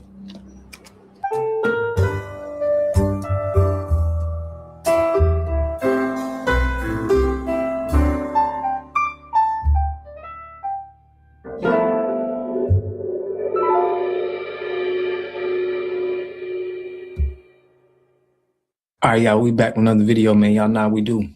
Always pushing health, wealth, and to better understand the self. All right, y'all, so in this video, right, I'm gonna show y'all how much money is going to people that's non-American and resources that's going to people from outside the country. So before, we was giving loans to people with green cards. They weren't even fully citizens yet. But y'all, check this out. March 26, where you terminated the mortgages for illegal aliens that HUD was running via Biden's taxpayer FHA plans. First off, hold on. How is this even legal? And I didn't even know that this was happening. What an insane policy. Yes, well, and Benny, it's so good to be with you. We have taken two very distinct actions, and to this one that you alluded to with the FHA backed mortgages, we want to ensure that American taxpayer dollars are going to American citizens. And so no longer can illegal aliens receive FHA backed mortgages. And we want to make it very clear, because in the Biden administration, they prioritize illegal aliens over American citizens. And the second action that we took was with Secretary Nome at DHS to make sure that any HUD-funded housing, which is backed by and paid for by American taxpayer dollars, is only for American people. And so illegal aliens that are here in our country will no longer be able to live in HUD-funded housing, HUD-backed housing. Benny, you know, surprisingly to some people, may not be to others, but we have 9 million people living in government-subsidized housing in America. 59% of illegal alien families take at least one part or more of welfare programs in our country, which costs us $42 billion a year. And so as President Trump, Secretary Nome, and others have done a tremendous job in securing the border, we want to make sure that we turn off the spigot. So those that are here in our country illegally, we want to make sure that the resources of American taxpayers, that we protect those resources and they are used for American citizens and American citizens only. All right, y'all. So we got Jim Clyburn, okay, officially known as, I think they call him James too.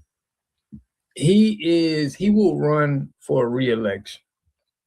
Now, the problem what we have with this is he's the head of the Congressional Black Caucus, not doing nothing for us. Him, Barbara Waters, Maxine Waters, okay? They're not doing nothing in the Congressional Black Caucus. As a matter of fact, they are the heads in making sure money gets funneled outside the country.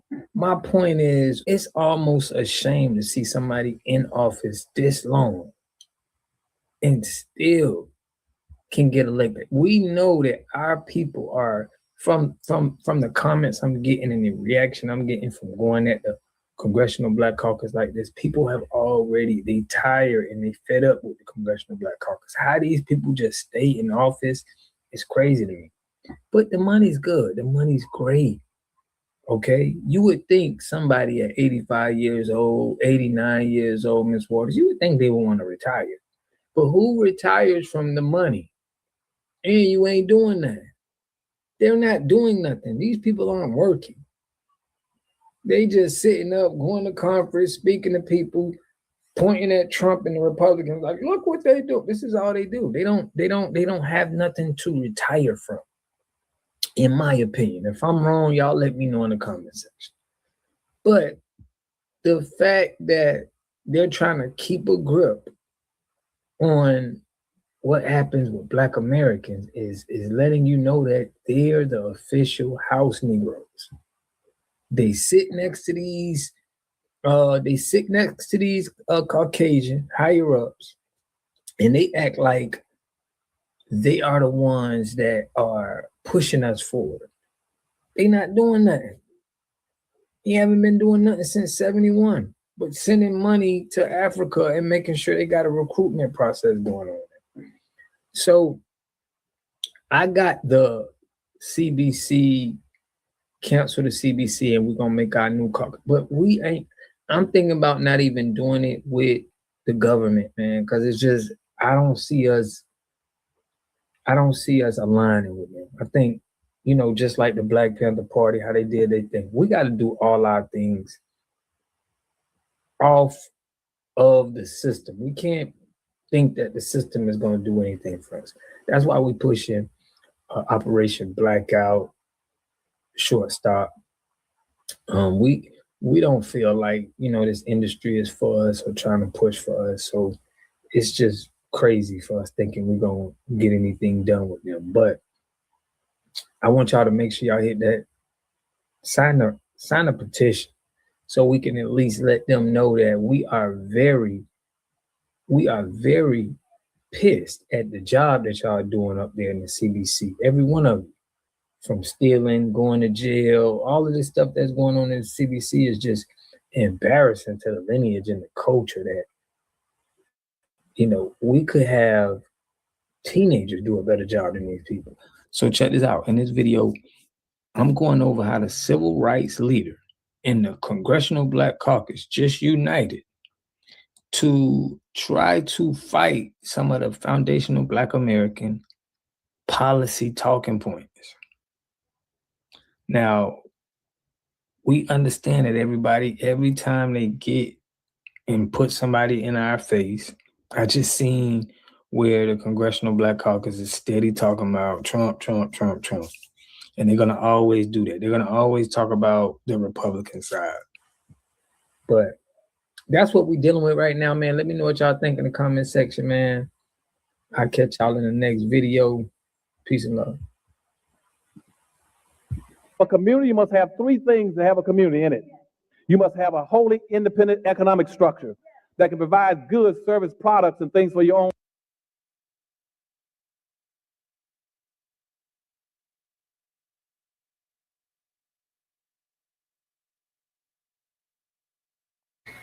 Sorry about that. I was on mute. I mean, like, he's too fucking old to be trying to run again. And again, People for most people, he doesn't do anything for black people. You know what I mean? Honestly. He don't do anything for black people. Nothing. Not a fucking thing.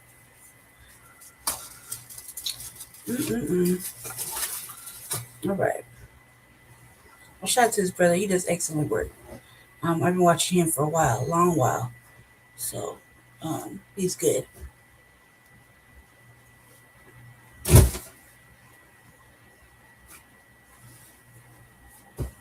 Take over because Jesse got a little thing to do. We gotta leave early. We don't, but I think I might ride with him.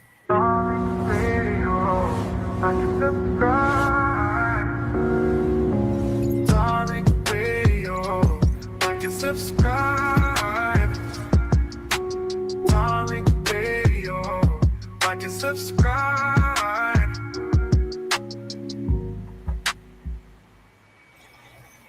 All right. Oh, yeah, Karen Bass. Oh, let me get on Karen Bass. Oh, Lord. Karen Bass out here in Los Angeles. Our mayor. Where are my Los Angeles people? I know Tierra Dynamite is in here. What's up, Tierra? You know, you out here in L.A. Oh, Karen Bass. Oh, she's up to her old tricks. You know, out here in L.A., we got a very bad problem with black people who are homeless. It's a bad problem out here. Even over by the museum, there's a park, and there's just a lot of homeless black people there. And, you know, I've employed many of the homeless people for little events we've had at the museum. I've tried to do my part.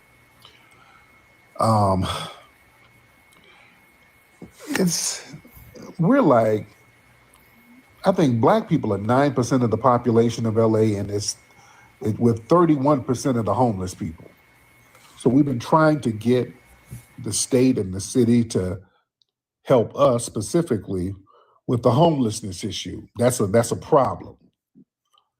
That is a problem. You see. So instead of helping us, instead of the mayor, Karen Bass, remember Karen Bass, when we go out here and say, hey, California, we got to get reparations. These people crash out our reparations. They start splaining. They start lollygagging. But Karen Bass had a blank check for legal funds for illegals. They had a blank check telling them, we got all types of resources. If you come in here illegally, oh, we got lawyers that's going to represent you. We got legal representation, the whole shebang.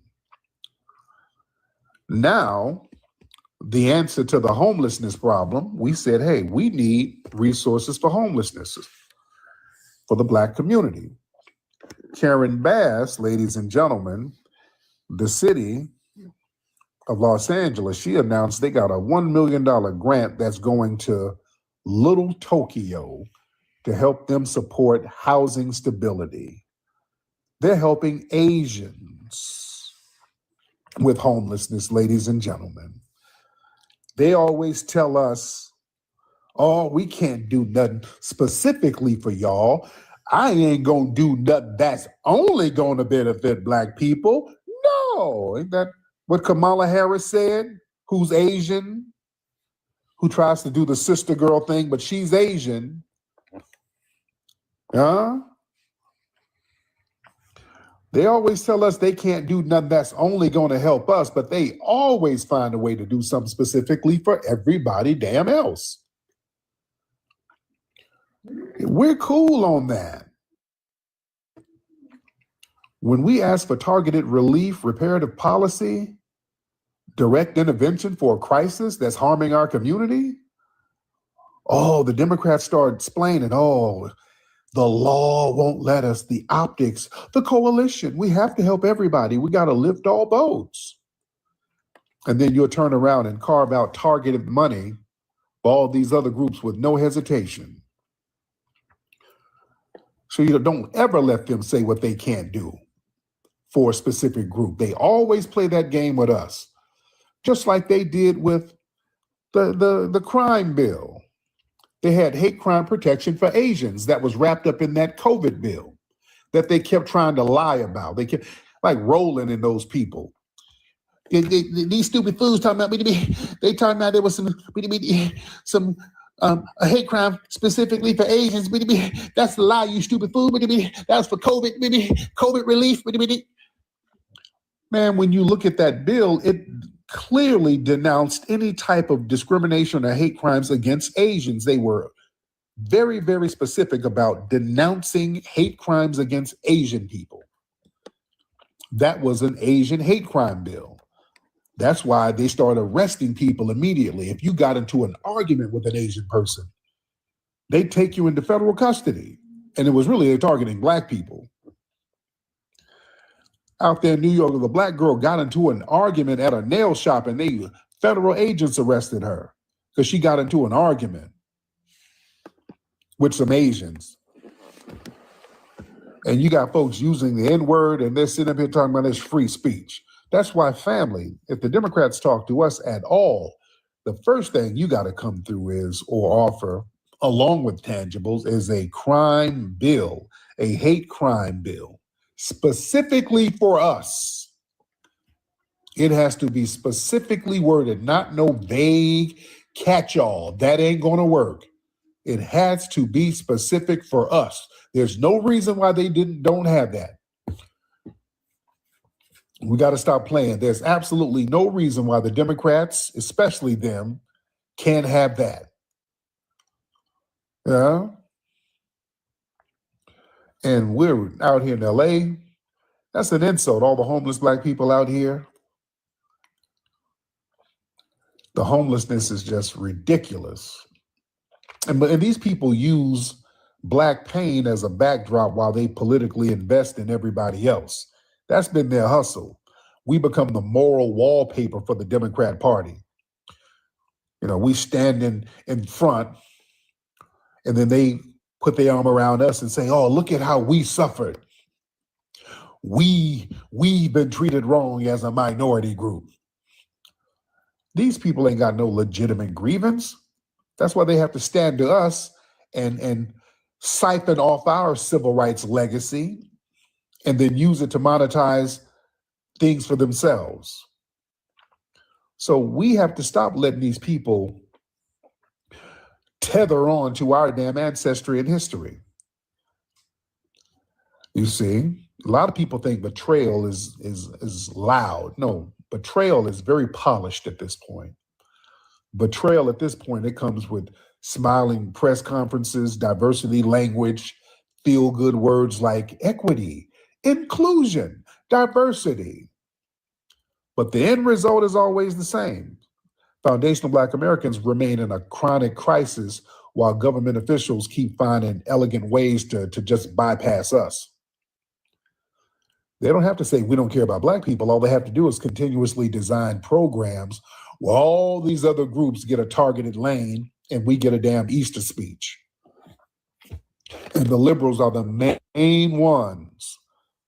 You see? That's why we ain't got to run and support nothing they do just to be opposing the right wing. If all of them are doing something janky, treat all of them the same. Yeah. And the kicker is the Democrats, especially the Black ones, they send the Black Democrats out here to pander to the Hispanic immigrants and all that. And the Hispanic immigrants, they're circling their wagons with more anti-Black racism and more aligning with white supremacist groups. Yeah, both sides are anti-Black. Yeah, and all we get is them coming out talking sassy and jive to us and then sending their Democrat operatives to curse us out. That's their thing. They send all of their operatives to come talk down at us. That's that plantation talk. Like that big fat punk, that Deontay dude. They sent him to talk crazy. Y'all ain't outside. All that old sassy punk talk. You look at his website, his podcast, it's funded. He's under an umbrella of a white corporation that's funded by the liberal apparatus. You understand? And there's another sassy Timu Jussie Smollett dude. Y'all know who, the little light-skinned sassy punk who's always on Twitter cursing everybody out who don't vote for Kamala. Listen, y'all, mother, y'all better vote for Kamala. You got Trump out here doing all this stuff, y'all. Man, y'all not gonna curse us out. You're Winnie the Pong. Then they got Roland. See, they send these people out to talk to us crazy. If we don't go along with their dumbass, janky programs, y'all think y'all gonna send folks out here to shame us. Y'all not reading the room. There's a renaissance going on right now. So we're not taking disrespect like that. That's why y'all losing. Y'all can't send big butterball ass Roland out here to talk all that. Y'all stupid as hell. Y'all, Kamala Harris, she had all types of tangibles. And y'all stupid fools messed it up. Y'all out here let MAGA, y'all worse than MAGA. That shit ain't working on us. That ain't working on us. Democrats, y'all gonna keep losing because y'all think anti-Republican fear is good enough to cover up all of your anti-Black neglect. That formula has been worn out. Vote for us because the other side is worse. That's not a development print. When we're past that. You need to come with it. You better come with some tangibles. We ain't trying to hear lecture symbolism. We don't want to hear Jasmine Crockett come out here with that wig being sassy. You need to come with it. Y'all coming with it for all these other groups, come with it for us. Yeah? That's where we are with it. We need resources and targeted policies. And yeah, out here in California, it's the worst, man. All these politicians, boy, they got it in for Black folks out here. They are horrible with us out here. We get undermined out here in California left and right, man.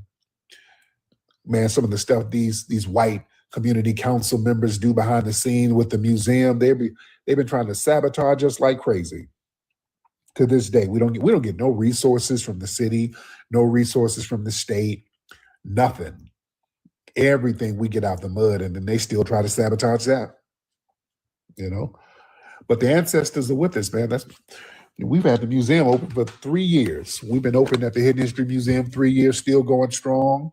Without a dime from the state, federal government, or the city. It's still going strong. These folks have sent other undercover cops up there. They didn't send people up there to try to vandalize the joint. Dude, we still going strong, man. We got that ancestral protection. Yeah.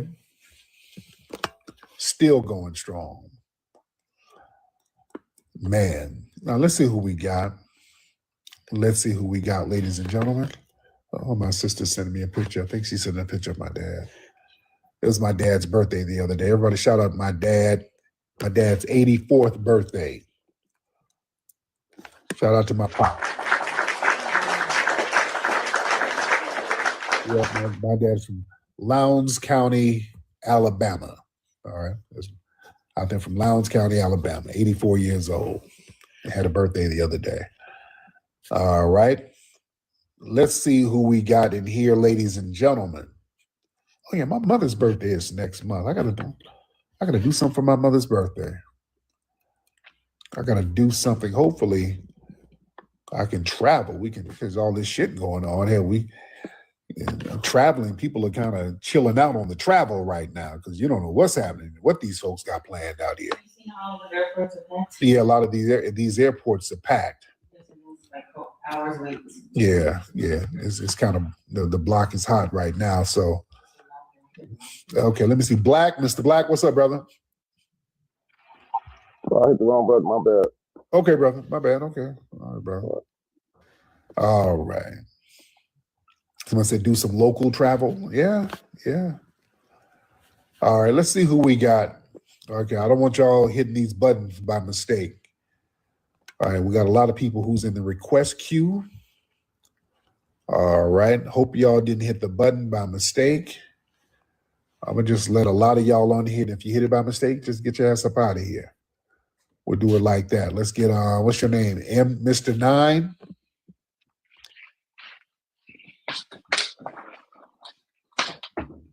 Okay. What's up, Mr. 9? Oh, my bad, man. Hit it by mistake, huh?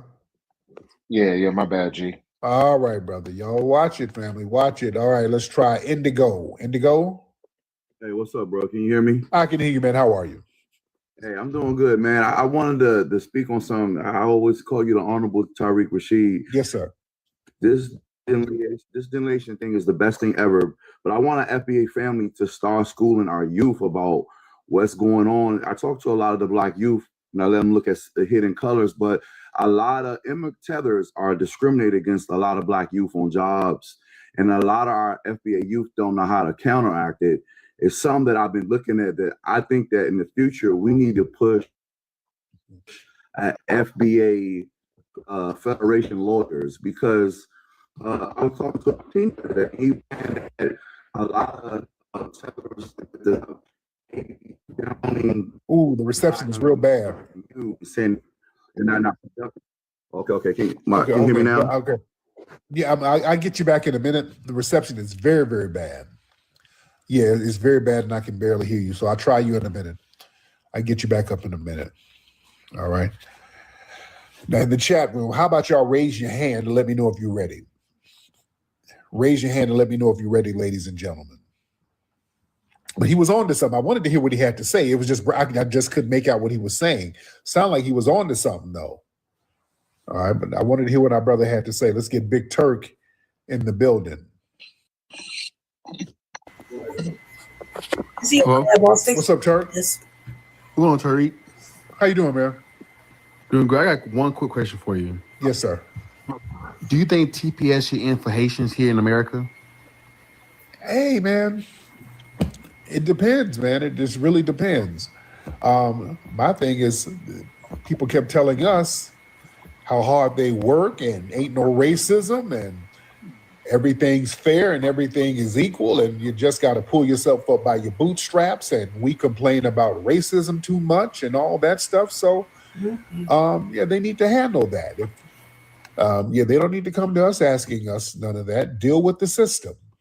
Okay? Just deal with the system. All right. It would be great to go in and help Haiti. It would be great to go in and make sure Haiti is good. All right. That would be phenomenal. I would love to see Haiti rise back up. Haiti got a great history. They do have a good history. I did a movie about the history of Haiti. I would love to see that pop off.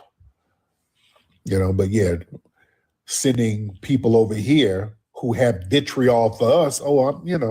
Hey, man, y'all got so many people who are Haitian telling us that, yeah, they don't need us and whoop-de-whoop and all this stuff. Okay, all right. You don't need, well, handle your business.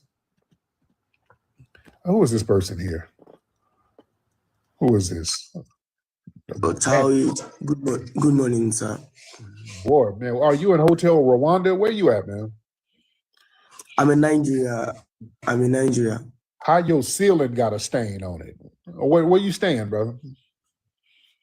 In Nigeria. I'm staying in Nigeria. You're Nigeria. Now, what's your name, young man? My name is Clinton. Well, okay, my brother. Okay, brother. We'll do a battle a little bit later. We'll do a battle later. Damn. Okay. Yeah, brother. I'm not disrespecting the brother, but damn. Okay. Okay, the brother. No, I'm not. That's our brother. That's our foreign brother. But damn. I'm not now. I ain't in the mood now. I ain't in the mood for struggle battles. I mean, shit, the struggle was real. All right. Yeah, he just sitting there. He ain't got no clothes on, sitting there hungry. Okay, brother. Yeah, man, I'm not trying to go in on him, but damn. All right. I'm not trying to go in on the brother. I'm not. I'm trying to be nice to him. But yeah, put on a damn shirt. Bro. I'm not, you sitting here, with your shirt off, peppercorn. Man, come on. All right. No, that's our brother. Respect. I just didn't feel like dealing with it right now. That's all I'm saying. I just didn't feel like dealing with it right now. All right. Respect to him. I want him to do okay. I just didn't feel like dealing with it. Excuse me. All right. Yeah, it looked like, I'm like, hell, the place looked so funny style. It looked like he was in danger. I'm like, nigga, are you okay? Shit. It just looked like he was in some kind of danger. All right, let's see who we got. That's our brother. Much respect to him. Let's get PG Corey. What's your name, ma'am? What's up, Miss Corey? Hey, it's Corey. How you doing, beloved? Hey, I'm FBA, but I wanted to know why the Haitians won't go to Africa. If they so scared to go back to Haiti, like, go to Africa then. Like, take the Mexicans to Africa if they want to build up something. I don't think we should be even. And I want people to know this and tell these kids around here, 75% of money is cotton. So every dollar made in America belongs to Black Americans. So all of this, what did Black Americans do? We made the money. It's our blood on the money. Now, Corey, they want you to cam up. The fellas want to see you. Tomorrow, I'll come back tomorrow. Oh, okay. You're looking at the bonnet. You got a bonnet on right now? I'm already in the bed. I'm already done for today, so I'll come back tomorrow. Okay. Well, we'll get you on tomorrow, fellas. She'll be back on tomorrow. They like, get her on camera. Okay. Okay. Right, y'all follow Sister Corey. All right. Okay. Thank you, beloved. Y'all follow me. All right. Somebody said that's a filter. Somebody trying to get some thick love. I'm trying to get y'all thick on. All right. Okay. Let's see who else we got in here. Ladies and gentlemen. Let's raise those hands.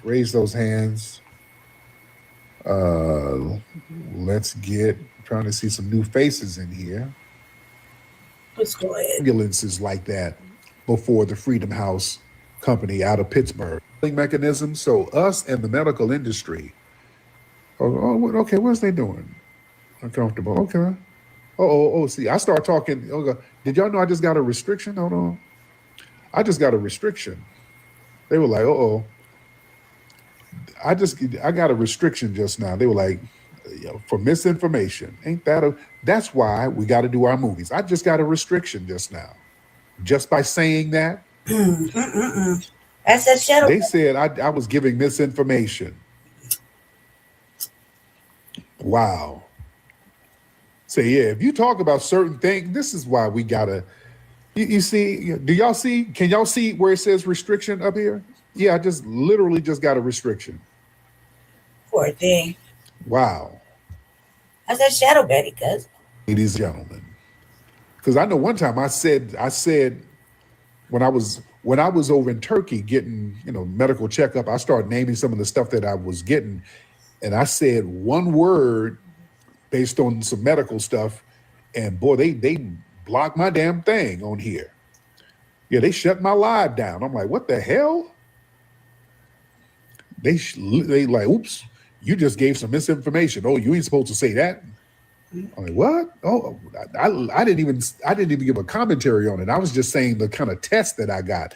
And if a certain word you can't say, it's a medical word you can't say on here. Y'all remember that? I'm like, what the hell? So I guess me talking about some of the medical finesse games that they do. Lord. Oh yeah, so I guess they programmed AI to hear certain words Yeah. Yeah, if AI hears certain words, they shut it down. Okay. Man. Yeah, they literally just gave me a restriction just now. That's why go get the movie. So yeah. There's it says restriction on the top because so it's not going to share the space with nobody else. If I get a restriction, it's not going to share the space.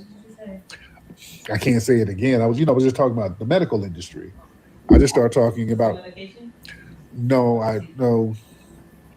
was talking about some of the finesse games that go on in the medical industry. Yeah. God, boy, that's why y'all got to go watch these movies, man. This right here. This is why. Well, misinformation. No damn misinformation. We foundational Black Americans, we were the first EMT workers. We were the first EMT workers, the Freedom House Ambulance Company out there in Pittsburgh. We were the first EMT workers. Did y'all know that? We taught the world how to do EMT work, emergency work. They didn't have ambulances like that before the Freedom House Company out of Pittsburgh. They didn't. They didn't have ambulances like that. People who can do on-the-spot medical treatment. That didn't happen until we did it. We were the first to do that. Started in Pittsburgh. Yeah, we talk about that in the movie.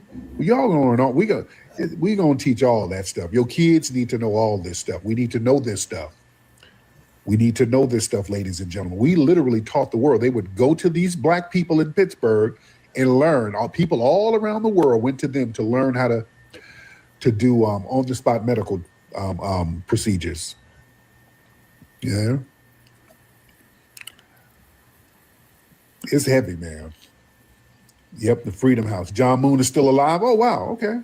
He's still alive. Yep, John. Man, phenomenal foundational Black American brothers and sisters, man. You from Pittsburgh? Yeah, look up the Freedom House Ambulance Company. Look it up. Erasing history is something that you have to do when it comes to conquest, domination, and destroying a people. If people knew who they were, what they were, and what they were capable of in the past, they will understand what they have a possibility or a likelihood of doing in the future. Foundation of Black Americans, we've always had a culture of resistance. We cultivated a culture of resistance on this land, and we've been resisting ever since we've encountered European domination. But nothing was really popping in Europe until the transatlantic slave trade, and that's where they amassed a lot of wealth. One thing that I think is unique about our culture as far as how we resist, how we fight back is just the environment we were put in from day one. Being only 13% of the population, the white supremacists were very meticulous about keeping that population at a certain amount. There was never a period when we did not resist the encroachment of the white man. They have a natural behavior of authority no matter where they go. That's why they'll step up in front of us in the line at the store. We're not important. They don't even see us. We've never been able to excel. We've never been able to relax. We've never been able to just be, which means that existence is resistance. It must be something in our DNA, our historical background, to when something doesn't sit right with us, especially spiritually, in our souls and in our spirit, we just say no. We live resistance. From the moment we're born, we're in resistance. And it's handed down generation to generation. And so I think that cultural resistance is actually in our DNA, in our epigenetics, and then it blossoms out into the culture. So there's almost nothing in America that we do, from song to dance to politics to the way we talk, the way we dress, having coded languages considered to be slang today. Everything about Black American culture is a form of resistance. Of course, they want to always downplay our contributions to the global tapestry because they continue to act like our number one export in this country is not Black innovation. Everyone understands that our resistance has been the cornerstone of what foundational Black Americans have always done. We are the life that breathes everything into this nation. The further back you go, the further Black you go. It's just simple like that, brother.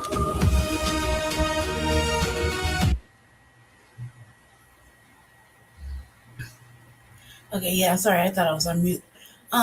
It's true. It's true. I'm starting to dig a little bit into my shit. Kind of been taking a little break because this shit's expensive. And I don't like to be lied to, I want my money, shit. So I don't really trust those DNA tests and things like that since I really don't have any living family. I've been kind of just researching and just reading and whatnot. Let me see what this is about. Anyway, my fault. Thank you, little eyeballs. I see you watching, peeking. So we're moving on to the next topic that Jesse got in here. Yes, go ahead, but he's getting shadow banned like we all are. So, I don't know. I don't know what to say about that. All these platforms, eventually, they don't end up being ours or staying ours. So, and this was just not one of them. So, says WW or white woman says FBA in Texas can't sit out the election because of whatever. I don't know. I think we can.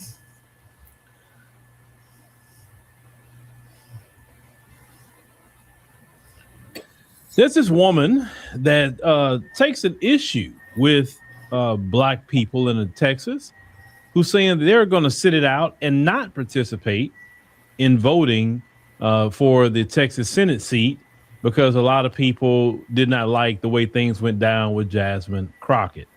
Well, you have this, elderly, white woman that's going to take issue with a lot of black people for choosing to do that. Let's go ahead on and play her message to black Americans here in Texas.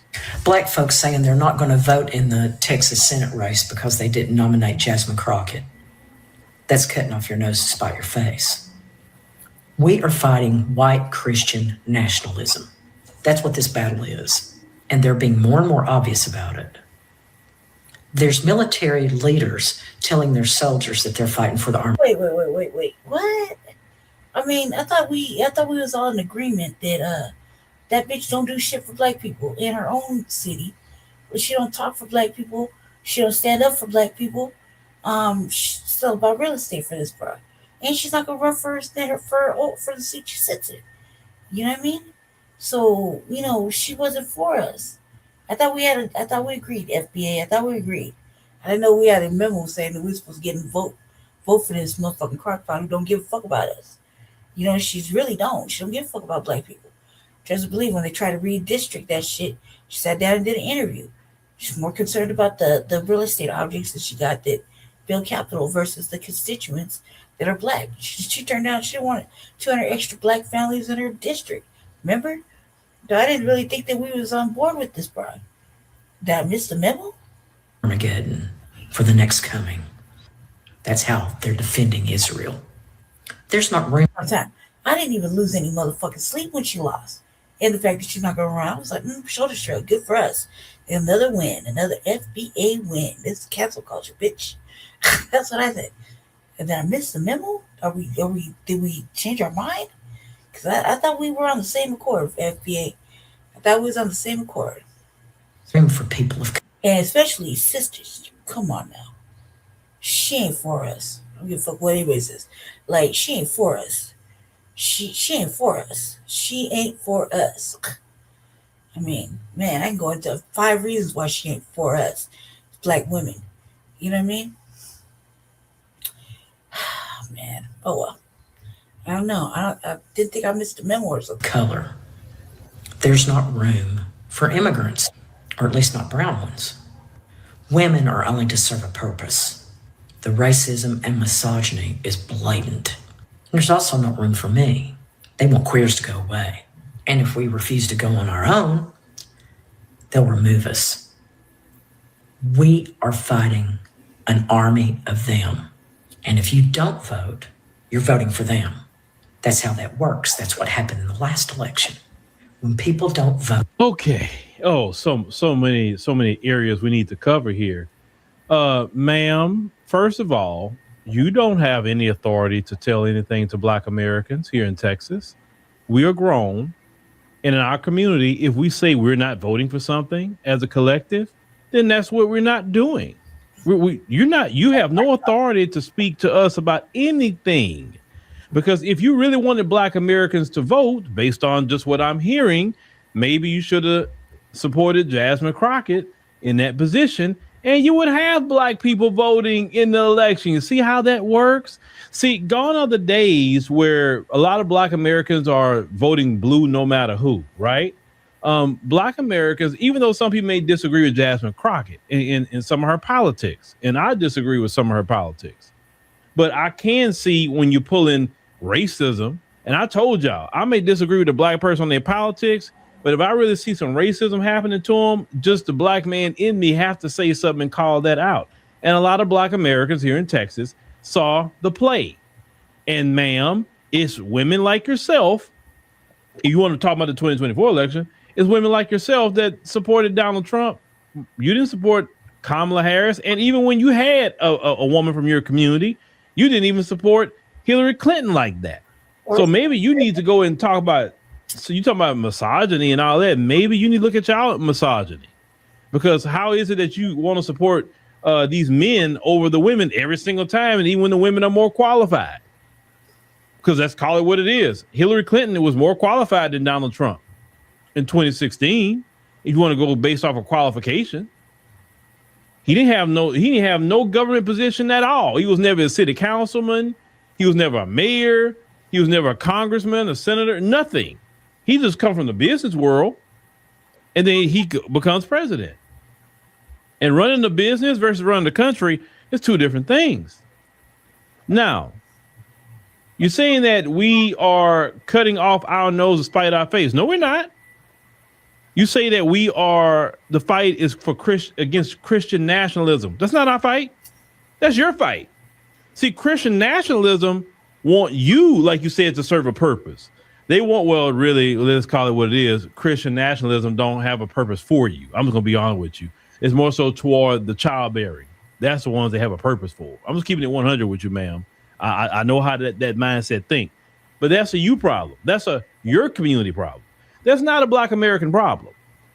Sorry, it's not.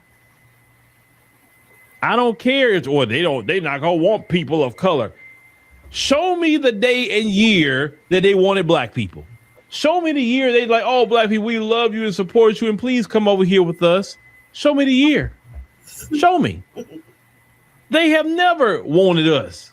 They have never had room for us. What are you talking about? And ma'am, that gloom and doom and they go get you, that don't work. That don't work. We don't care. You know why? We went through the plantation fields of America, the worst of the worst. We went through the black codes. We went through Jim Crow. We went through convict leasing. We went through the Klan and all of the Bull Connor and all them different things that we've been through. This is nothing. This is light work. We're not even enduring any of that. So all that, they gonna get you. No, they'll get you. That's what you're afraid of. Because if they were truly getting us and leaving you alone and your community alone, ma'am, you would have nothing to say. You would be quiet. Because for years we were talking about police brutality, extrajudicial killings by the state.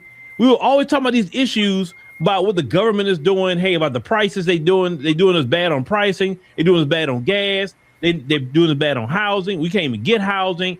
All these different things they were doing to us, and people like yourself and your community had nothing to say. You were quiet because it didn't affect you. Now it's affecting you. Like, hey, black people. No, you didn't get the memo. We're not fighting for other groups. We're done. You better get out there and go deal with Christian nationalism yourself. Get all your people together and go do it yourself. You think just because we told other groups, like when a lot of Latinos are telling us, why y'all ain't coming out? Well, you thought it was only directed at them? Or certain agents were saying it, or all the different groups were saying it. Why aren't black people coming out? You thought we were just directing it at them? No. That is the memo for everybody, including you.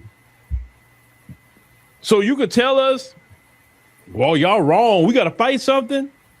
You can try to sugarcoat and stroke our ego. Oh, black people, you were so right.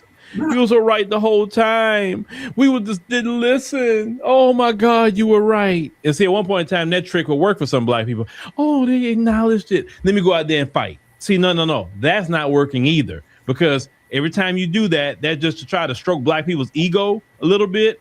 and you go and they go out there and fight. Them days are done. We're not fighting for any of you. We're fighting for Black America. We have so many issues and problems in Black America that we need to solve that have been neglected because we've been so occupied fighting for other groups. And then we fight for other groups, including you, your community, ma'am. What have we gotten out of it? Nothing. We haven't gotten our reparations in the form of cash payments. We haven't gotten an anti-Black hate crime bill. We haven't seen audits of the banks to see how their discriminatory practices in the area of business lending, home lending, or toward Black Americans. We haven't had no audits of how all these people got land and what happened to the land and for Black folks that was stolen from them. We got to look at our education for our children, the health of Black America, why Black American women are dying in hospitals when they're having babies. We got to look at why, even deeper, why that our life is extended when we have a Black physician over a white physician. That needs to be looked at a lot deeper and what's going on there. Why when Black Americans go to the hospital and request pain meds, they're not given the same amount of pain meds as white patients. We got to get deeper into that and start filing lawsuits and getting laws changed. We have so many different things in Black America that we need to solve. I don't care about the Christian nationalism. Christian nationalism is just white supremacy. I don't care about that. You only care because it's affecting you. That's it. You want a Tallarico, get him in office. Tallarico didn't even come talk to Black people. So that tells all Black people, well, he don't need the Black vote because he would have talked to Black people in the primary. He didn't do it. He only talked to people like yourself and the Latino community. Okay, you got him across the finish line. Congratulations. Now, get him to beat the Republicans here in Texas with our Black people. Because one thing we're not going to do, we're not going to be your political slaves, that we're delivering up power for you, making your life comfortable. Man, the hell with that. Listen, if we uncomfortable, everybody going to be uncomfortable. That's the standard operating procedure. Period. Because we can deal, listen, being uncomfortable don't even feel abnormal. That's our life. Mm-hmm. We're not missing anything. That's real talk. Either we all are comfortable or we all uncomfortable. That's the bottom line. It's not going to be no more of us as Black Americans getting people in office and then all of you other groups are comfortable while we still suffering. Right. You're giving our tax dollars to other groups while we can't get a dime of our own tax dollars. Mm-hmm. Man, them days are done. Those days are done, ma'am. So get out there in your community and y'all mobilize and go vote for Tallarico. Hope it works out for you. But as for me and my people, we ain't voting for him. We're not. We're not saying we may not vote for local positions and stuff like that, but when it comes to that, we ain't voting for him. No. If you neglect Black folk and can't talk to us, then you ain't getting our vote. It's just that simple. I'm not voting for him. I'm not. Not at all. That can stay blank. Now, some people say they're going to write Jasmine Crockett's name in there. They couldn't do that. Who, I guess, if you want. Yeah. I mean, that would be an interesting statement if all Black people wrote her name on there just because. Right now, right? Just because. I'm following Jesse's but format. Y'all, you're on your own. Leave us alone. And I like when I was like the white lady he put up there. She like vote for everybody's like voting for Crockett. I was like, did I miss the memo? I thought we agreed that this bitch was full of shit and we weren't going to do none of that. And so I was questioning. I was like, I missed the memo. FBA is just, I believe this body never done nothing for Black folk. Gonna do nothing for Black folk. Don't even think about Black folk, especially in her constituency. And now she ain't running because she a sore loser. She a sore loser when she decides she won't go run for even to keep her seat. That's some sore loser shit. You know what I mean? So I definitely don't have any respect for that. Like you just because you lost this one because his debate skills were just better. I watched that whole debate with Crockett Talarico or whatever the fuck his name is. Yeah, she was coming with the same old shit, and he was coming with the better debate. So, her shit wasn't on par. She thought she could talk at us or talk at us in a common, nurturing voice, I guess, or whatever. I rolled my eyes and just kept just listened. She didn't win that motherfucking debate, and she sure as fuck didn't win her primary or anything. But come on, man, that's a sore loser shit. You just go out of politics altogether. All right, because you lost. All right, bitch. Well, don't get on no MSNBC or try to be a consultant either, because that means you're taking yourself all the way out the game. So I hope you got a backup skill set. And law is not going to be it. If you can't even win a debate in your own fucking seat, in a room with your own people, how you gonna be a good ass lawyer? You know, they're gonna walk right all over you. So shoulder shrug. That's what I was talking about. And I thought I was gonna go with Jesse, but apparently not till Wednesday. It's kind of sad because I was like ready to go. All right, so this is the next topic he got in here. Hold on a sec. Let me see. What y'all on? Breaking news, the Atlanta Journal-Constitution reports Tiffany Henyard, a Republican business owner, has qualified to run for District 5 commissioner seat and will be on the ballot. Well, WJN Investigates has learned Tiffany Henyard is not done with politics just yet. The former South Suburban politician has moved to Georgia and appears to be running for office. You know me, we're signal boosters, so I was just like, excuse me, did I miss the memo? I thought as FBA brothers and sisters, we thoroughly agreed that bitch was on some old crack rocks and we wasn't gonna fuck with that broad. We've been on that. We ain't fucking with this broad for a long time. She's a weirdo, and she's trying to pull like she in advance when she fucking was kissing Kamala's boots. You know what I mean? She didn't advance with no little monies or anything. So like she was trash. She was trash the last whole year. And not only that, but as a Democrat, you would have thought she pandered better to us, but she didn't. That's why nobody showed up for her ass. You know, nobody was supposed to vote for her. So when that lady was talking shit, I was like, excuse me? And I'm looking at her like, even with motherfucking what Phil was saying, it's like, excuse me? I thought we were in agreement, you know, that we as FBA brothers and sisters were not gonna give her the motherfucking Texan vote. If we had to make a choice, you know what I mean? Considering she didn't want the extra 200 black constituents, she made a scene about that. You mean she don't really do shit for black people in her fucking area. She's all about the sponsors and the donors, and she said that. She's all about fundraising. She said that. You know what I mean? So what the fuck was we talking about? I felt like I missed the memo compared to what Uncle Phil was saying. Yeah, you're right. So I was like, I was just like, come on now. We supporting that broad. And she dropped out. Like, I think that's poor sport. Like, now you don't want to run for office or keep your fucking seat that you felt emboldened to be, acting all fucking, you know how she acts. I don't even know, ratchet, raggedy, fucking dusty. Who knows what the fuck that action is that she be doing? You know what I mean? That loud shit. We kind of like, okay, enough's enough. You know what I mean? Like, can you do it with the little ladylikeness? But this bitch ain't learned shit. She ain't learned. We've been disrespecting this bitch since Kamala lost, even beforehand. And you would have thought she would pick this shit up and dust it off and did better, but instead she didn't. She ran for this particular seat. She didn't win it. She lost it. Now she don't want to keep her own seat that she sits in. She gonna get out. Then don't run over there and sit on MSNBC and don't be no fucking consultant for whatever the fuck they talking about. Because you could have did the right shit by FBA. You could have supported a reparations thing. You could have did it even in Texas. You could have got it started cracking off over there.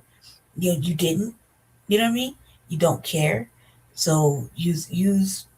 And she didn't like us because she's like them people we look at on the other side of the fence. You know what I mean? They come over to this side of the fence and they want to be down on this side of the fence, but really they belong on that side of the fucking fence. And we can see you. You know what I mean? We see you. You're your bougie ass over there. I'm just mad disgusted that they even thought that they could ask FBA for a vote. Well, we clearly said no, and she should know that. She should know that, since she's over there kissing ass all over fucking the shade room and Twitter and whatever. She should know how FBA feel. So it shouldn't be a motherfucking question. And white people shouldn't be chastising us for sitting on the couch. You did? And Uncle Phil. Like, him too. Like, come on, cuz. Shameful. Yeah. I think with Uncle Phil wants to play both sides of the coin. He wants to be like, you didn't do but if you did this is how you could get back. And in my mind, it's like, you already lit your bed on fire, man, and it's been burning. I could put it out and, act like it didn't happen. No, it means you lit it on fire. You've been acting stupid this whole time. You were acting stupid before you wore a shield on the campaign trail for Kamala. You've been acting stupid ever since. And now you thought you could out-debate somebody. Well, he wore his big boy panties and he fucking ate his Wheaties and he did that. And she didn't like it. And it's poor sport to say you're not going to run to keep your own seat. Okay. You're just only proving us right. Use a quitter.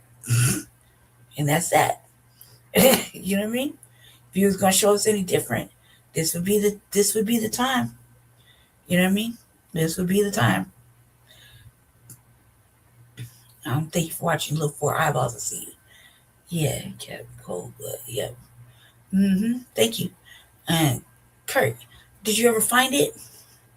That tune that I was asking about the other night. Here we go.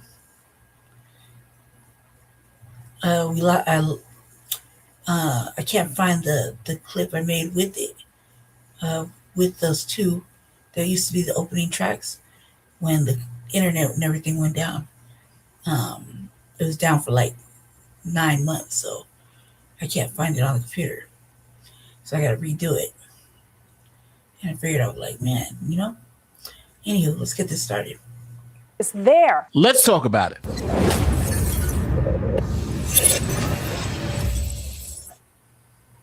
Now, here's a quick word from this video sponsor, HelloFresh. You've probably heard of HelloFresh. They've been delivering the chef-crafted recipes and fresh ingredients for years. But this fall, they've leveled up. This isn't the HelloFresh you remember. Now, it's bigger with double the menu. That's up to 100 options each week, from seasonal dishes to flavors from around the world. Plus, bigger portions to keep everyone full. It's healthier with high-protein and veggie-packed recipes. We're talking 2 or more veggies per dish, so you can feel good about what's on the table. It's also tastier. Steaks and seafood every week at no extra cost, with 3 times more seafood than before. And every week there's fresh seasonal produce, snap peas, stone fruit, corn on the cob, delivered right to your door. Now, before doing this ad read, I ordered some food from HelloFresh and tried it, and I'm gonna say it was amazing. The dinner was quick, easy, and a lot better than takeout, and a lot healthier too. Now, the best way to cook just got better. Go to HelloFresh.com/NateTheLawyer10FM, or you can scan the QR code on the screen to get 10 free meals plus a free item for life. 1 per box with an active subscription. Free meals apply as a discount on your first box. New subscribers only, varies by plan. That's HelloFresh.com/NateTheLawyer10FM for 10 free meals plus a free item for life. And remember, HelloFresh is America's #1 choice for home cooking.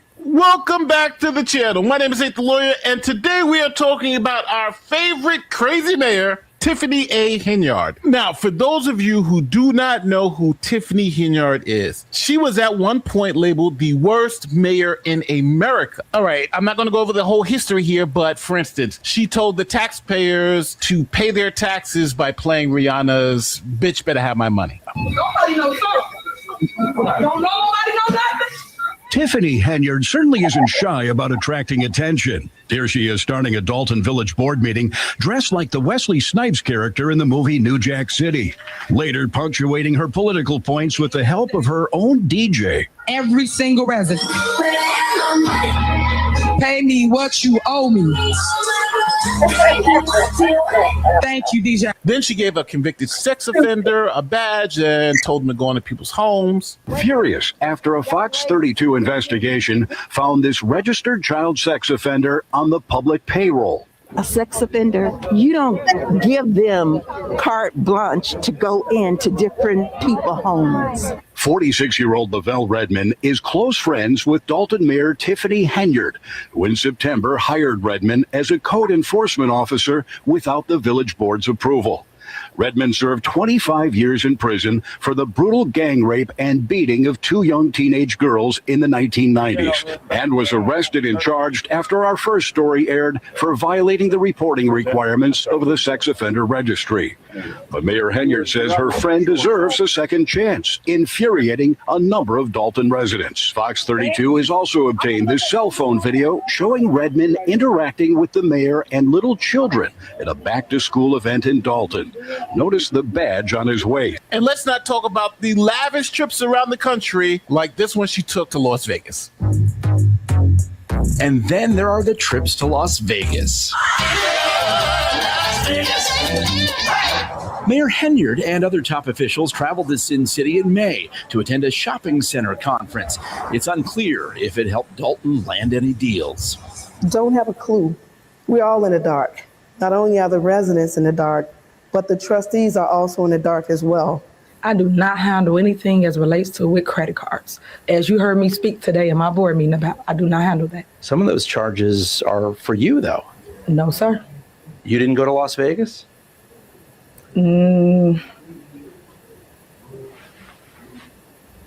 What is that? No comment. You don't know if you were in Las Vegas? Of course I do. Were you? It's not paid by them. Did you fly first class to Las Vegas? Any other questions? Actually, yes. The credit card records do shed some light on tax dollars spent at several restaurants near the Strip, including Cafe Hollywood and Hot and Juicy Crawfish. All right. Any other questions? So you're not going to answer how taxpayer dollars are being spent? That seems odd. Look, man, that's what always seems to get them in trouble. When they go into office, they get like a little per diem, right? Okay. Oh, you didn't have it backed up, huh? Damn, that was one of your best too. All right. Damn. All right. Well, next time you make something into that, like that, let me know so that we can put it back up on the Front Line Blacc News. Miss having your stuff up there. Like that would be a rip. And I gotta ask you a question too. Real quick, off topic, since you're in here. What platform do you use to make songs? Like are you using BandLabs or what? Try to breeze this the other night, but he get back to me. At least I never found out because I was sitting in the back, so I didn't hear it. But can you tell me, because I have BandLabs and I'm not really knowing how to use it on the phone. So I was like gonna make some little songs and shit too. So I'd be singing too. Just curious. Okay. Well, back to Tiffany Henyard. Forgot what I was about to say. Oh yeah, city council. So they give the city council when they come in, and they give them, first of all, they have access to the purse, right? So they're the ones that approve all the monies to go to certain agencies and whatever. You see this shit every Monday that Jesse be filming. But they also get like a little card, right? And that card is not meant to be spent on them. It's meant for like official city business. Okay. I'm meant to be traveling and doing other shit. And so when the auditor comes and the auditor finds out, the auditor be spilling the beans like it did earlier, maybe 2 years ago, with city council spending that card money on certain family members and certain things like a quinceañera and just running it up, you know what I mean? So they shouldn't have no access to anything like that. They should just get their salary, or whatever per diem they get, their salary and whatever per diem to show up at work. And that's that. I mean, they make enough motherfucking money. They make like 6 figures, you know what I mean? Just to be fucking off the city's money. So, what she did, yeah, she did that shit. But I think too, also, excuse me, I didn't mean to say, but, too, some woman had went with them, and the woman had got violated by somebody else on her staff, and they tried to cover it up and hide it. That was another thing that happened with Tiffany Henyard. And she thought she could just bully her way into getting in, staying in, and that everybody was that little town was tired of her ass. So tired of her. Let's see what she got going on now. I just answered it. What do you mean? I just answered your questions. You said you wouldn't answer about Las Vegas. You asked me a question and I responded. So any other questions you may have? So there are a lot more controversies dealing with this particular mayor in this particular town. But we're not going to go into all that because this video will be an hour long. Let's get into what's going on in Fulton County, Georgia. So now, since I'm a good YouTuber, Henyard was the mayor in Illinois, Dalton, Illinois. She had done such a horrible job, she was kicked out of office by a landslide victory. Tiffany Henyard was a no-show for her election night party after it became clear that she would lose in a landslide. I did speak with her by phone. She said she accepts the election results. She said, the people have spoken and God must have a different plan for me. It was a far cry from the tone that she struck earlier in the day when she insisted that she would win in spectacular fashion. Don't win, what are you going to do? I might run for something bigger. Never know. We're not going to talk about that till we get the results, but I am confident that I will have a landslide this evening. My residents do love me despite fake news not showing the good that I do in the community, because I do a ton of good, but y'all just painted me as bad news for 4 years. Yeah, Tiffany Henyard didn't just lose tonight. You might call this a political annihilation. Her opponent, trustee Jason House, getting a 7-1 margin over her tonight. House with 87.9% of the 4,400 votes cast here today. Henyard getting just 12% of the vote. So as you saw, Henyard was kicked out of office, landslide loss. So she decided, hey, maybe Illinois is not the place for me, and headed to Atlanta. Atlanta is known as, it's the Mecca, it's known as Black Hollywood, it's known as the city of dreams, especially if you're an entrepreneur, a boss, a creator. So my first question is, what led you to Atlanta? You just said it. Opportunity. So this clip confirms two things: that Tiffany Henyard is no longer operating in Illinois and she's moved to the Atlanta area. To even confirm this even more, she describes a business that she is now owned and operated in the Atlanta area. And for those of y'all who are new to her story, your clothing store, before we wrap up, the New Wave. Yes. In College Park. Yes. Amazing clothing store. I love the merch. I actually got my first outfit. I'll definitely be back. Anyone who knows the Diva knows I love the shop. I mean, I'm a lady. We all like the shop. Yeah. So talk to us about what we can expect with your clothing store. She doing it all, y'all. So basically, everybody was into my fashion during my 4 years. Oh, yes. That was a big thing. That was a big thing. Yeah. So she was always dressed. Always dressed. And the hair was always laid. Yes. Thank you. So basically, I want to basically embrace somebody with how I dress. When I'm on a down day like now, like this is something that we carry in our store. This is a Puma outfit. Cute too. So we got different things for a different you. So now we know that Tiffany is down in Atlanta, and the Atlanta Journal-Constitution did an article, and in this article they talk about who's running for various positions in Fulton County. And down right here, they say Tiffany A. Henyard, a Republican business owner, also has qualified to run for the District 5 commissioner seat. So we know Tiffany A. Henyard has moved to the Atlanta area, has moved to Fulton County. But is she this business owner who's a Republican? Well, here's what Tiffany A. Henyard says about Democrats and Republicans. So you certainly landed during a trying time in the world. There's been a lot of conversation lately about members of the Black community leaving the Democratic Party. Ooh. Yes, that's been the topic of the day on social media, like in the podcast world. Have you heard anything about that? Oh, yes. They talking, honey. They are talking. They are talking. What's your thoughts about that? I'm really, really happy that people are entertaining the conversation.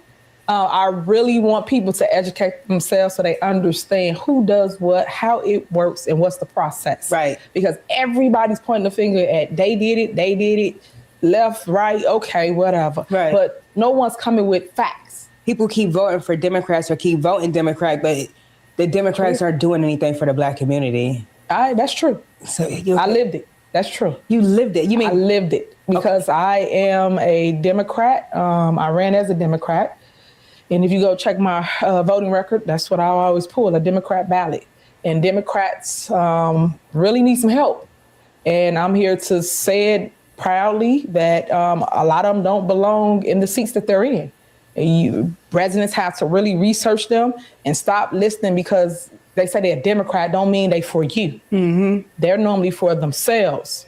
You have to really pay attention and change the narrative that we see right now. Right. Because right now, Republicans are doing a good job to me.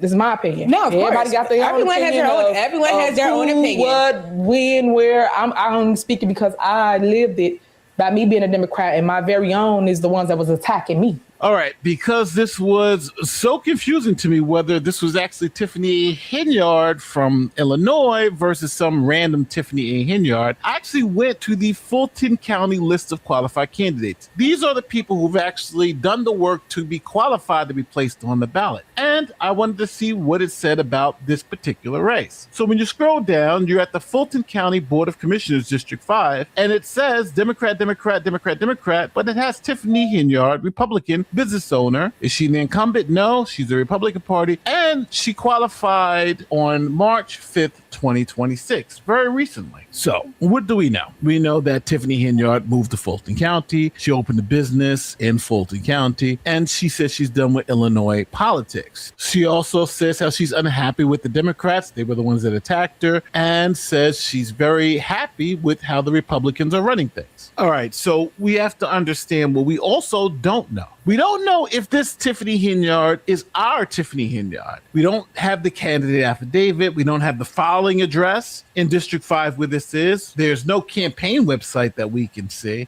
It's just a name in the same county where Tiffany Henyard has moved to. But again, there could be more than one Tiffany Henyard in Fulton County. So the bottom line is, did Tiffany Henyard move to Atlanta, open a business, switch parties, and file for office? Or is this just some other person with the same name? The former South Suburban politician has moved to Georgia and appears to be running for office there. The local board of elections says Tiffany A. Henyard has qualified to run for a district commissioner's job in Fulton County. Henyard did not respond to a request for comment, though. The county includes Atlanta and surrounding suburbs. The longtime Democrat is running as a Republican, will not face any opponents in the primary. The district is heavily Democratic, and 4 candidates are vying for that nomination. So this is for the fans out there. Do you think this Tiffany A. Henyard is our Tiffany A. Henyard? Is she trying to get back into the game, trying to become a county commissioner? Now, county commissioner is a pretty big job. That's the legislature for that county, decide who gets what monies and all that type of stuff. So it looks like she's trying to get back on the horse. And let's not forget, she has the whole FBI thing she's dealing with too. So let me know in the comments section, is this Tiffany A. Henyard running in Fulton County, the same Tiffany A. Henyard who ran in Dalton? Don't forget, like, subscribe to Allocate. Real quick. You're used to having it right there. Yeah, I'm so used to having a mic. What's going on, people? I'm sitting here looking for the mic because we have the wireless mic. So I'm like, where's the mic? Where's the mic? He's reaching because I see him reaching for it. I was like, he just put it over there off camera. Y'all can't see it, but he still is reaching for it. He's like, boy, like, right, ready. Couldn't find the mic. Looking for that invisible ice cream sandwich. What's going on, people? Yeah, I was looking for it. Let me see. You'll be sorry. For what? All right. How is she not barred from office? Yes. So we're about to jump into the whole Tiffany Henyard situation, like right off the bat, because we think that's just such an incredible story. Waiting for the notification. Well, we are here. Last week there were some issues last week, and I think next week we're not going to be around because I'm going to be out. But every Thursday we're going to be running this show. So for those of you who like this show, okay, if y'all are curious what I mean by sister girl politics, that's what I'm talking about. By the way, that's exactly what I'm talking about. It's not it's how dare you question the hive mind? You will not question the Black Borg. Yeah, the Black Borg consumes all, assimilates all. You will be a part of it. All right, plus she looks like us. How many times have you heard that? I think that's what's going to cause this to go crazy. Oh, absolutely. But you know, it's interesting because you brought up the whole what'd you say about black people voting for black people just because they're black? The tribalism. Yeah. Now that goes into our Janelle. What's that? Jamel Hill. Jamil. I think it's Jamil. Jamil Hill. So she's been taking some real serious flack recently. Okay. Yeah. So it's her reacting to her previous statements and then reacting to everyone else's reaction concerning her, which she said before. So we get to see her thought process. So and then you can tell us if we're wrong, because I'm calling her racist. Now, also, let me end this poll. 81% of you says no, she will not win. Tiffany Henyard will not win the Georgia election. But before we jump, let's jump into this. Let's hit it. Is more electable because they're white. Look at a white candidate. All right, here we go. There's Joy Reed's in the comment. What I would say is that there were a lot of people, because this is what happens in elections. No, you look like she's snorting. Where let me will. next. You can see yes. Like she's snorting. But y'all can't see it. Look in the bottom left. Joy Reed. Identity politics will always have been a part of our American political system. So one component that I focused on was talking about the influence of the Latino and Hispanic vote. And when I use those terms, let me just say that I'm using those terms, I understand very broadly. 10 minutes. I can break it down by group and say, okay, we got Mexicans, we have Venezuelans, Guatemalans, we have Cubans, we have Puerto Ricans, Dominicans. Like, I know that everybody doesn't vote the same and that there are very specific issues that are different to every community. And it depends on state too. Latinos in Texas don't vote the same way Latinos in California do. I live in California. I completely understand this. And so, but when I pointed out the fact that James Tallarico had such a high number of Hispanics who voted for him and Latinos, and that got into another tangential conversation about the impact the Latino vote has had in our country, especially in the last 2 or 3 elections. One of the reasons why that became an additional component to the conversation is because there was a theory, and some would say beyond a theory, it showed up in the voting booth, that a lot of Latinos did not vote for Jasmine Crockett because of some previous comments she made in talking about Latinos for Trump. The Latinos specifically that she highlighted that voted for Donald Trump. And she told Vanity Fair in a profile that they did on her that she felt like those particular Latinos who voted for Donald Trump were exhibiting what she called a slave mentality, meaning there was a strong amount of self-hate. And I'm paraphrasing here, you guys can read the article for yourselves, that there was some self-hate that was in the building, in the room, and that there were also people who desired a proximity to whiteness. And so that was the part of that I addressed. So basically Jasmine Crockett was taking our talking points and try to land on them, and they didn't do her no good. Basically, is what I'm understanding. And Jamila Hill looked like she been doing cocaine. Look like nose wide open. There's so much to go. Yeah, but just so the premise here is that her previous, for some weird board of in Minneapolis, she's from the Democratic Socialists of America. Like there are so many people people in Jamil's camp, right? Are of the that mayor of New York. He's a straight. You can feel the prejudice. And her racism is calling everyone else racist if they don't do what she says, if they don't vote the way she wants them to vote. They're the racists, and that's what they know the bad that comes from it. Why in the hell would they continue that coming to a country when they specifically come to this country to get away from that? Yeah, like, why am I going to vote for the guy who says I'm a socialist and I'm running from the socialists? It just doesn't make any sense. But she's going to equate this to somehow racism. But the thing is, the Democrats can't be upset by labeling themselves Democratic Socialists. And then when people say, I'm not voting for anything socialist, oh my God, they're not voting for us because they're afraid of socialism. You don't want So if you know people are going to knee-jerk, then why would you carry around a label that people can knee-jerk from? Like if you know that already. Yeah. Yeah. It will do it every time. Yeah. And so that's something that it requires a level of sophistication to understand. And one of the main platforms. All right, so those are my comments the other day. And apparently that was not warmly received by some members of the Latino and Hispanic community. So here are some of the Latinos that are going to now push back on her, essentially saying that this was a less than courteous depiction of reality. This is a hilarious script. We should have made this a good thumbnail. screenshot, One of the Cuban critics who responded to what I said. Life together to make a formal response video to this. But I am so fucking tired of this.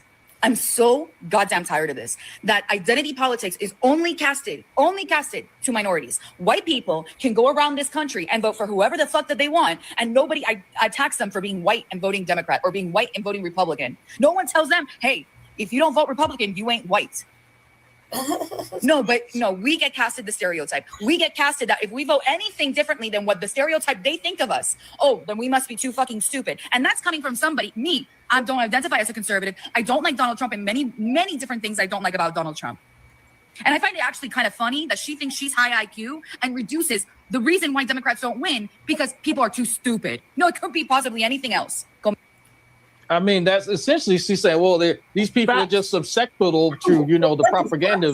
You just say the key words in their mind. Like I listened to her say, like you don't have to overtly say it. It was heavily implied that they can't discern between these different little nuances when it comes to that. So I understand why she's upset. What Jamil said was insulting. Jamil's a racist. I'm just going to call it. Absolutely. She is just as racist as any other race. She likes to project it on other people, but she is you can feel the prejudice. And her racism is calling everyone else racist if they don't do what she says, if they don't vote the way she wants them to vote. They're the racists, and that's what this woman essentially is calling out. You're calling us racist because we're not doing. And she's using terms that 90% of that population say they hate. Sir, it's Latinx. Okay. Yeah. It is Latinx. And it's Democratic policies, they will vote. So apparently millions of Hispanic voters didn't make a conscious decision because we just so confused, we didn't understand what we were doing. That's pretty fucking insulting.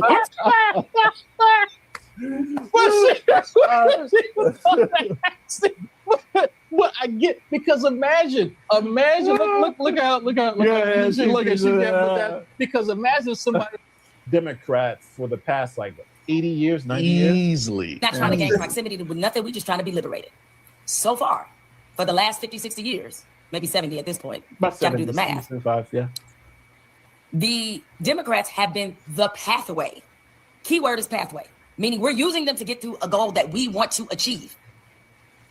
Was the goal mass incarceration? I guess so. I'm like, when you say, because you saw and heard what the lady in the TikTok was referencing, and we all know before she cut her off that she's referencing the crime bill. So if the goal was massive amounts of incarceration specifically for Black men, maybe that's your goal, but somebody with a Black son, I don't think that's a goal. Right. Let's not forget about the Southern Democrats too. I mean that they were the huge racist part. Matter of fact, the Klan was mostly Democrats. Yeah, and so we had some party switching going on, or policy switching going on, and so here we are. But now it's like instead of looking at the policies and what is the most effective for a family, now we're just going, I'll just ride along these party lines and hopefully something good will happen. Maybe sort of. That's Democratic shit, man. Democratic shit plays the party line. They toe the party line. Even if they know it's right or wrong, they're not really even trying to speak to Black people unless it's election season.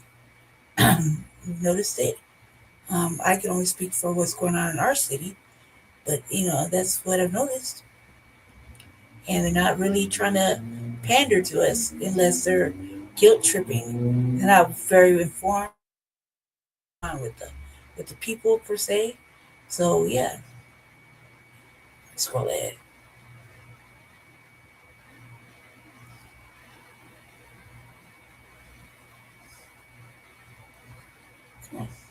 In the state of New York, these schools in Harlem, in the newsflash, when we hear those words, it's not a trigger, bitch. It's experience. And in case you didn't. So that's what she's supposed to be responding to. Right. So now so this has absolutely nothing to do with what happened. This is just her trying to manipulate the audience to say somebody died, and because this person died, that means Trump bad. Everything Trump did bad. We're moving away from logic and reason and more into my feelings. Not emotions. Every damn day, it's a new story about how the man y'all voted for. Not all of y'all, but enough of y'all. In certain parts of the country, by an overwhelming majority, every day, I'm seeing a story about how y'all didn't know that y'all was on the menu. Because the one thing Black people have definitely understood, we always on the menu. That's why we vote like we vote. So that's why you voted for Democrats who locked everybody up? I guess so. Because none of this makes sense. If you're on the menu and then they serve you up and throw out most of the Black men in prison, and then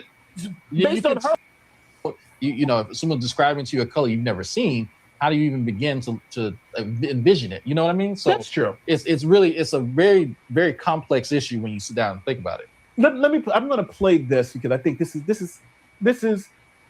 amazing why this. So this is a state senator and he wants to close down the school. So this is Morning Joe, Lefty Morning Joe, and this is they're going to argue about Success Academy. The majority of youngsters come into middle schools performing at 3 to 4 times years behind their grade levels.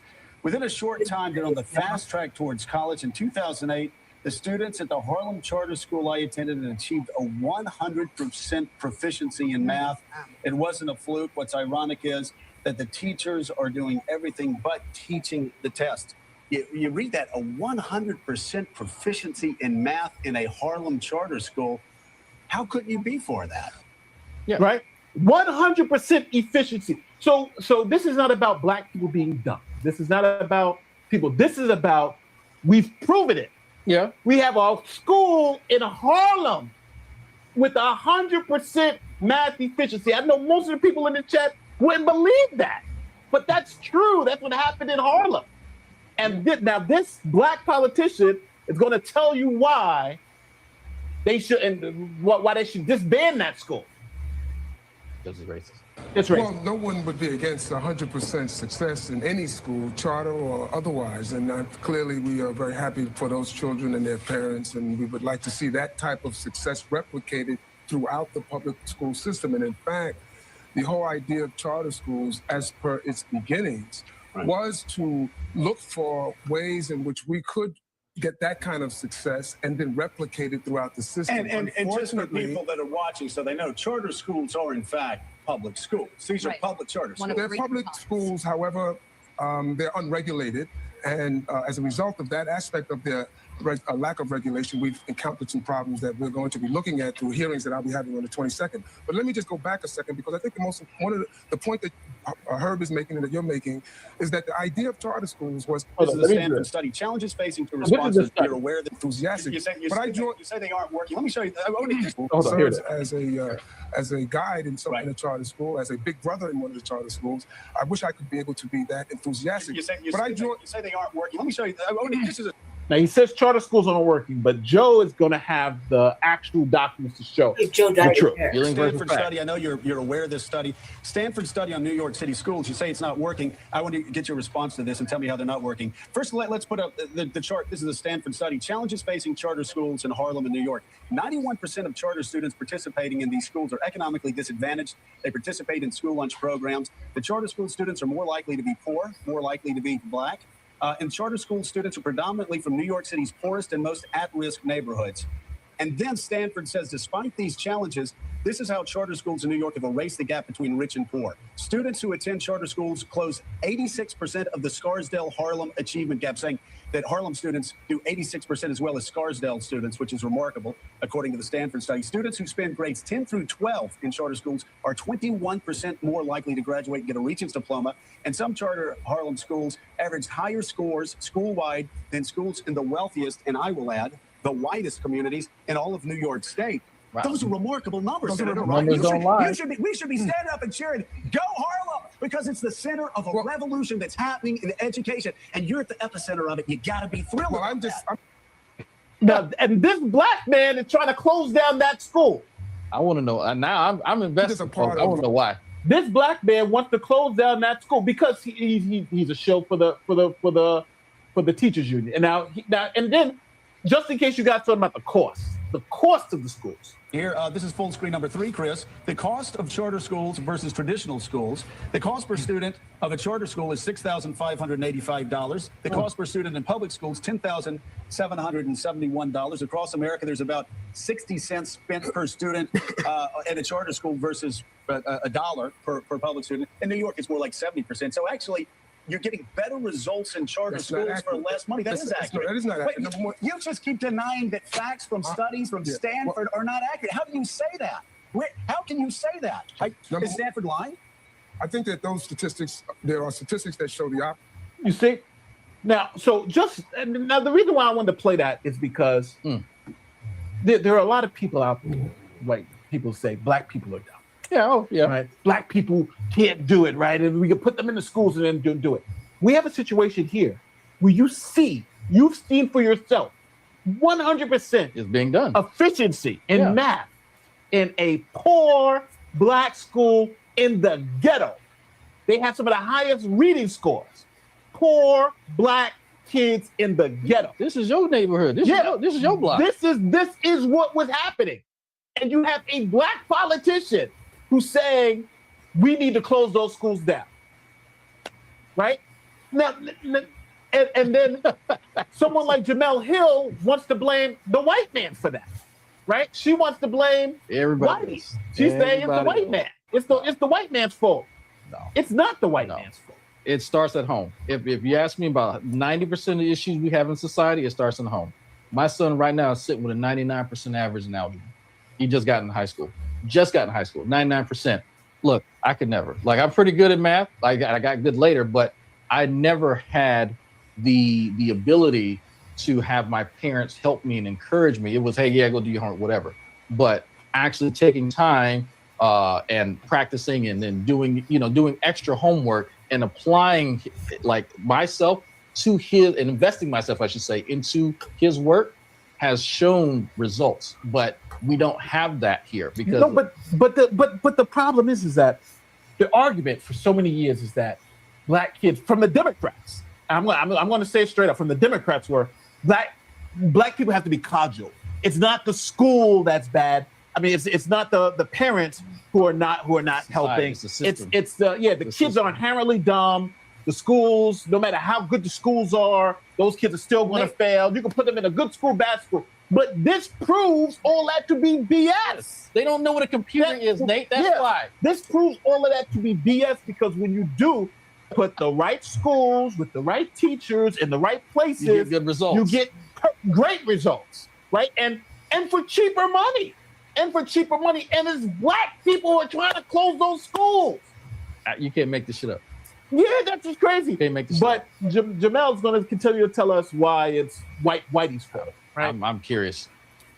See, y'all got it twisted, and we just trying to educate y'all about racial hierarchy and how it actually works in America versus how you want it to work and how they've convinced you that it does work. Because the first thing a lot of immigrant groups learn when they get here is that the more anti-black you are, the more you can rise up the ladder and be closer to what? Proximity to whiteness, which means proximity to privilege. I've never actually heard anyone other than like the social political shills like her say this. I want to know specifically who is the agent going out and doing this? Where is there a handbook for propaganda for this? Where is this actually happening at? In her mind. This is more about how she feels about black people. Yeah, that by the way, that's the rub here. What you hear people like her say, it's a fabrication. It's a fiction that they don't exist in other people's circles. They don't actually go out and say, hey, let me talk to some different people. They don't intermingle. And then, I learned this because they make it up. She thinks black people are dumb. Let's just call it what it is. Yeah. She thinks we're stupid, we're dumb, we need to be cajoled, and she doesn't care. And she only the reason why. And then if you lose an election like Jasmine Crockett, it's not because she was a bad candidate. It's because of the secret white man behind the curtain, the Hispanics who really hate us. And First of all, Jasmine Crockett should have pandered to us, even try to remotely get down with what we're on, which is reparations, et cetera, et cetera, et cetera. and she had never been on that shit. So she isn't on that shit now. Doesn't matter what she does, how she uses her mama and particular moments in time. She isn't really for us. When you go out your way to pander to Latinos and Hispanics, knowing goddamn well we ain't on that right now, and you're not really trying to do anything tangible for your foundational Black American constituents in your city, which is Texas, you can't really be upset. When you go out your way talking about the Latinos this and Latinos that, why the fuck are you pandering to them? You know what I mean?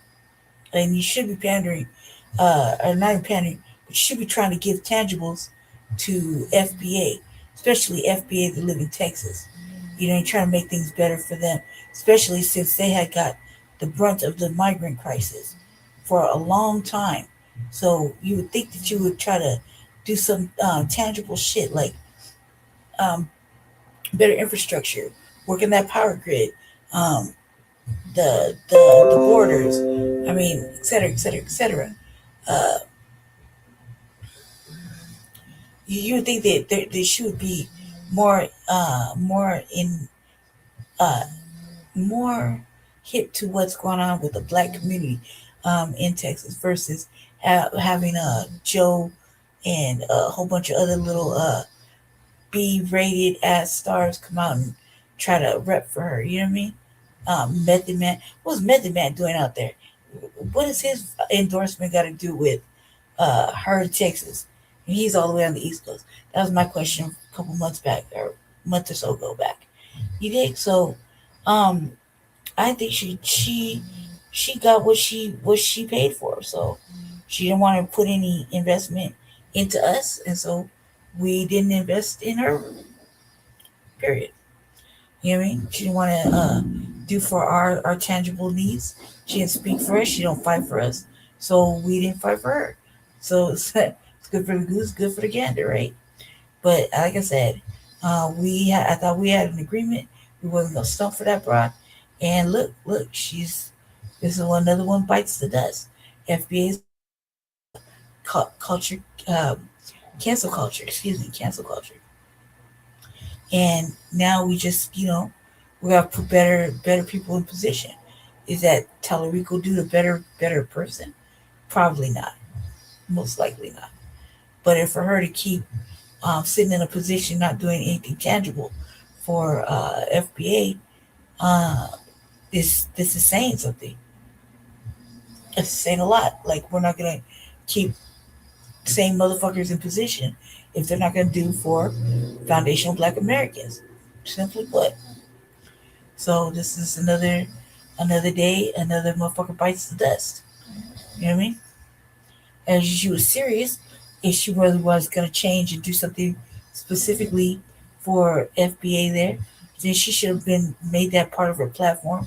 She should have spoke on that. She should specifically speak to FBA, you know what I mean, and stop trying to pander for everybody else's vote. Yes, there's other people in her constituency. Yes. They were gonna vote regardless. It's us that you need to worry about. It's us whether we're gonna let you live or not. You know what I mean? So that's how I feel about that. What else think about this little Nate the lawyer? I don't know. I kind of like it when he's not on camera. So I'm not really digging that little podcast as much. They talked a lot, so I skimmed it. I wanted to see what Jamil Hill was talking about, and she looked like a cluck. So she wasn't talking about shit either. And again, that's another one that isn't trying to correct behavior. The whole point of punishing everybody is for them to do course correct and do tangible things for foundational Black Americans. Currently, right now, within a reasonable motherfucking fashion. Quit playing. You already know what it is. You know what I mean? While all these studies are going on, there's other work that can be done. There's crime bills that can be done. There's sanctuary zones. There's all kinds of shit. There's a fucking amber or / mahogany alert that we could be having going on.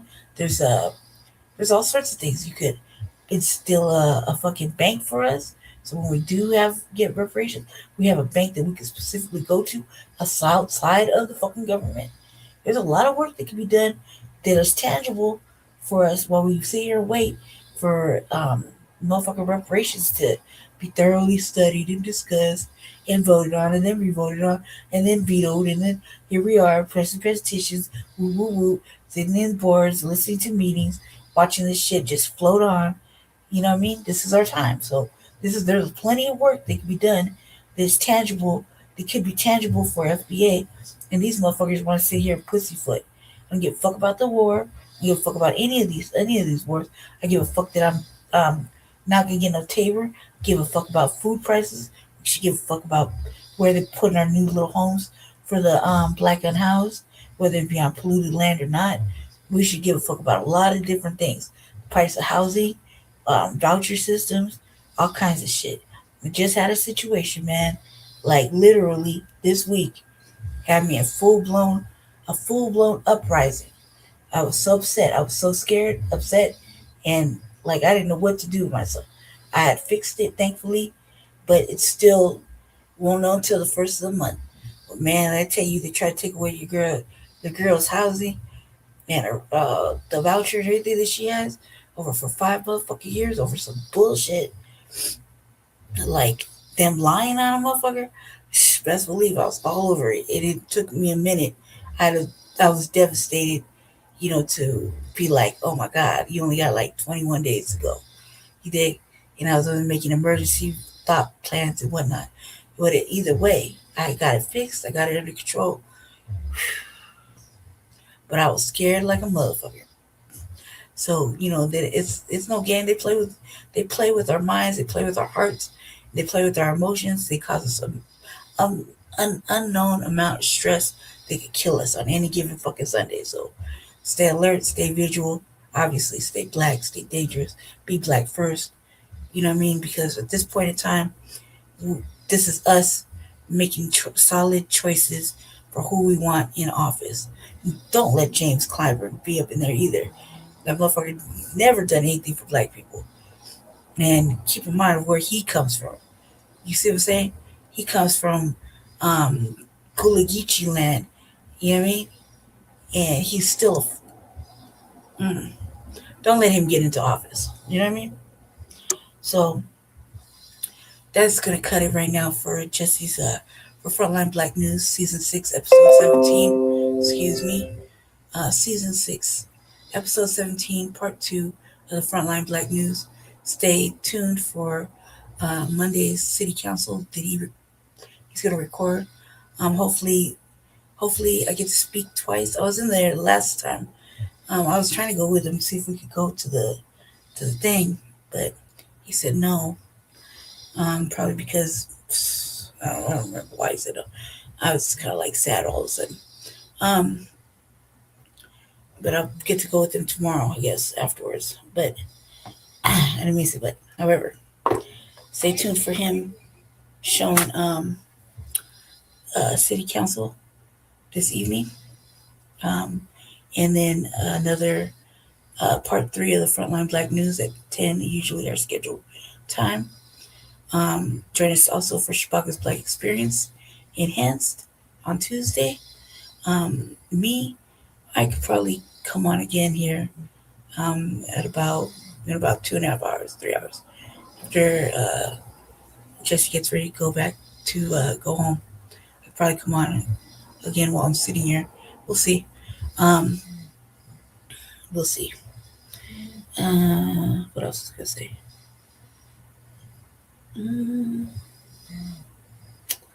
That's something else. I forgot what it was. Oh, let me thank everybody that came. Thank you, Keezy, Captain Cold Blooded.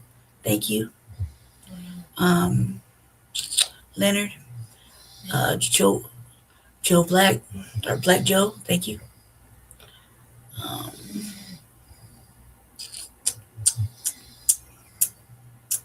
Let's see who else is in here. Ray. Surely he'll wake up and figure it out. Thank you for coming on the platform. And hit me up later. Let me see. I